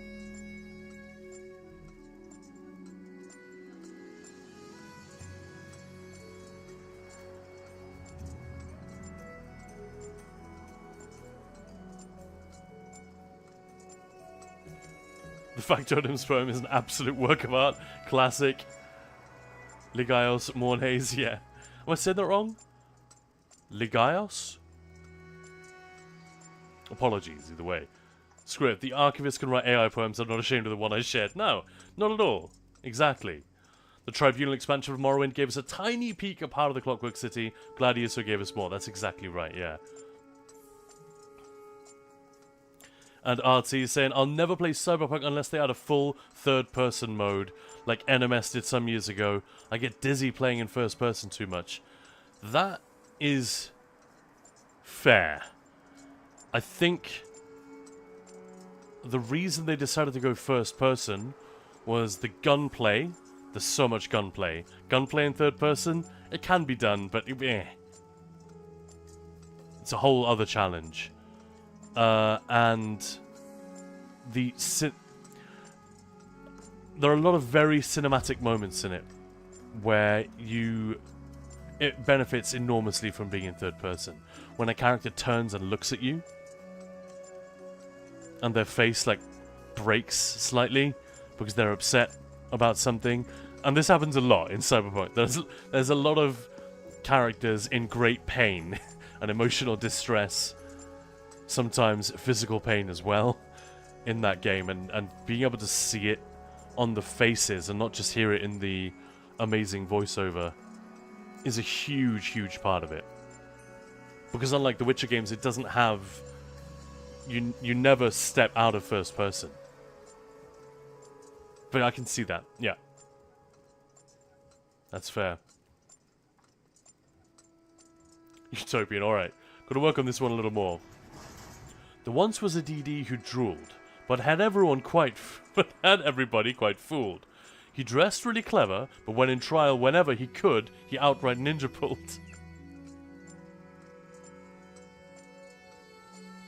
I see what you're going for, yeah. A little bit tortured, but that is a very good effort. And the rhythm is there as well. Drooled and pulled. But that's a difficult one. And Elf Archer def agree, because there's a lot to Elder Scrolls aside from the provinces and the typical medieval fantasy. Yeah, the medieval fantasy thing didn't really exist until Oblivion, and then Skyrim kind of reinforced it.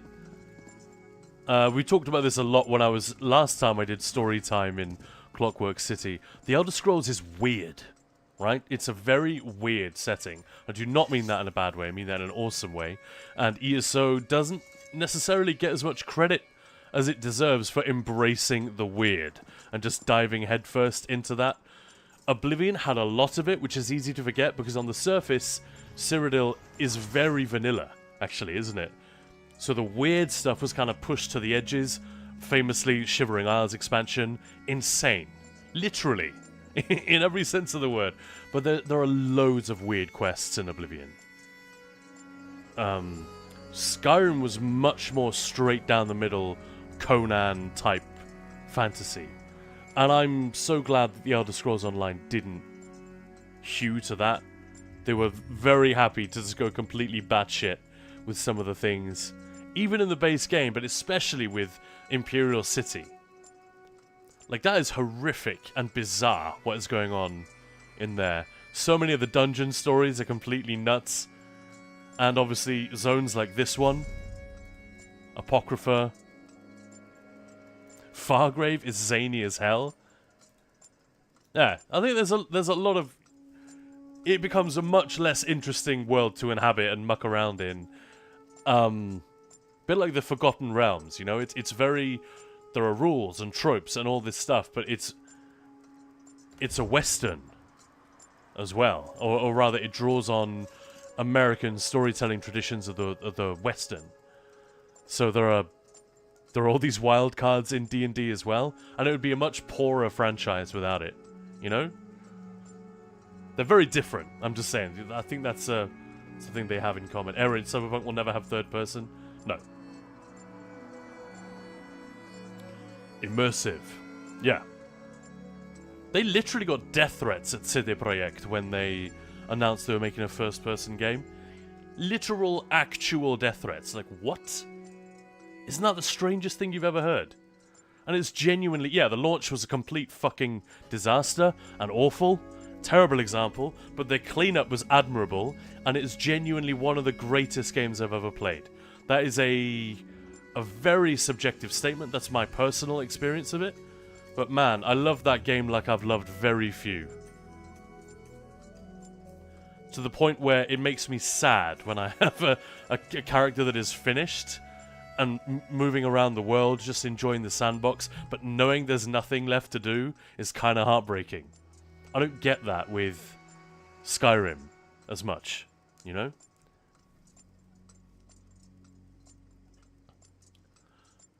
Yeah, Clockwork City, Ligaios, sorry. Clockwork City is my all-time favorite here, and I like when they go more otherworldly in general. Also, Shivering Islands and Oblivion, exactly, yeah. I'd like that we got a new quest with Sanguine in Solstice. Yes! I haven't done all of that yet, but I know what you mean. And Elfarch, I'd love to see a zone based on Hircine's realm. Like in that one dungeon, same with Mephala. Yeah, that's the Spiral Skein, isn't it? And El Timtor, having played Half-Life, Call of Duty, Fallout 3, and 76, and Outer Worlds gunplay is so much more satisfying in first person. It is. The first Mass Effect, I struggled with that game because of the third person gunplay being so awful, but then I just got over it because it's BioWare. Gunplay is never going to be the main thing, is it? Fargrave, it's a lordless realm, is a super cool concept. Yeah. Skyrim got toned down a lot from the earlier depictions of the world. Yeah, it did. And I don't mind. Skyrim worked beautifully. It was a very, very well-calibrated product. But as a reflection of what the Elder Scrolls setting can be, it was a bit bland, you've got to admit. But that also made it more mainstream. You need something? I'm sort of in the middle of this theorem, and... yep, lost it again. Damn. But this guy... You got my attention now. What do you want? What is this accent he has? This is something from a combination of several Indo-European accents, yes? It's a little bit French. A little bit of Viking in there. I love it. Not knocking it at all, I love it. That's the beautiful thing, in fantasy settings, you can make up accents all the time, it doesn't matter. I just don't like it when they're trying to do an accent, like a couple of the female wood elves in particular. And they just end up sounding like they're trying to do Cockney, but failing pretty badly. Famously, not a fan of that. Alright, Erin, here we go. Silent steps, the shadows thrill. Tank still waits, the mobs turn ill. One cheeky pull, the party cries, ninja strikes, and everyone dies. Beautiful. Ligaius Mornay's the vision, maybe the vision, but first person makes me motion sick. So to sell to me these days, they have to offer third person. Tainted Grail, gained a customer by adding that. Yep. Even if it was unoptimized and not the intended experience. I know what you mean. Look, I'd love to see the pits in Ezo, Periart's Realm of Oblivion. Very unknown. Yeah. I wouldn't even know what that looks like based on descriptions. It's actually kind of fun. I did this a while back.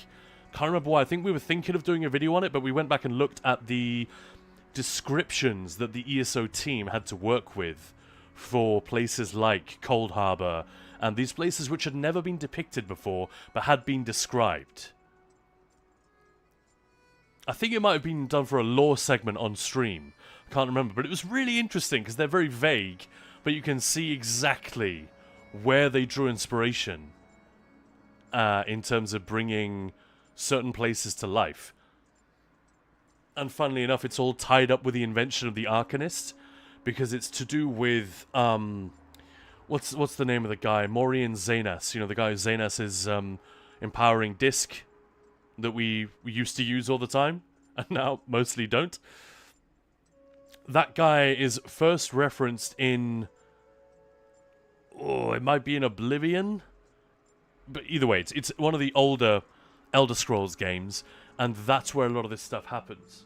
That he figures out a way to travel safely between Oblivion realms, and he maintains a psychic link with his apprentice back home, an Argonian whose name I've forgotten, as is the fate of all Argonians, sadly.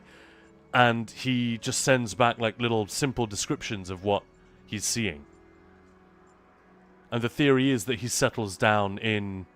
The idea is that he lingers in Apocrypha and he becomes the first Arcanist. I think that's the idea.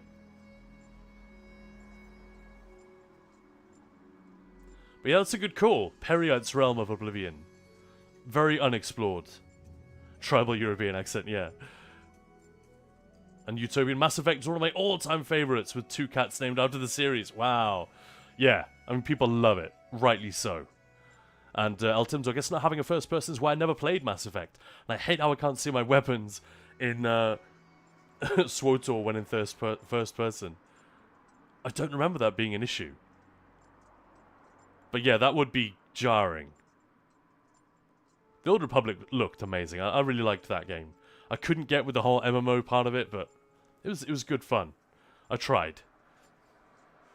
Dark Metal. Skyrim is great on my first playthrough, but the second was so boring.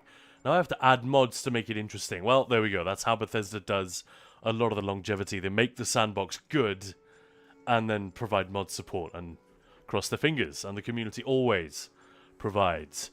Somehow Oblivion Morrowind don't share that problem. Interesting. Not sure if it's a Skyrim problem or just me. Yeah, those creepy old lore books. Ligaios, yeah. Dark Matter would love Periite Realm to be explored more. You could do some really weird, sick things with it, pun intended. Yeah, because it's a weird Daedra, right? It's the prince, Daedric prince of order, but also disease. I just always think of that one Khajiit in Skyrim. I worship Periite, yes. You guys know the one? For some reason, that voice line really sticks in my mind. Gilly-chan, Skyrim is one of the games I can play in first person without getting sick. I only really use it in dungeons, or when I'm shooting someone with my bow. Yeah. I see more people who suffer from this than I realized, based on the sample we've got in chat right now, on YouTube and Twitch. Hey, Sebastian, you're back. I assume that's the same one. So, Mag Sork build for PvE. Any ideas? Tell you what, let's do a quick relog and we can discuss. Are you open to using spammables that are not Sork related? This is my Mag Sork. Let's go. Eltim Tomori and Xenas is also in the backstory of the base game Racial Style books. Oh, there we go, as is Devay Fear. Utopian Warrior excited to see what becomes of the remakes of Knights of the Old Republic 1 and 2, Gothic for that matter. Yeah, so it appeared to be canned, but they say that it isn't. It's just another casualty of the whole Embracer fuckery, who just don't understand video games at all, and just regard them as something to be squeezed for money. What a horrible, soulless way to look at anything. This has no inherent value. It's just a thing that I can milk for dollars.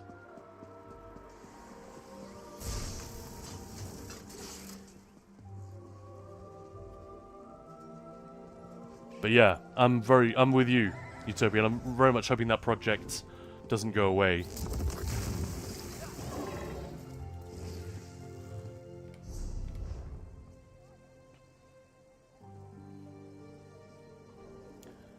Alright, Sebastian, so here we are. This is a Mag Sork. I think I just made this for fun. It wasn't particularly optimized or anything. But it's using Subterranean Assault, Biting Jabs, or Puncturing Sweep, sorry. And I think I had the Mage's Wrath. You probably don't even want this.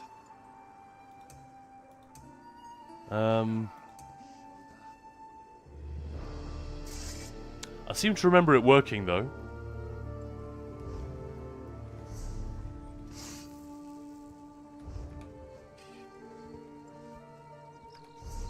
Let's test it. Or let's think, what would be more... The thing is with Sork, right? Dark magic, it doesn't really have anything useful. Except for Crystal Shard.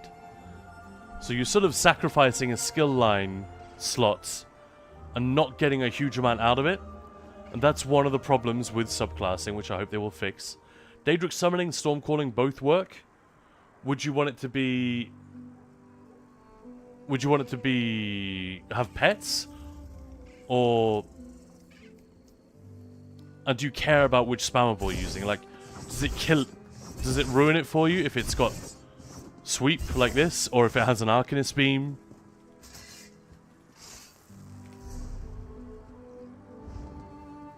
And what are you using it for? What do you want to use the Sork for? Are you questing? Are you doing trials? Do you have a dungeon group? Are you just doing random normals? Or are you like a serious raider trying to have something that's going to compete? Because that will really affect things as well. RT is saying, the first person thing is not fair because it keeps me from games I like. I used to love FPS games, now I can't play them anymore. How interesting. Are you very close to your monitor? Do you have a really big monitor or something? I have a 55-inch monitor, and Maya literally cannot play Doom on it for very long because she gets a little bit sick. Played way too many hours of GoldenEye and N64 back in the day. Now it has to be like ESO first and third person options. I know what you mean, yeah. There's something much more chill about third person. But the immersion you get, yeah.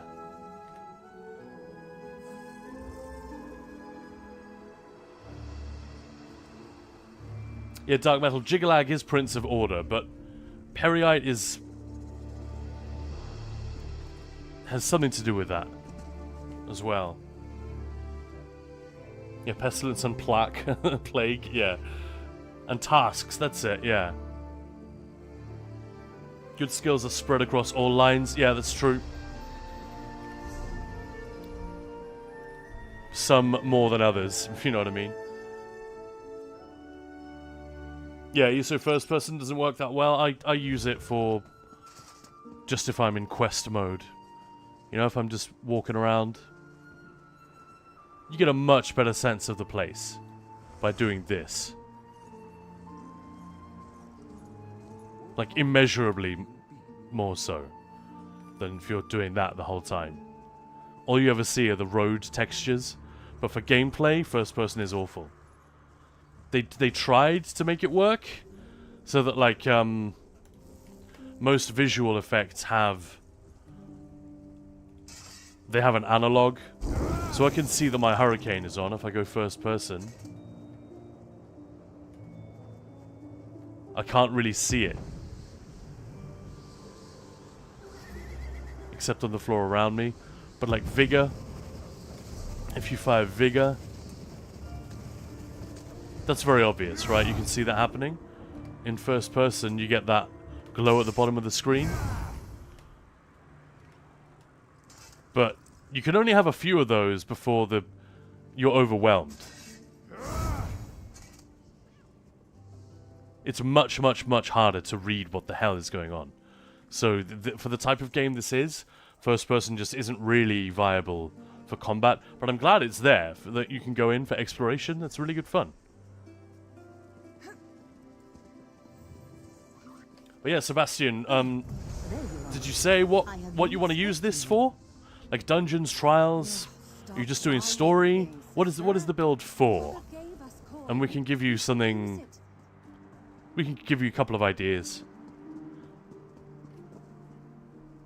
But yeah, you're welcome. And what am I running set-wise? Nothing, apparently, on the... I'd probably go with Null Arca with Tideborn. That's like the classic combo right now. Tideborn is crafted. If you don't have Null Arca, you can run various other things. Again, it depends what you're doing, if you need or want a trial set or not. Dungeon and trial only do PvE. Cool. Dark Metal Chromatic Aberration will make me sick. Try turning it off. Okay, that's interesting. I normally turn that off. I often turn that off anyway. Motion Blur I tend to kill as well. Screen Shake is the first thing that needs to go, yeah.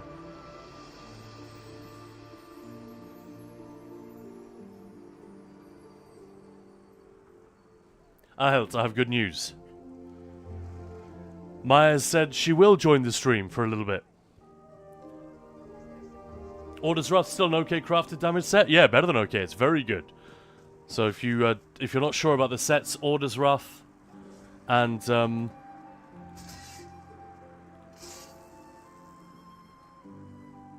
Orders Wrath and Tideborn, it's very difficult to go wrong. RT is saying my Sork is Storm Calling, Adric, and Assassination. Sounds sensible. Currently might keep that in update 47 or will drop Assassination for Animal Companions. I love Shorks too much, have it on so many builds. Yeah, I'm a little bit the same with Blast Bones. I just love using it. When it works. Okay, I've been finding it... Generally, it's been okay. This patch, but... we could do something very similar to... the Templar video that I just made. A Sorcerer with Jabs, Blast Bones... and Storm Calling mostly for the passives. You know, Hurricane on the back. You can use this for Cleave, but it's just not that great. It's a little bit weak. But it's fun to use against multiple targets, so I guess we could use that. You sit plenty far away from the TV, fair enough. But not on two tunes, but most in Trial Gear and Unsouls.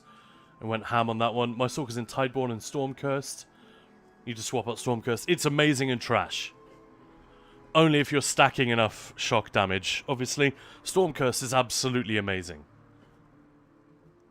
But if there are enough targets and you're layering enough shock damage... Oh, Legat, sort of a word on Periite. Middle management and bureaucracy and getting things done. Jigalag is into a more abstracted, broad concept of order and stasis that just is. Yeah. The sort of totalitarian, lifeless... Yeah, kind of vision. That's what Sauron represents in the Lord of the Rings, essentially. Is that he just doesn't dig the chaos of living things and culture and all that dynamism.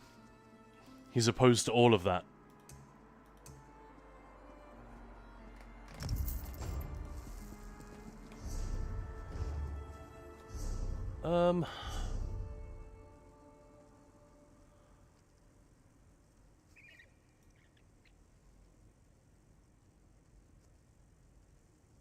Trying to think what else I should run here. Again, we've just got Reliquien left over from when it was still used a lot. Let's just stick with that. But yeah, I would generally go with Tideborn Null Archer, Tideborn Unsoul is actually a really good call. Oh, there are so many decent sets now that are competing in the same-ish bracket. There's always going to be one combo which is best for a particular fight, but that changes from fight to fight, you know? So I'm not going to litigate that one too much. And Johnny Wilkin, for me this game would be much more immersive if characters on foot and on mounts were slower, but I know that's impossible in a game like this. Yeah, like if you mean other people would slow down, or if just you could slow down. Like I often just go walking pace if I'm questing, not on stream because you guys don't want to see that. But honestly, if I really have time and I'm just doing story that I haven't done before, I will often do this. I'll just explore the game like this. Walking, hide the UI, hide everything. It looks awesome. And there's such care being put into the world building. He does look a little bit goofy, doesn't he? That's actually kind of freaky. Look the other way, buddy. Dark Meadowland. I think I played ESO in first person for 2 years. And no, I just can't do it anymore. Yeah, I had someone come to a... I think it might have been a normal Cloud Rest. Back in the days when we would still do normal +3. Just to teach people how chaotic it could get. And so to give them an idea of this, we found that someone was utterly unable to do a particular mechanic. And eventually we realized that, yeah, they were playing in first person. It's like, what? How even?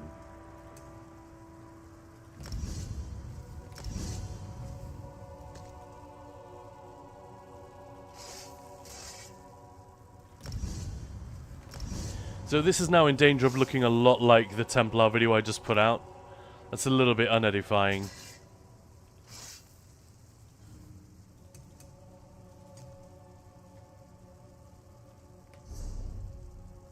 It's got Celine, we've got Reliquien, and no, like, fuck it, that'll do. And then we can slot. We're not going to worry about the banner. Or the banner would be nice. It might even work. Just throw that in there and standard type stuff. This might be a little bit too heavy on the stamina. I'm not sure.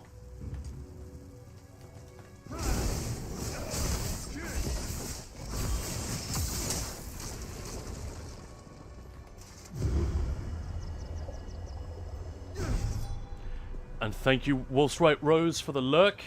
Deadly Strike 2, yeah, if you have dots channeled attacks, Deadly would work alright with this. Not amazing, though. Alright, let's give it a go.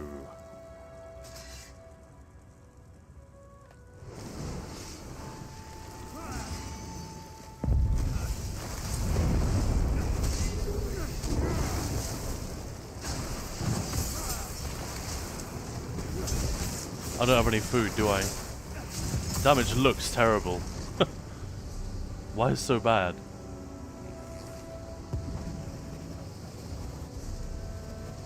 Everything's there. What food do I have on this character? Max mag food. Fuck it, we'll try that. Oh, the CPs are probably correct. Shinzu, hey, I'm a new player and thinking of doing Wrath and Tideborn. I do have Slime Craw and PO Ring. The Pale Order, just make sure you don't wear that in group content. But yeah, for solo it's amazing. Yeah, do it. Order's Wrath and Tideborn, that'll be a great combo. And welcome on in. Typing is so hard, Dark Metal. I know what you mean. Try talking. Ugh. I'm making that look much harder than it is as well. But yeah, there are a lot of, yeah, ew, don't smile at me like that. There are a lot of sets that we can mess around with. Utopian, I remember a tipsy trial condition being switched to first person.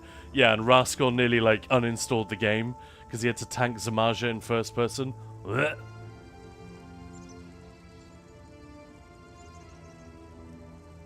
Yeah, RT, running jabs as a spam kind of kills Stormcurst. I would only ever use Stormcurst in, well, would only. When I was using it, I tended to use it in trash. Only.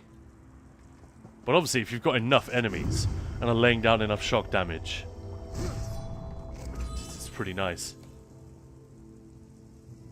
Not even that first person is bad as a concept, just implemented badly from a combat point of view. I think it's just very difficult to make it work with all the all that nonsense.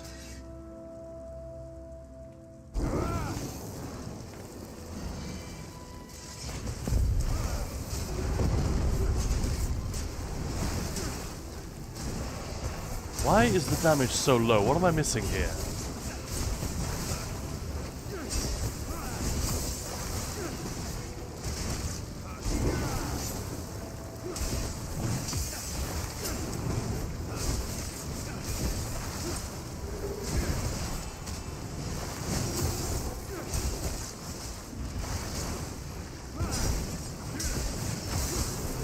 It's creeping up.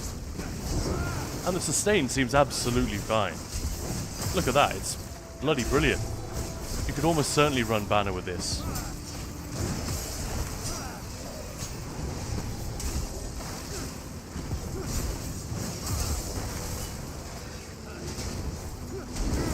Also, why do I not have a better ult than this? That's the only thing. None of these ults are particularly desirable. You have that for the opening burst.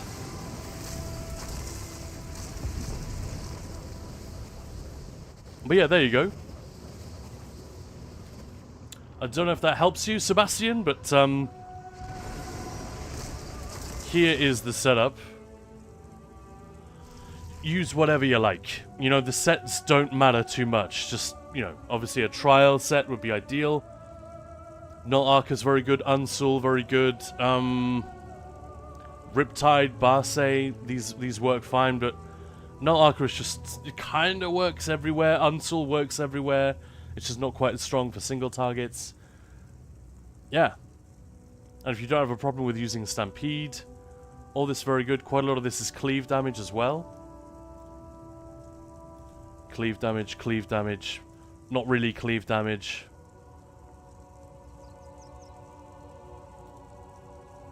Burning Light can obviously hit however many enemies you're damaging.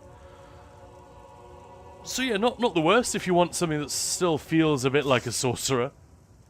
I don't know if this is Sorky enough. I've got literally no Sork abilities on the front bar.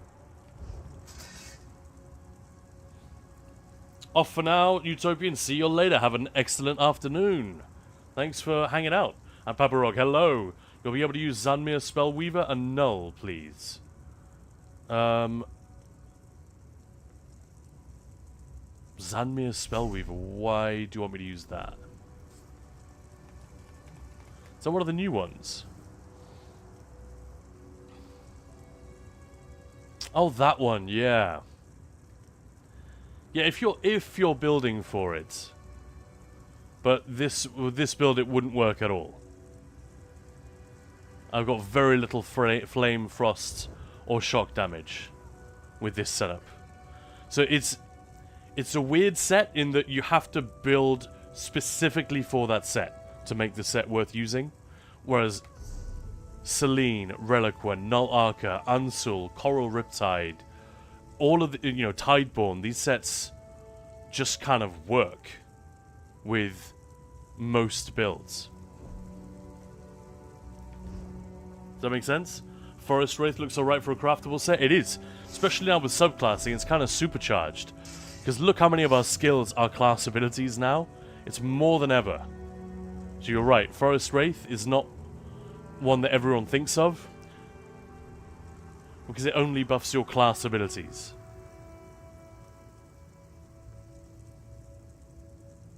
Yarek, Laughing Fox of Money.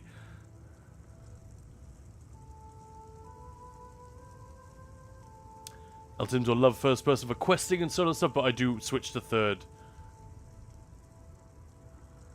Laughing Fox of Money, are you in the right chat there?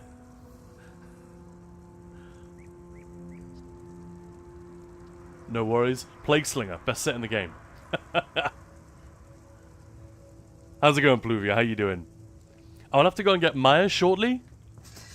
Then we'll be back. But yeah, there are a few different ways you could go. I'm being a little bit unimaginative and thinking the combo of Blighted Blastbones and Puncturing Sweep is just such a delight to me. But you obviously don't need it. You could go with... Oh, there are a number of things you could do.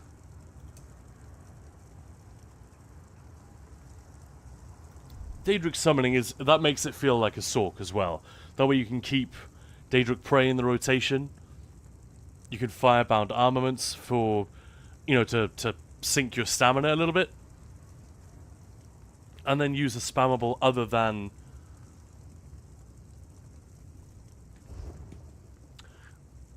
Crystal Fragments. Like, I don't know, what would be the best spammable to use alongside Daedric Summoning? Would it be Animal Companions, like the bird? I still feel like Puncturing Strikes is just so good. The single target damage is decent. Like, it's up there, but it's like full cleave. It's kind of crazy. And the Magicomorph heals you as well, which obviously you shouldn't need, but it's nice that it's there, right?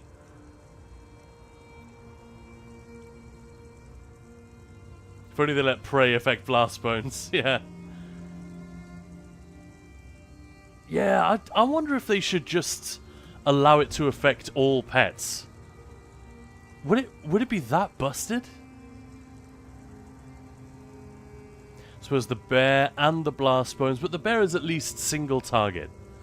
And Blastbones has that cooldown on it, which keeps it somewhat under control. But then, yeah, if you're buffing your archer, your bear, your blast bones, what else? You're more of the infernal. I mean, it's also obviously open to it. They changed it because... I don't know, I haven't had this confirmed, but Gilliam the Rogue was literally in our stream when we reviewed some of the early patch notes. It may have been week 1 for update 46 on PTS, and we said immediately, because we knew he was here, hey, can you change that so that Daedric Prey still buffs more of the Infernal? It's not needed, it's just a fun thing. And the set kind of goes back to being dead again if you don't do it. And then in week 5 or something, or was it the following... Was it an incremental patch? I can't remember. But they did it. Because we said, is there a reason why this couldn't happen? And he said, no, I don't think there's any reason. We'll look into it. ... So there are sometimes just things that they haven't thought of, or... But yeah, what would be better?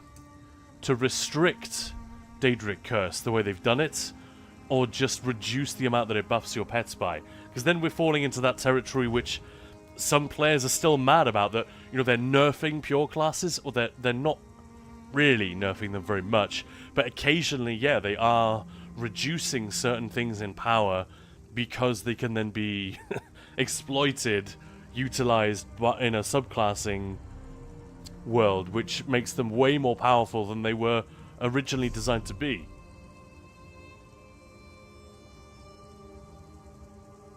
So you have an Arc and Deadly and Tide. Her beam slaps like the slap fighting comp guys.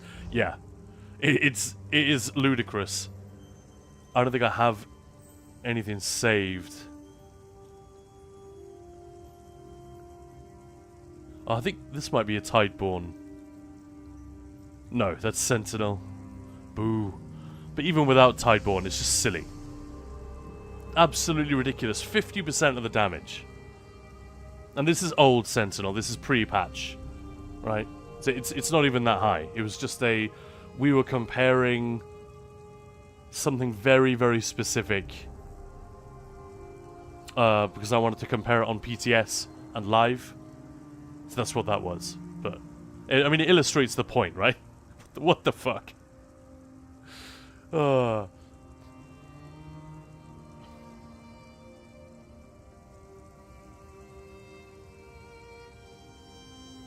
Elton's all coming into Elfbane there. Yeah, that's a good point.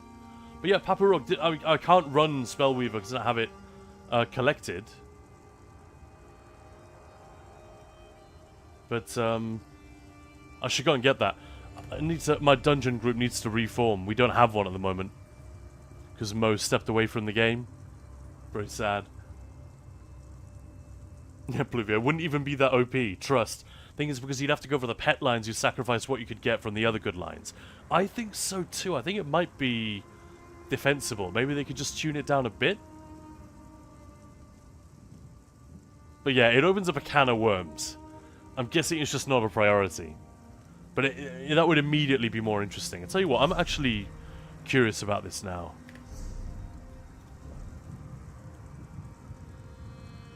Is anyone in Vardenfell? There we go.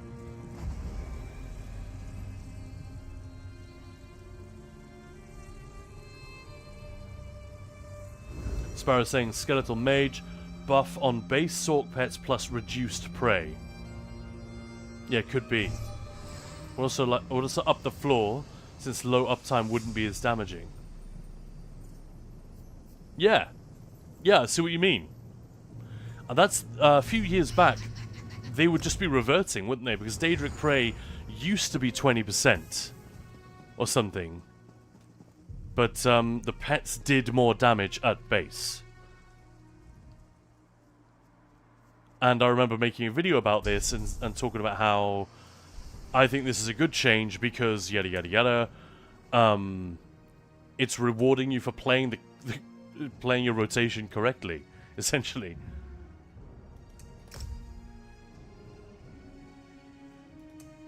So what is the best spammable to have with Prey?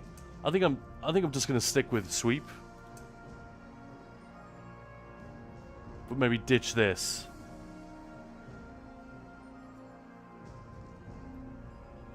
I don't want Prey and Blast Bones. Fuck off.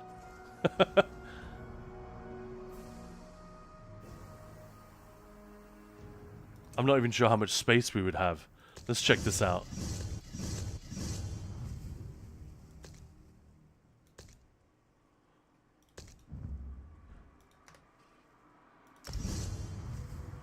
Alright. Well, we're going to have to revisit this in a moment, because I'm going to have to go and pick up Maya. And then we will both be back and on mic with you guys in about, 5-6 minutes. So, thank you so much for hanging out. We'll be back shortly. Go and grab a glass of water or something a little bit more adult. It is a Sunday afternoon, after all.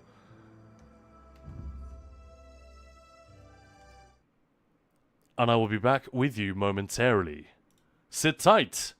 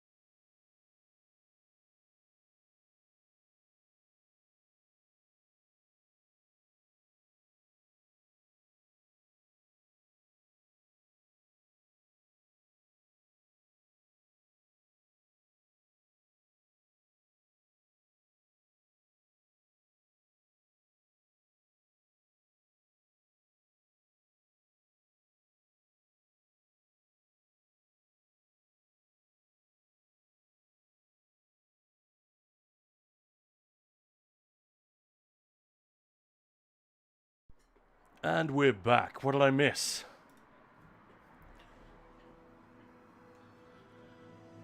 Sorry about that.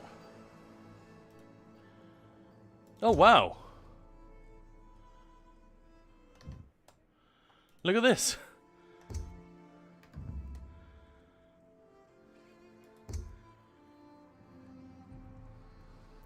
Thank you very much, DGen, for the sub.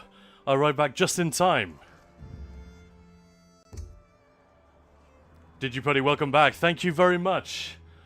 What did I miss? Pluvio saying, I say fuck it. Pure classes don't exist and go absolutely crazy with subclassing balancing. I don't know.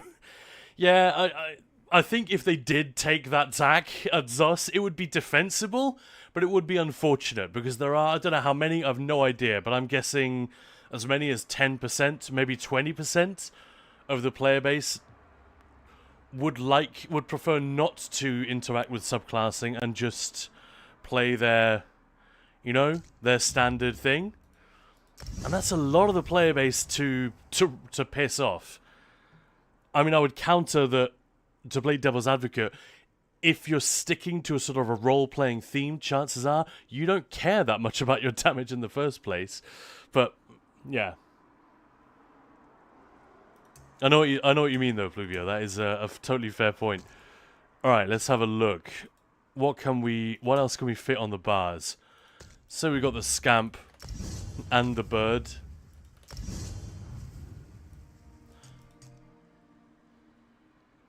Not a lot of room left.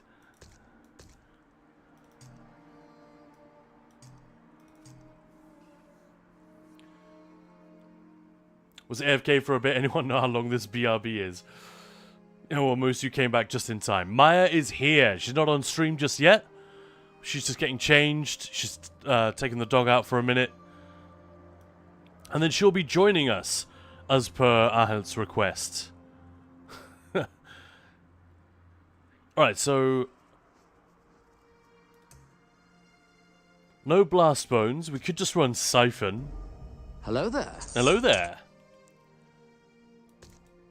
Or what else could we run instead?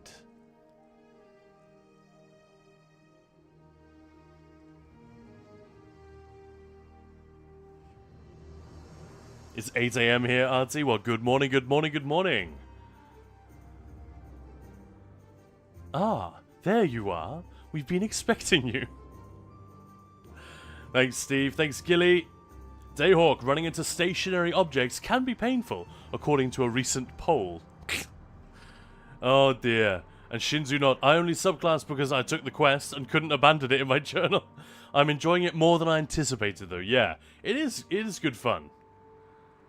Nostalgic farts. Did you voice lines for a PlayStation ad recently? No, but there was someone out there who stole my voice doing work for Disney Plus in the UK. Maybe it's the same person. The fact that there is someone out there who apparently sounds a lot like me getting voiceover work, that's got to be a good sign. Oh my god, the dog just came charging into the room with bat wings strapped to her back. Maya ordered something silly from Amazon and it arrived today. I guess she wants to take pictures of her for Halloween. So we got a little tennis ball with bat wings on it. And these little foam wings that go on the back of the dog. Fuck's sake. Nostalgic, that's crazy. I could have sworn it was you. I have no idea if it's the same person, but the one I heard from on Disney Plus, they were just doing like short little things about coming up on Disney Plus. See Sherlock Holmes as he returns to the legendary yada yada yada. It was stuff like that, and it did sound quite a bit like me, to be fair. Even I was able to recognize that. That sounds familiar. Is this still worth running? I guess it is as a stam sync, right? What would be better? Siphon? Do we get the free execute? But we don't... Part of the attraction is blast bones, which we're going to lose. We've still got death knell. We've still got the pen, which we don't need a lot of the time. And dots. I think we should take something else. We already have Adric's Spear. Should we just go with freaking Storm Calling? Like, it's so good. And then it's kind of a proper Sork as well, isn't it? So go with Hurricane on the back.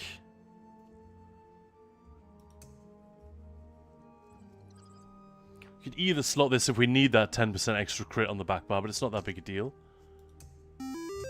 Hey, thank you very much for the follow, Ekrine. Let me just fire up Discord so that Maya is actually able to... Oh, she's already in there. I'm waiting. I'm going to turn my mic down slightly so we're not picking each other up too much. Alright, get ready, ladies and gentlemen, to say hello to the queen of the stream herself. Maya, hello. Wow, what an intro. How am I going to ever live up to that? Your mic is a little low in the mix. Can you pump up things a little bit at your end? Just talk for me for a moment. Hello, hello, hello, hello. Yeah, you're quite a bit quieter than I am. Shall I just turn you up? I just turned myself up. Still not good? You could go louder. Shall I turn you up or? I mean, yeah? Alright, talk now. Hi, hello. Yeah, there we go. That'll do for now. That will do, pig. That will do. Yeah, it will. El Timto, hi Maya, volume up a bit more, please. Is that okay now? There, yeah, that's a lot better. Welcome on in, Maya. Everyone, give it up for Maya. Say hello. She's actually here with us now. Hello, hello, hello. Oh, that's brilliant, Maya. Yeah, that's Timto. Is that the bat wings? That's so freaking cute. And they actually came with like a little, what's it called? Like a little bell. You know, jingle bells, jingle bells. That's like orange as a pumpkin, and it's got little bat oh my God. holes in it. For fuck's sake. I'm just curious to see what the classic Sork rotation looks like.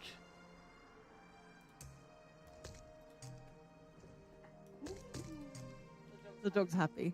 Yeah, man. I did distract her with a treat, so I think she sort of forgot she's got it on because we don't dress her up, so she's not used to it. Hey, what? We've got 14 subs today, so you smashed today's goal? Yeah. Holy smokes! I mean, obviously, if anyone's got any more subs out there that they really want to get rid of, don't let me stop you. And also, we are trying to get to, eager to get to that 6k subs, 6k follows goal. So yeah, if anyone isn't following and likes the cut of our jib around here, wants to see when we go live and so on, feel free to chuck in a follow there. But it'll happen eventually. It's been a good few weeks for picking up new follows, I feel like. And now I'm going to turn the in-game audio back down a bit. Now that Maya is here, I have no idea how good this is going to be. Also, we have lost... My dog would have frozen still if I put something like that on her, yeah.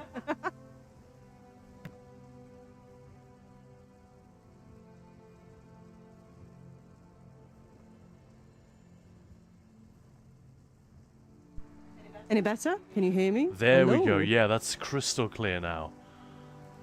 So another thing Wonderful. that is going to be a bit shitty, we need to use weapon or spell power potions, but you know, that's fine. Hey, kitty.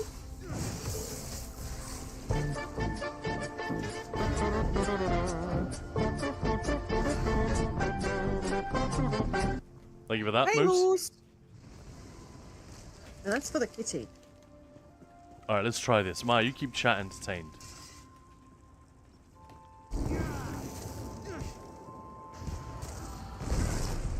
Sorry, I was just giving the cat a treat. Look, the fact that ingenious igneous weapons isn't on dummy is crazy. Yeah. In other words, major brutality. Okay, the dog is staring at me with those bat wings. And she wants a treat. I don't think I can resist. It's so cute!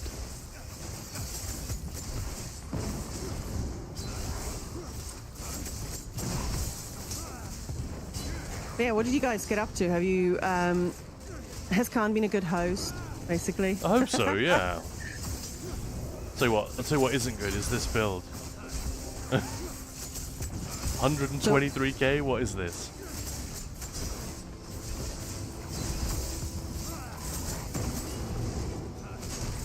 Okay. So what's the idea with the build? What's the deal? Just someone was asking about Mag Sork, and Yeah. I just wanted to try a few different things.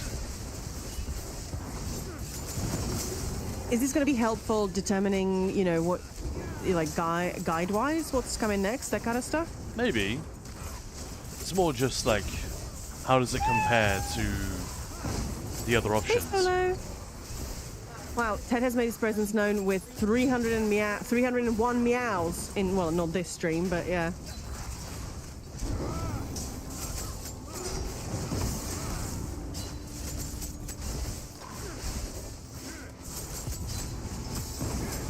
Hey Solo, how's it going? Happy Sunday, everyone.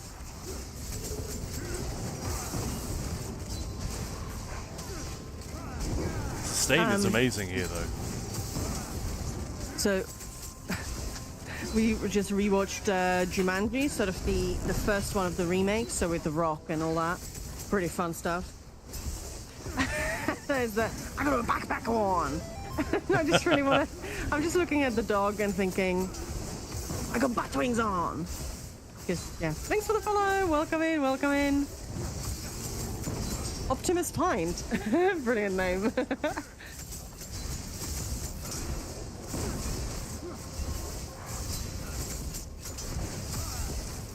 136k. Obviously, we're. Oh, I'm coming through your mic a little bit. That's a shame. Shouldn't matter though.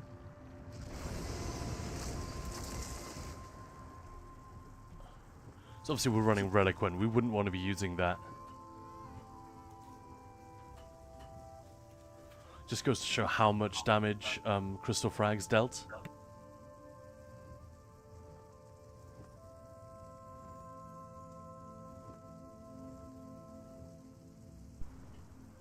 But how have I done, guys?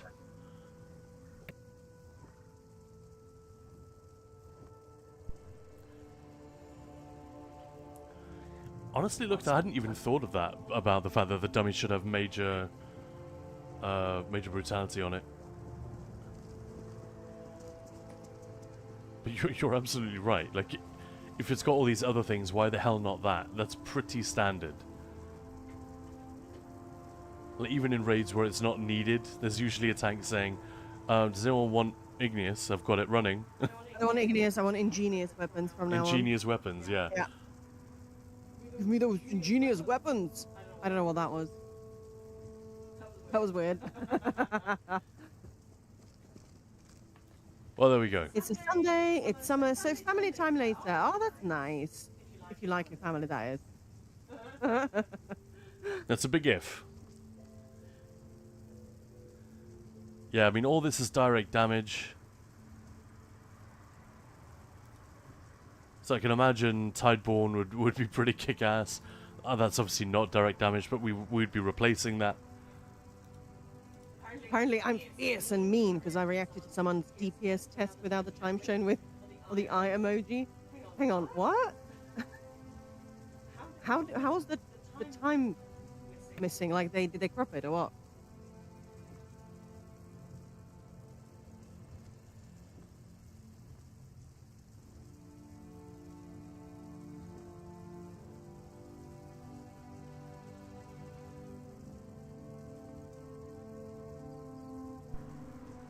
Yeah, it just zoomed on the DPS number from target dummy. Oh, right. Well, that's... yeah. That...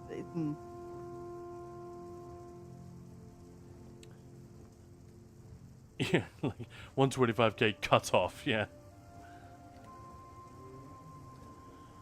Yeah, which means nothing, because you could just do an overload pre-buff and get like 180k DPS and then stop the test. What was one of my, well, your sort of favorite lines, you know, when I was the muscle back in that guild? You know, when people had to submit passes in order to like be able to join. Yeah, there was this one guy who got the dummy down to like 20% or something, and then stopped, got out of combat. Then just did a Nightblade, like a 10-second Nightblade dummy hump. And it wasn't even that good. I said, I don't know what's worse. I think that was it, wasn't it? Yep. I don't know what's worse. The fact that you posted this complete cheese and thought we'd fall for it, or the fact that you only got 80k DPS. Execute on an Nightblade. Yeah.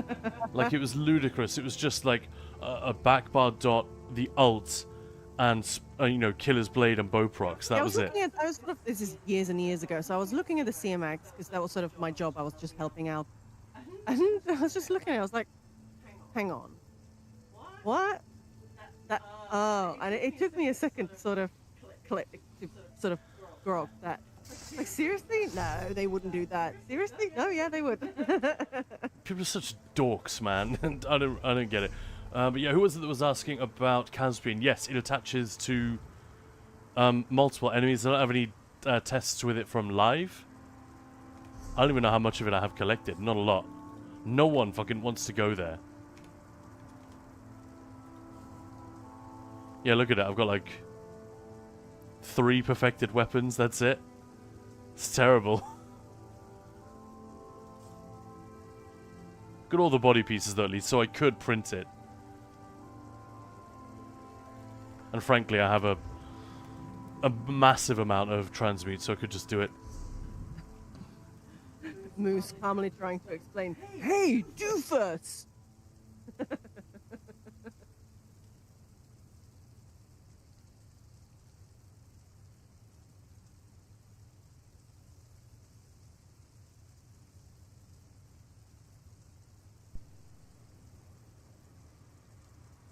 Alright, where were we? Should we get back to the clockwork? That look saying that shit is so boring, the trial. Yeah. Just due to circumstance.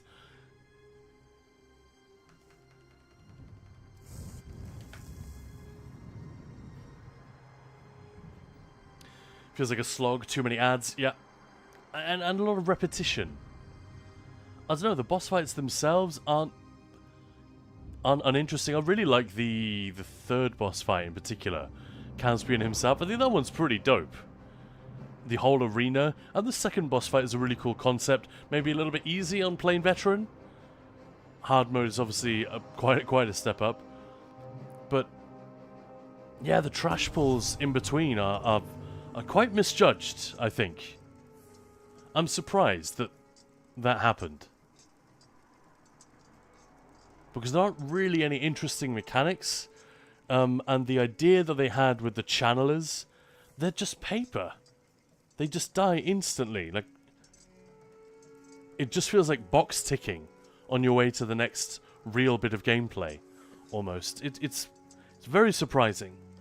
People just don't have the content pass, not worth buying. Yeah, and I think a lot of people didn't get it, yeah. Yeah, that's almost certainly true as well. Yeah. You need something? I'm sort of in the middle of this theorem, and... I would accept the mean tag if I had done it the way Maya said, hey, doofus. But I didn't do it like that at all, so... People can get, sometimes it doesn't really matter what you say, how you say it.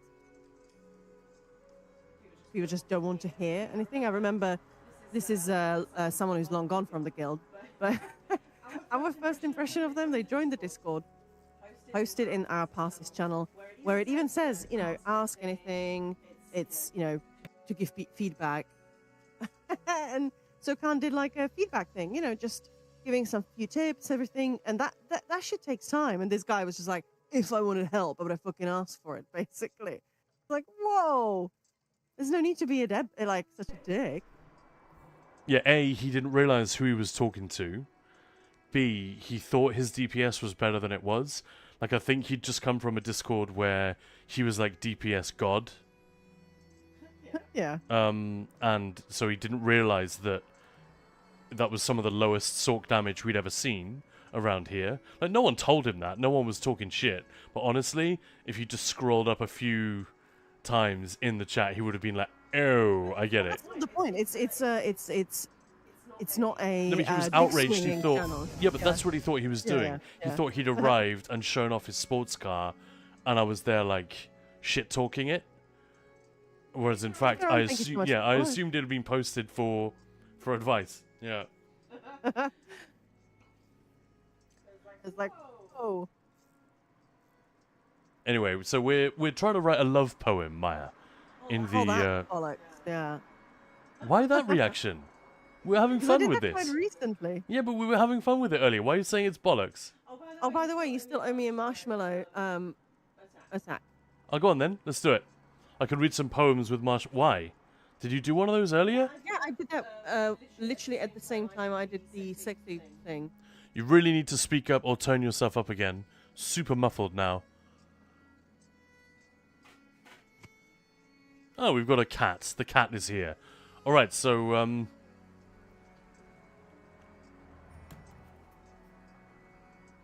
I can't remember looked. But it was like 100k or 90k like a year ago or something like that.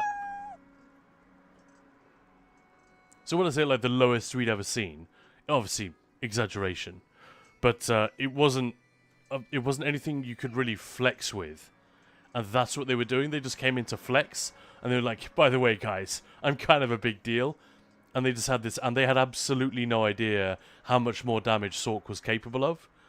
They totally climbed down, and once they realized what was going on and what Ninja Pulls was about, but it was also kind of a strange person. We had a few run-ins with them and just being completely unable to like gauge the, social context. Yeah, we had I don't so think many, they were I on had the so many warnings about them. yeah, I don't think they were Wow. on the spectrum or anything, but people were literally saying this guy is toxic as hell, and they caused so many arguments in Discord in general chat. Remember that one time, Looked, you said about a DPS requirement perhaps being a little unnecessarily high, which is totally fair enough. That was the kind of remark that this guy would just throw out there, but unlike you, who's just sort of said it and then moved on, he would like vigorously, aggressively fight, and then keep saying, "I don't mind. I'm just saying. I don't have a problem. I'm just saying." It's like, well, if you don't have a problem, STFU. Literally nobody asked. You are creating all kinds of problems and drama and discord in Discord. In Discord? Anyway, somebody give me something to read. Have we got a limerick or a poem or something? Hang on, I got some limericks. Yeah, that was also a funny person. They defended, we had pro groups Friday night and Saturday morning, and they were like pretty serious, certainly the Friday night one. He would be always pissed. And then hangover on Saturday mornings. It was like, what? I'm drunk. Oh no, that was, people were not happy about that.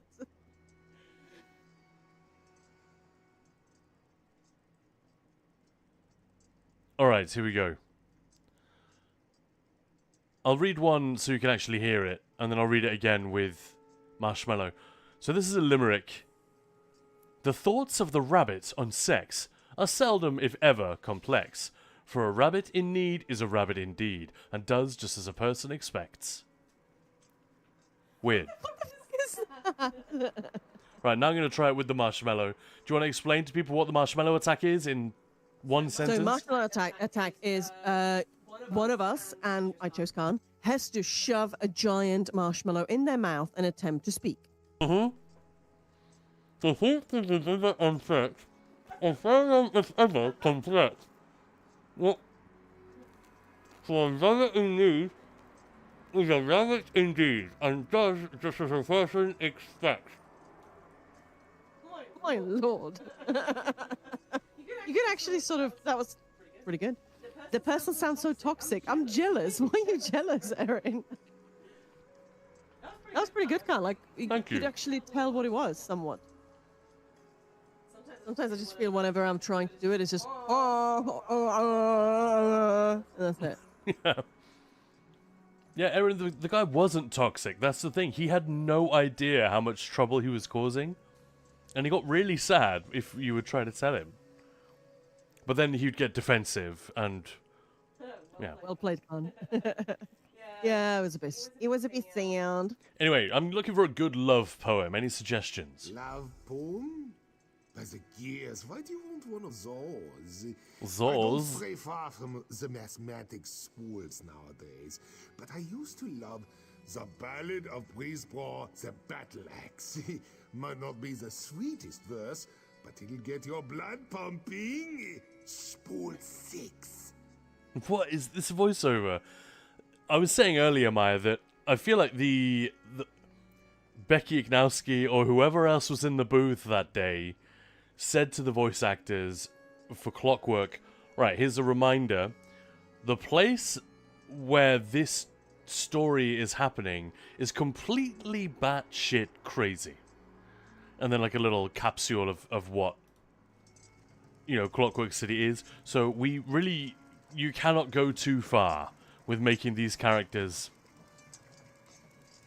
like really over the top. Because the voiceovers are just a fucking delight. They're really, they wouldn't work just anywhere if you ran into someone like that in Daggerfall, the city, or in Gonfalon Bay, for example. It might be a little bit jarring, but here it just works. It's completely gonzo. So do we want the one about the AI-generated one, the Ballad of Brisbane Battle Axe, or Ode to a Brass Lily? Which one do we want, Maya? Brass lily. A brass lily nods under gentle showers, its filigreed petals polished by nature's caress. So too did you blush under a rain of kisses, your gentle sighs put its grace to shame. Not that impressed by that. The Ballad of Brisbane Battle Axe, verse 6. Brisbane's passion burned, a conflagration of forbidden desire. Given cruel voice by the charred flesh of his enemies, death sang out its mournful dirge and ripped the souls asunder. Okay. What? And love poem LT0782. Poem begin.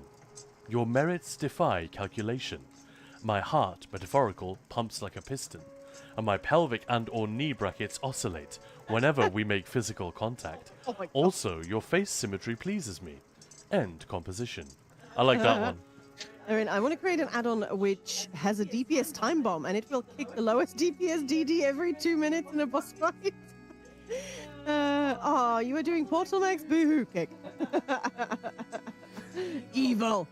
Xerox, how much of a difference would make Nalaka purple versus perfect on one yellow? Perfected, golded. You mean both perfected, purple versus gold? Not much. It's like 1%. Makes all the difference in the world. You'll be able to do everything. About the comment about the add-on. Do it to the highest DPS players to ruin anyone who's going for a nice passes day. Yeah, that's actually... I quite like that punch-up. One normal, the other one perfected. Well, the perfected bonus is going to be dead until you have 5 pieces of it. Hey, look, he's back on our Discord. Hey! Cheers!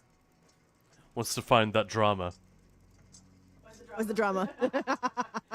To be fair, like for a Discord server that's been going as big as it is and it's been going for as long as it has, we've hardly had any dramas. Sorry to disappoint. We haven't had that much, you're right. And they tend to be short-lived.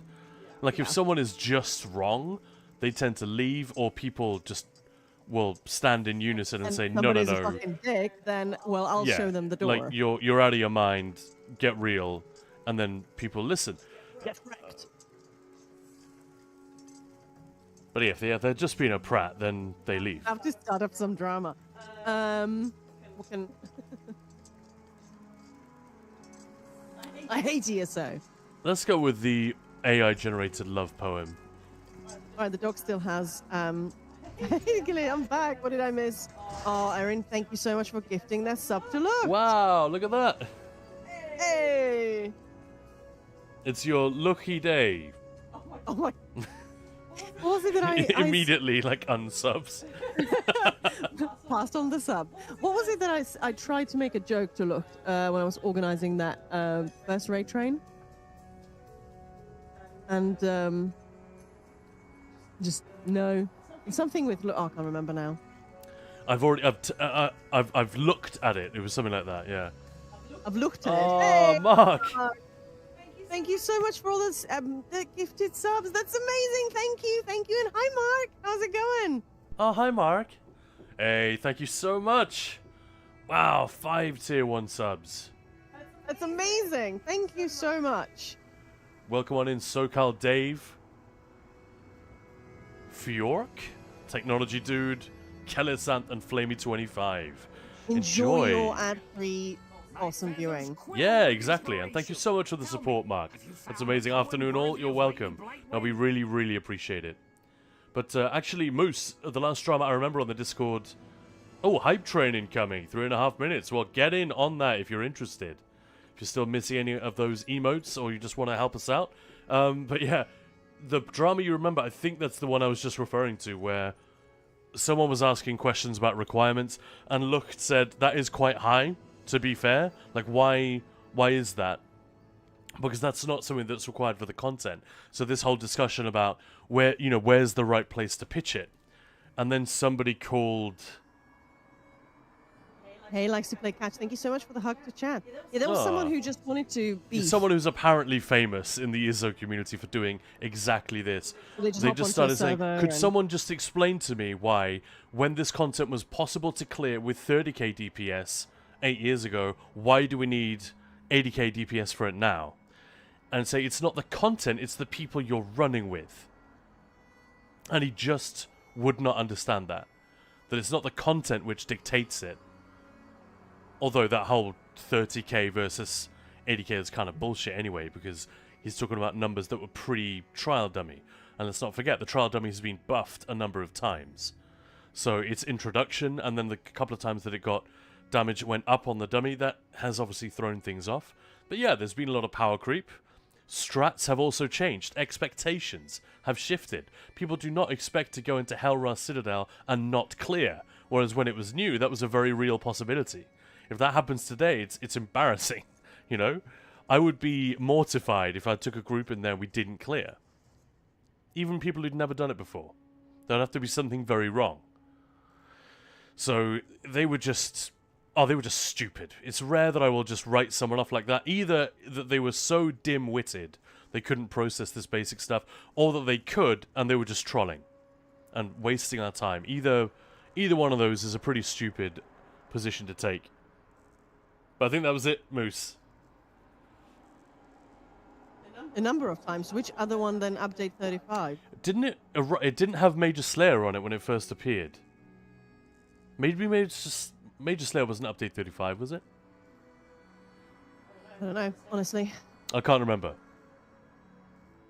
Anyway, yeah, we found some poems. Oh, right, that is update 35. Well, maybe it's just the one time. I feel like it's been more than that, but feeling isn't necessarily correct. Used to woo my sharp-eyed love. This love poem looks interesting. If rowboats could pass the Atlantic hundreds of years ago, why are we using faster, more efficient boats now? My feelings in the sweaty, fat-legged, wingless tradition.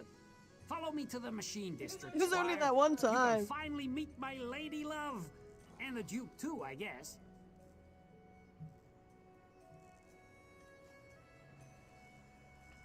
You know what's very interesting? If we took the old dummy, I would argue DPS would be about the same as update 34 right now on dummy, which is wild. Update 34. So High Isle. Surely it wouldn't be as high, but yeah, it was pretty fucking nuts. Stamsork. Yeah, exactly. Yeah, 145k.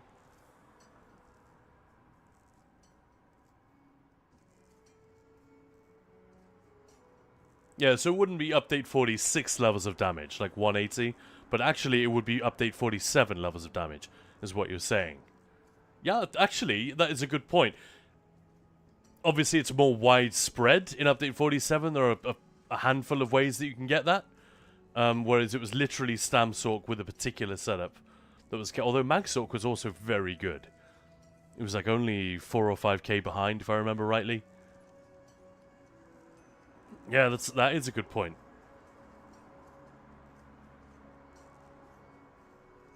Alright, I'll meet you there. Let's go. To the castle of my lady love. I'll meet you there. I don't think this is going to go well. We're going to give this guy an absolute dud of a poem. The dog just re-entered the room with the bat wings attached, and Maya is immediately amused. I hope you're proud of yourself. Poor doggo. Extremely.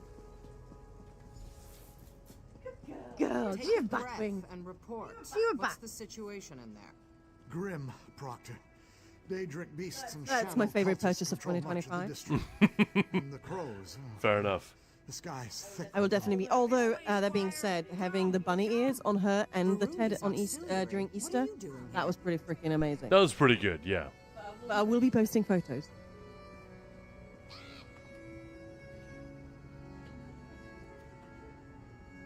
Was Ted given a treat? I did redeem some points for him. Let's do it again. I fed him lunch. That's not quite the same thing. I did give him treats. Nice. I did. The ones he really liked. Alright, what's up, First that Luciana? bastard DeVate, and now Here's the the lady I crows? was talking Your about earlier. taste in companions grows worse by the hour. Well, she's seen some action, hasn't she? We're having a very She's like 900 years You mean old. to enter the machine district? No, crazy. Why? This crow promised to take me to the key they stole from Gascon. Normally, I'd say we should simply kill them all and take the key by force. But it seems these birds have a real talent for hiding things. Daedra and cultists tossed the district for hours, and from what we can tell, they didn't find anything. All the more reason to follow the crow. Fine. Let's you do can it. play their ridiculous game, for now. But I'm coming with you. I've lost enough citizens already. A word of advice. Don't let these Daedric pests push you around. We need to learn the nature of this key before it's too late. Oh, she's coming along. Fun. Your metal woman is not allowed in Castle Blackfeather. I forbid it. I don't want to go anywhere near your filthy castle vermin. Let's get this over with. General greeting array. Hello, President. I forbid it. We can't talk to these boys. Nah.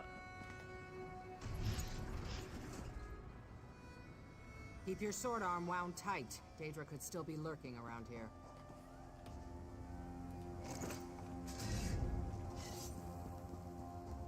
This is the area where you can get, like, the parts for the factotum, right?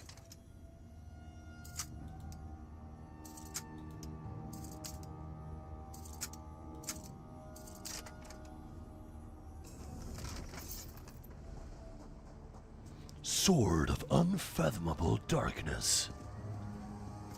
I don't like that word. Darkness? Or No. unfathomable? That one.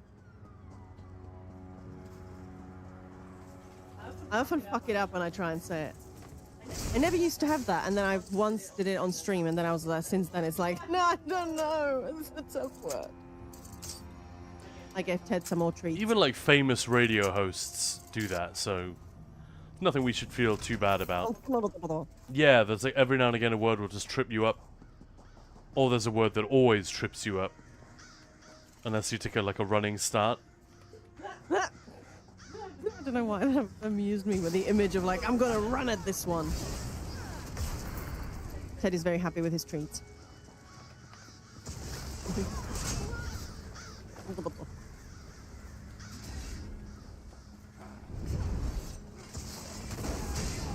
Wow, it's gone up to 6 hours of stream. Yeah, man. Nice. These guys are no match for the pull of the ninja.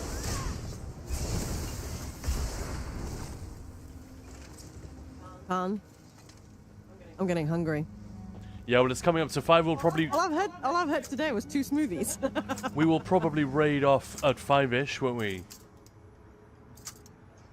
And bid you guys adieu. I just wondered if Ahelt was still here. He had, Hey, Rafaz, how's it going? Hello.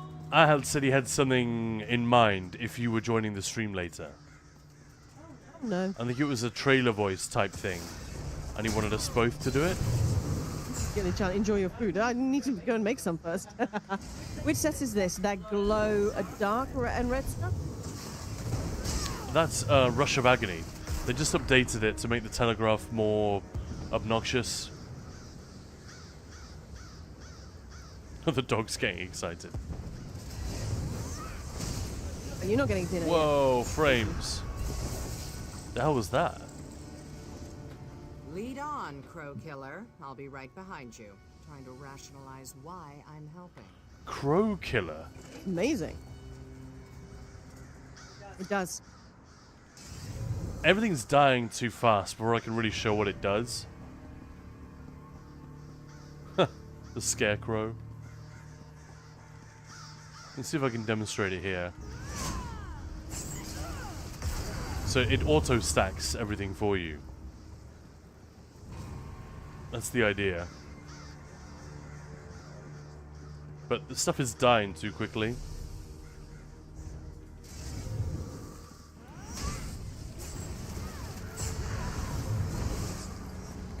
This is why we need more difficult overland. This is just silly. Like the proc isn't even doing anything because stuff is dead either before they get chained and certainly before it goes off. If this were Knights of the Star Wars: The Old Republic, I would think this was a climbing puzzle. Yeah. The holocrons that you had to collect. Holocron. Yeah. That's a fun word.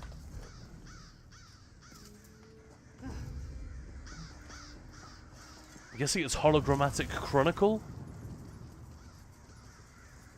Oh. Makes sense.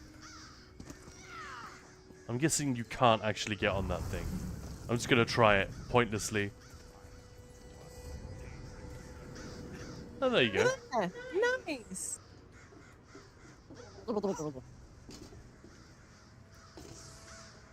Oh, that's fun. Although it does give me sort of Left 4 Dead PTSD when you're running back.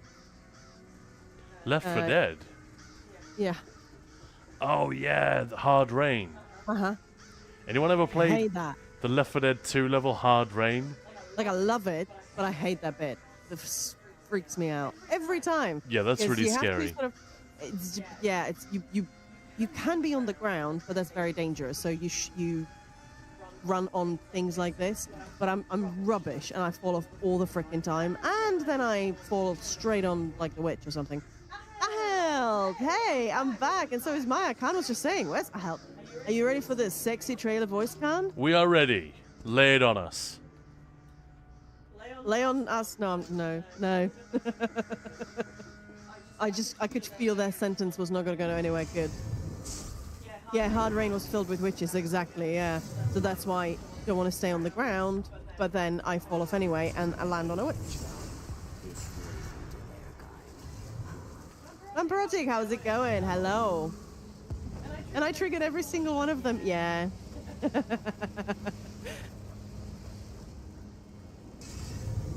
Those witches are everywhere. Okay, Khan, get ready to give a sexy trailer voice of how awesome your co-host is.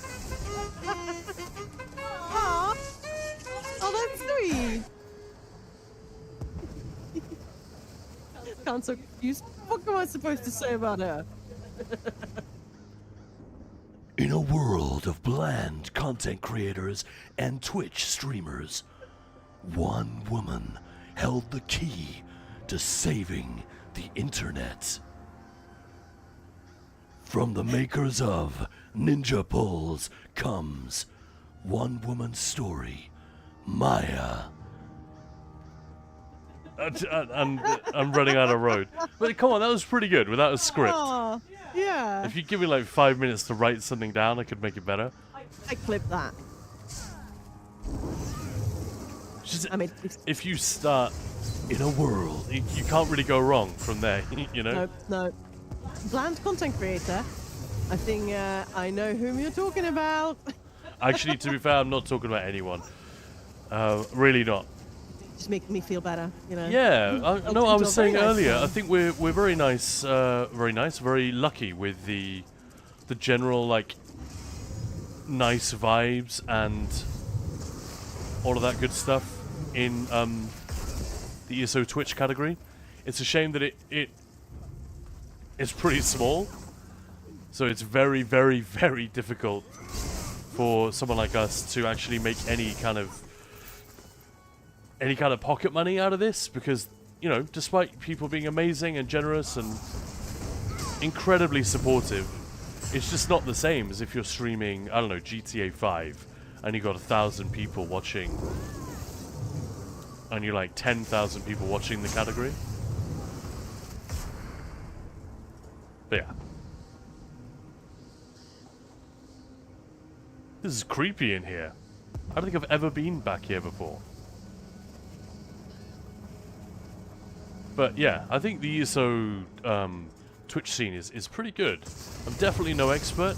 It's not like I can say I know all these other Twitch scenes really intimately. Lead on. I keep talking to her by accident. Now I know what the next Discord drama will be. What? Moose, bland content creator? About 95% of the ones in ESO category. Whoa. If you're just talking about like the little ones that have just a few people watching, like, I don't know, I couldn't say, I haven't watched all of them, but I don't know, man. I really, like, all these raid trains have really helped me to realize this, that we are really not alone in trying to provide a fun hang. It's difficult to do. Yeah. And Erin, it's okay, Khan, I'm just joking. Yeah. What am I? Yeah, no, it's a serious point, though. It's a serious point. And since I'm the one who uttered the words, I thought it was worth clarifying. Likes to play catch. Dying Light. The following DLC has a special zombie, which is a crying baby that lures you and then jumps at you. First time someone didn't warn me and just told me to jump into the well. That was great loot. Almost needed new shorts. Moose, you are almost alone in succeeding, though. Oh, well, thank you. Yes.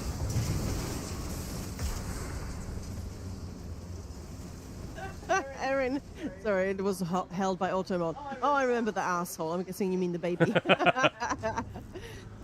And not pure. Hello, Khan. Hope you're good. I was trying to redirect peoples to you before. If you didn't know, on YouTube there is actually a raid function, but you've got to enable it in your channel settings. Oh no. And I do see your comment in YouTube. Egg like a break egg. And Ian C, yo bro, how's it going? Hello there.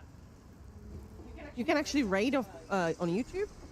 That'd be crazy if you couldn't. But yeah, we obviously need to enable that somewhere. Why would it be turned off by default? That's interesting. But yeah, thank you for the heads up. That's much appreciated. How you doing? Not yours. Yeah, when I got partner on YouTube, I was like, oh, you can raid? What the fuck? Yeah, I guess we weren't streaming on YouTube when we made partner, so yeah. The following is DLC for the first game. Right.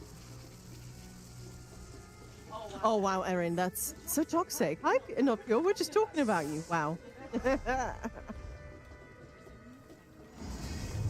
Sehr toxisch. Following. Oh, right. Sorry. I'm just catching up and my brain is struggling. It's like, what? Man, I'm loving the jabs. It's so good. Jump. Yeah. Jump.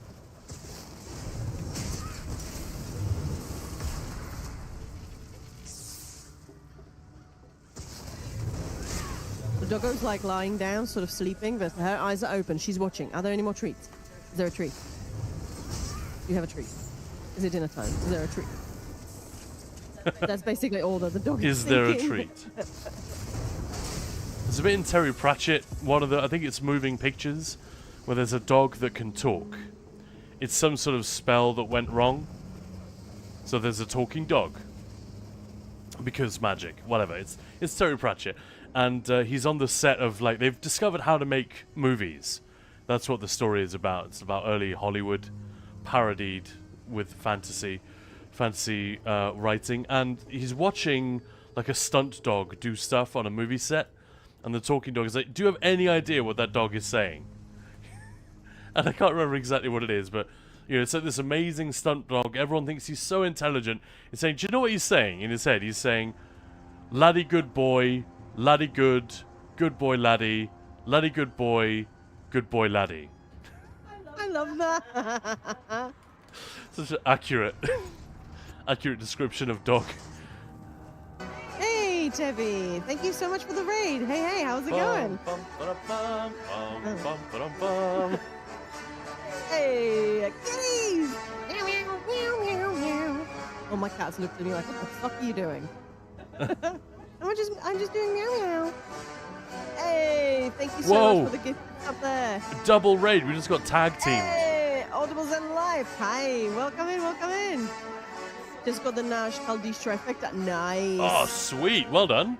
Nice. Well done. Which one do you prefer out of the two dungeons? I just welcome in. Thank you so much for the raids, and welcome to the Ninja Pulls. What are we called? Gaming channel. I'm Maya. And this is Khan. Sorry, I need a bit more practice on that one. But yeah, welcome in. Happy Sunday, everyone. How's everyone doing? Shiny, so shiny. We've only done the first two bosses, hard mode and black gem. Oh, the third one is an absolute hoot. Oh my god, the hard mode is crazy. We only did it on PTS, and honestly, we spent half an hour just going, what the fuck? Literally like that. And then we realized there was a book by the doorway, which kind of lets you skip ahead. I completely missed all that dialogue. I'll read it later. Or maybe I'll just abandon this quest and do it. The mechs in black gems seem more interesting. Yeah, they're really fun, aren't they? Yeah, that's the impression that I've been getting and passing on as well. Nash Kaldish is like the beautiful atmospheric one, and black gem is much less interesting visually, but more interesting mechanically. I would say that's accurate. But thank you so much for the raids. That's amazing. Hey there. We finished the remaster for the first one earlier today. Just started the second. They're beautiful. How are you all doing?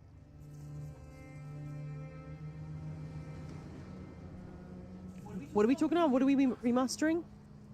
Or have I missed something? But yeah, welcome in.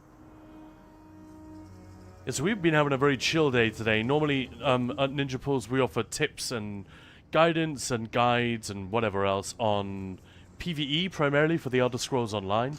We also talk a lot about the lore of the franchise generally. But today we've been mostly chilling out. We've just had a new big patch a week ago, tomorrow. So yeah, day 7 of the new patch. The reality is beginning to like settle in. And yeah, I think most people have realized that it's not the end of the world. It's just not a very exciting patch. But now that they've weakened a couple of the big things that we were all running, there are now a few more possibilities. I don't know. Like I said, not the most exciting, but... Yeah, Audible Zen, I've been meaning to try this one out. I'm just not sure of the time investment. It looks really good. ESO is pretty fun. It is an MMO, so yeah, there's an element of, well, leveling. But you can do so much even right at the start, so it doesn't really... It's quite friendly to new players. There's not that much grind. There's a lot of stuff. The game is very, very detailed, but it's not really a problem if you like the setting and the lore, because it's the best story MMO I've ever seen. I haven't played them all, but it has that reputation. It's not just me who thinks so. It's up there with Star Wars The Old Republic for story. Like, most MMO stories aren't that good. I think the developers of those MMOs would be the first to admit that's not the game's primary goal, storytelling. It's more about the systems and so on, but with Elder Scrolls, they really wanted to make sure they got it right. And they do most of the time, I think. The Black Feather Court.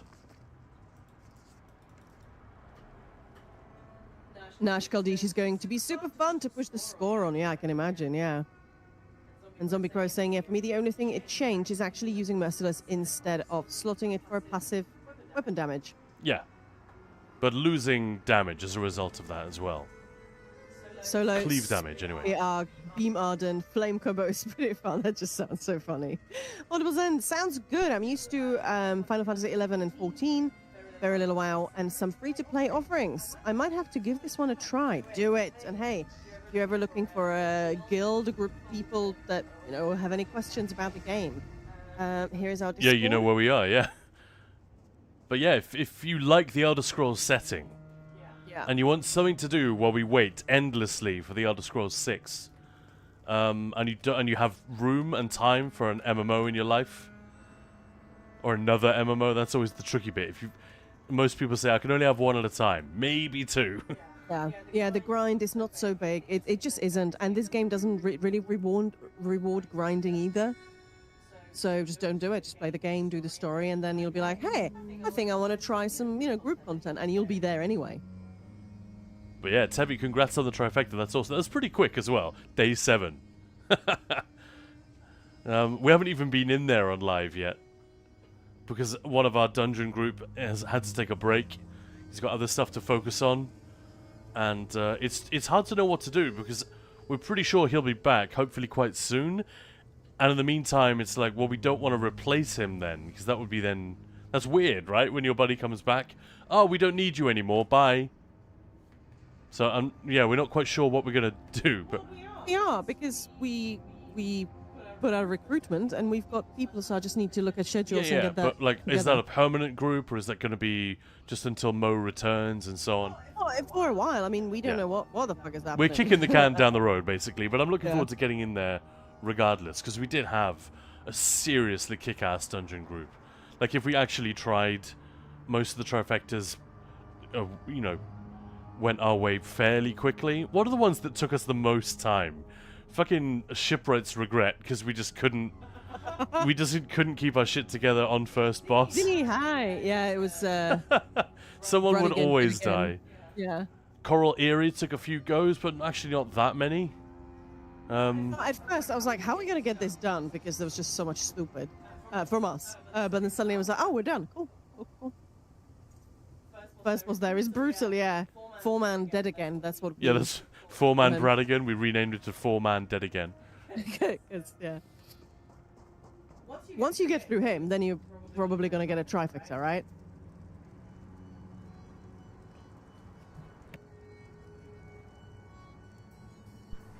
Well, thank you so much for raiding. I'm sad to say we had planned on a 5 o'clock raid ourselves. Let me just kill that ad break. Oh, it's already started. Whoops. But yeah, so we will be wrapping it up right about now. But thank you so much for joining us for the last 10 minutes or so. Oh, Tevi, thank you so much. Thank you. There's like no ads. Thank you so much. That's amazing. Oh, that's really, really kind. Thank you, everyone, for the support today, the follows and the subs. It's been amazing. It's been a really, really lovely stream. And Maya, I'm so glad you have the energy to... I don't know where you're getting it from. Maya has been exhausted all week, and particularly today. I think from chat. I even told you... I even told chat, Maya's messaging me how exhausted she is and how it's too hot. Sparrow definitely was sending you sympathies in that regard, Maya. You saw he's bought aircon units for his setup. That's pretty awesome. No ads, only stream. No gods or kings, only man. Which is sexist, isn't it? Yes. But yeah, I have a day off on Tuesday, so I'm going to be putting our dungeon group together. I'm going to be putting out some, what's it called, the word I'm looking for? Trials. Open trials. So yeah, I'm going to get on that on Tuesday. So yeah, if anybody needs anything, wants something, do let me know. I'll actually get my shit together. Yeah, the summer break is finally coming to a proper close, and we are starting up trials again throughout the week. Hopefully we're going to try and have 2 per week, some of them will be teaching runs. They're all going to be Quick TV EU. for the homies, They're all going to be PC EU. Sadly, sorry if you're on console or PC NA. We have got some NA trials coming up as well, but primarily this stuff is PC EU. But yeah, some will be teaching, so don't expect like major fast clears or whatever. But learning and people tanking stuff for the first time, all that good shit. Some will be practice All gonna be runs, happening, yep. and some will be loot runs, those are the ones where we go fast. I'd like to get some loot runs going for Aussie and Cage.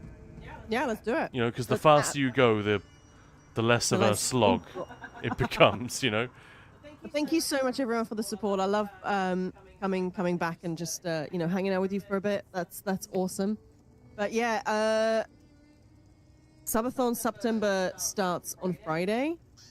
And we are going to be hopefully streaming every day. We're going to be doing tons of giveaways. It's going to be huge. We've got theme days coming up. We've got like Khajiit Appreciation Day. We've got a cooking stream coming up as well. So September is going to be absolutely insane. So mark your calendars. Yeah, if you enjoyed... Let's have some fun. Sorry, Maya. No, you go. If you enjoyed that 24-hour stream we did where we had everything scheduled and there was loads going on and lots of silliness and a real kind of party atmosphere, we're going to try to turn September into that, like, every day. I actually have taken a week off in September as well, so maybe we could do, like, a week-long stream. Who knows? Who knows what kind of crazy stuff we're going to get up to? We will see. But anyway, for now, where are we going to raid off to? Where are we going to send all these awesome people, Maya? Oh, Moose, no, hated the 24-hour stream. It was too short. See, week-long stream then. All right, let's go and see Tatanko doing some sweaty Sundays. Ooh, So kinky. the opposite of what I've been doing. Yeah, they're dungeoning, so they're in the new donjons. Awesome. But yeah. Tatanko's a lovely, lovely guy. If you don't know them already, hit that follow button once we're in there. That's an awesome thing to do.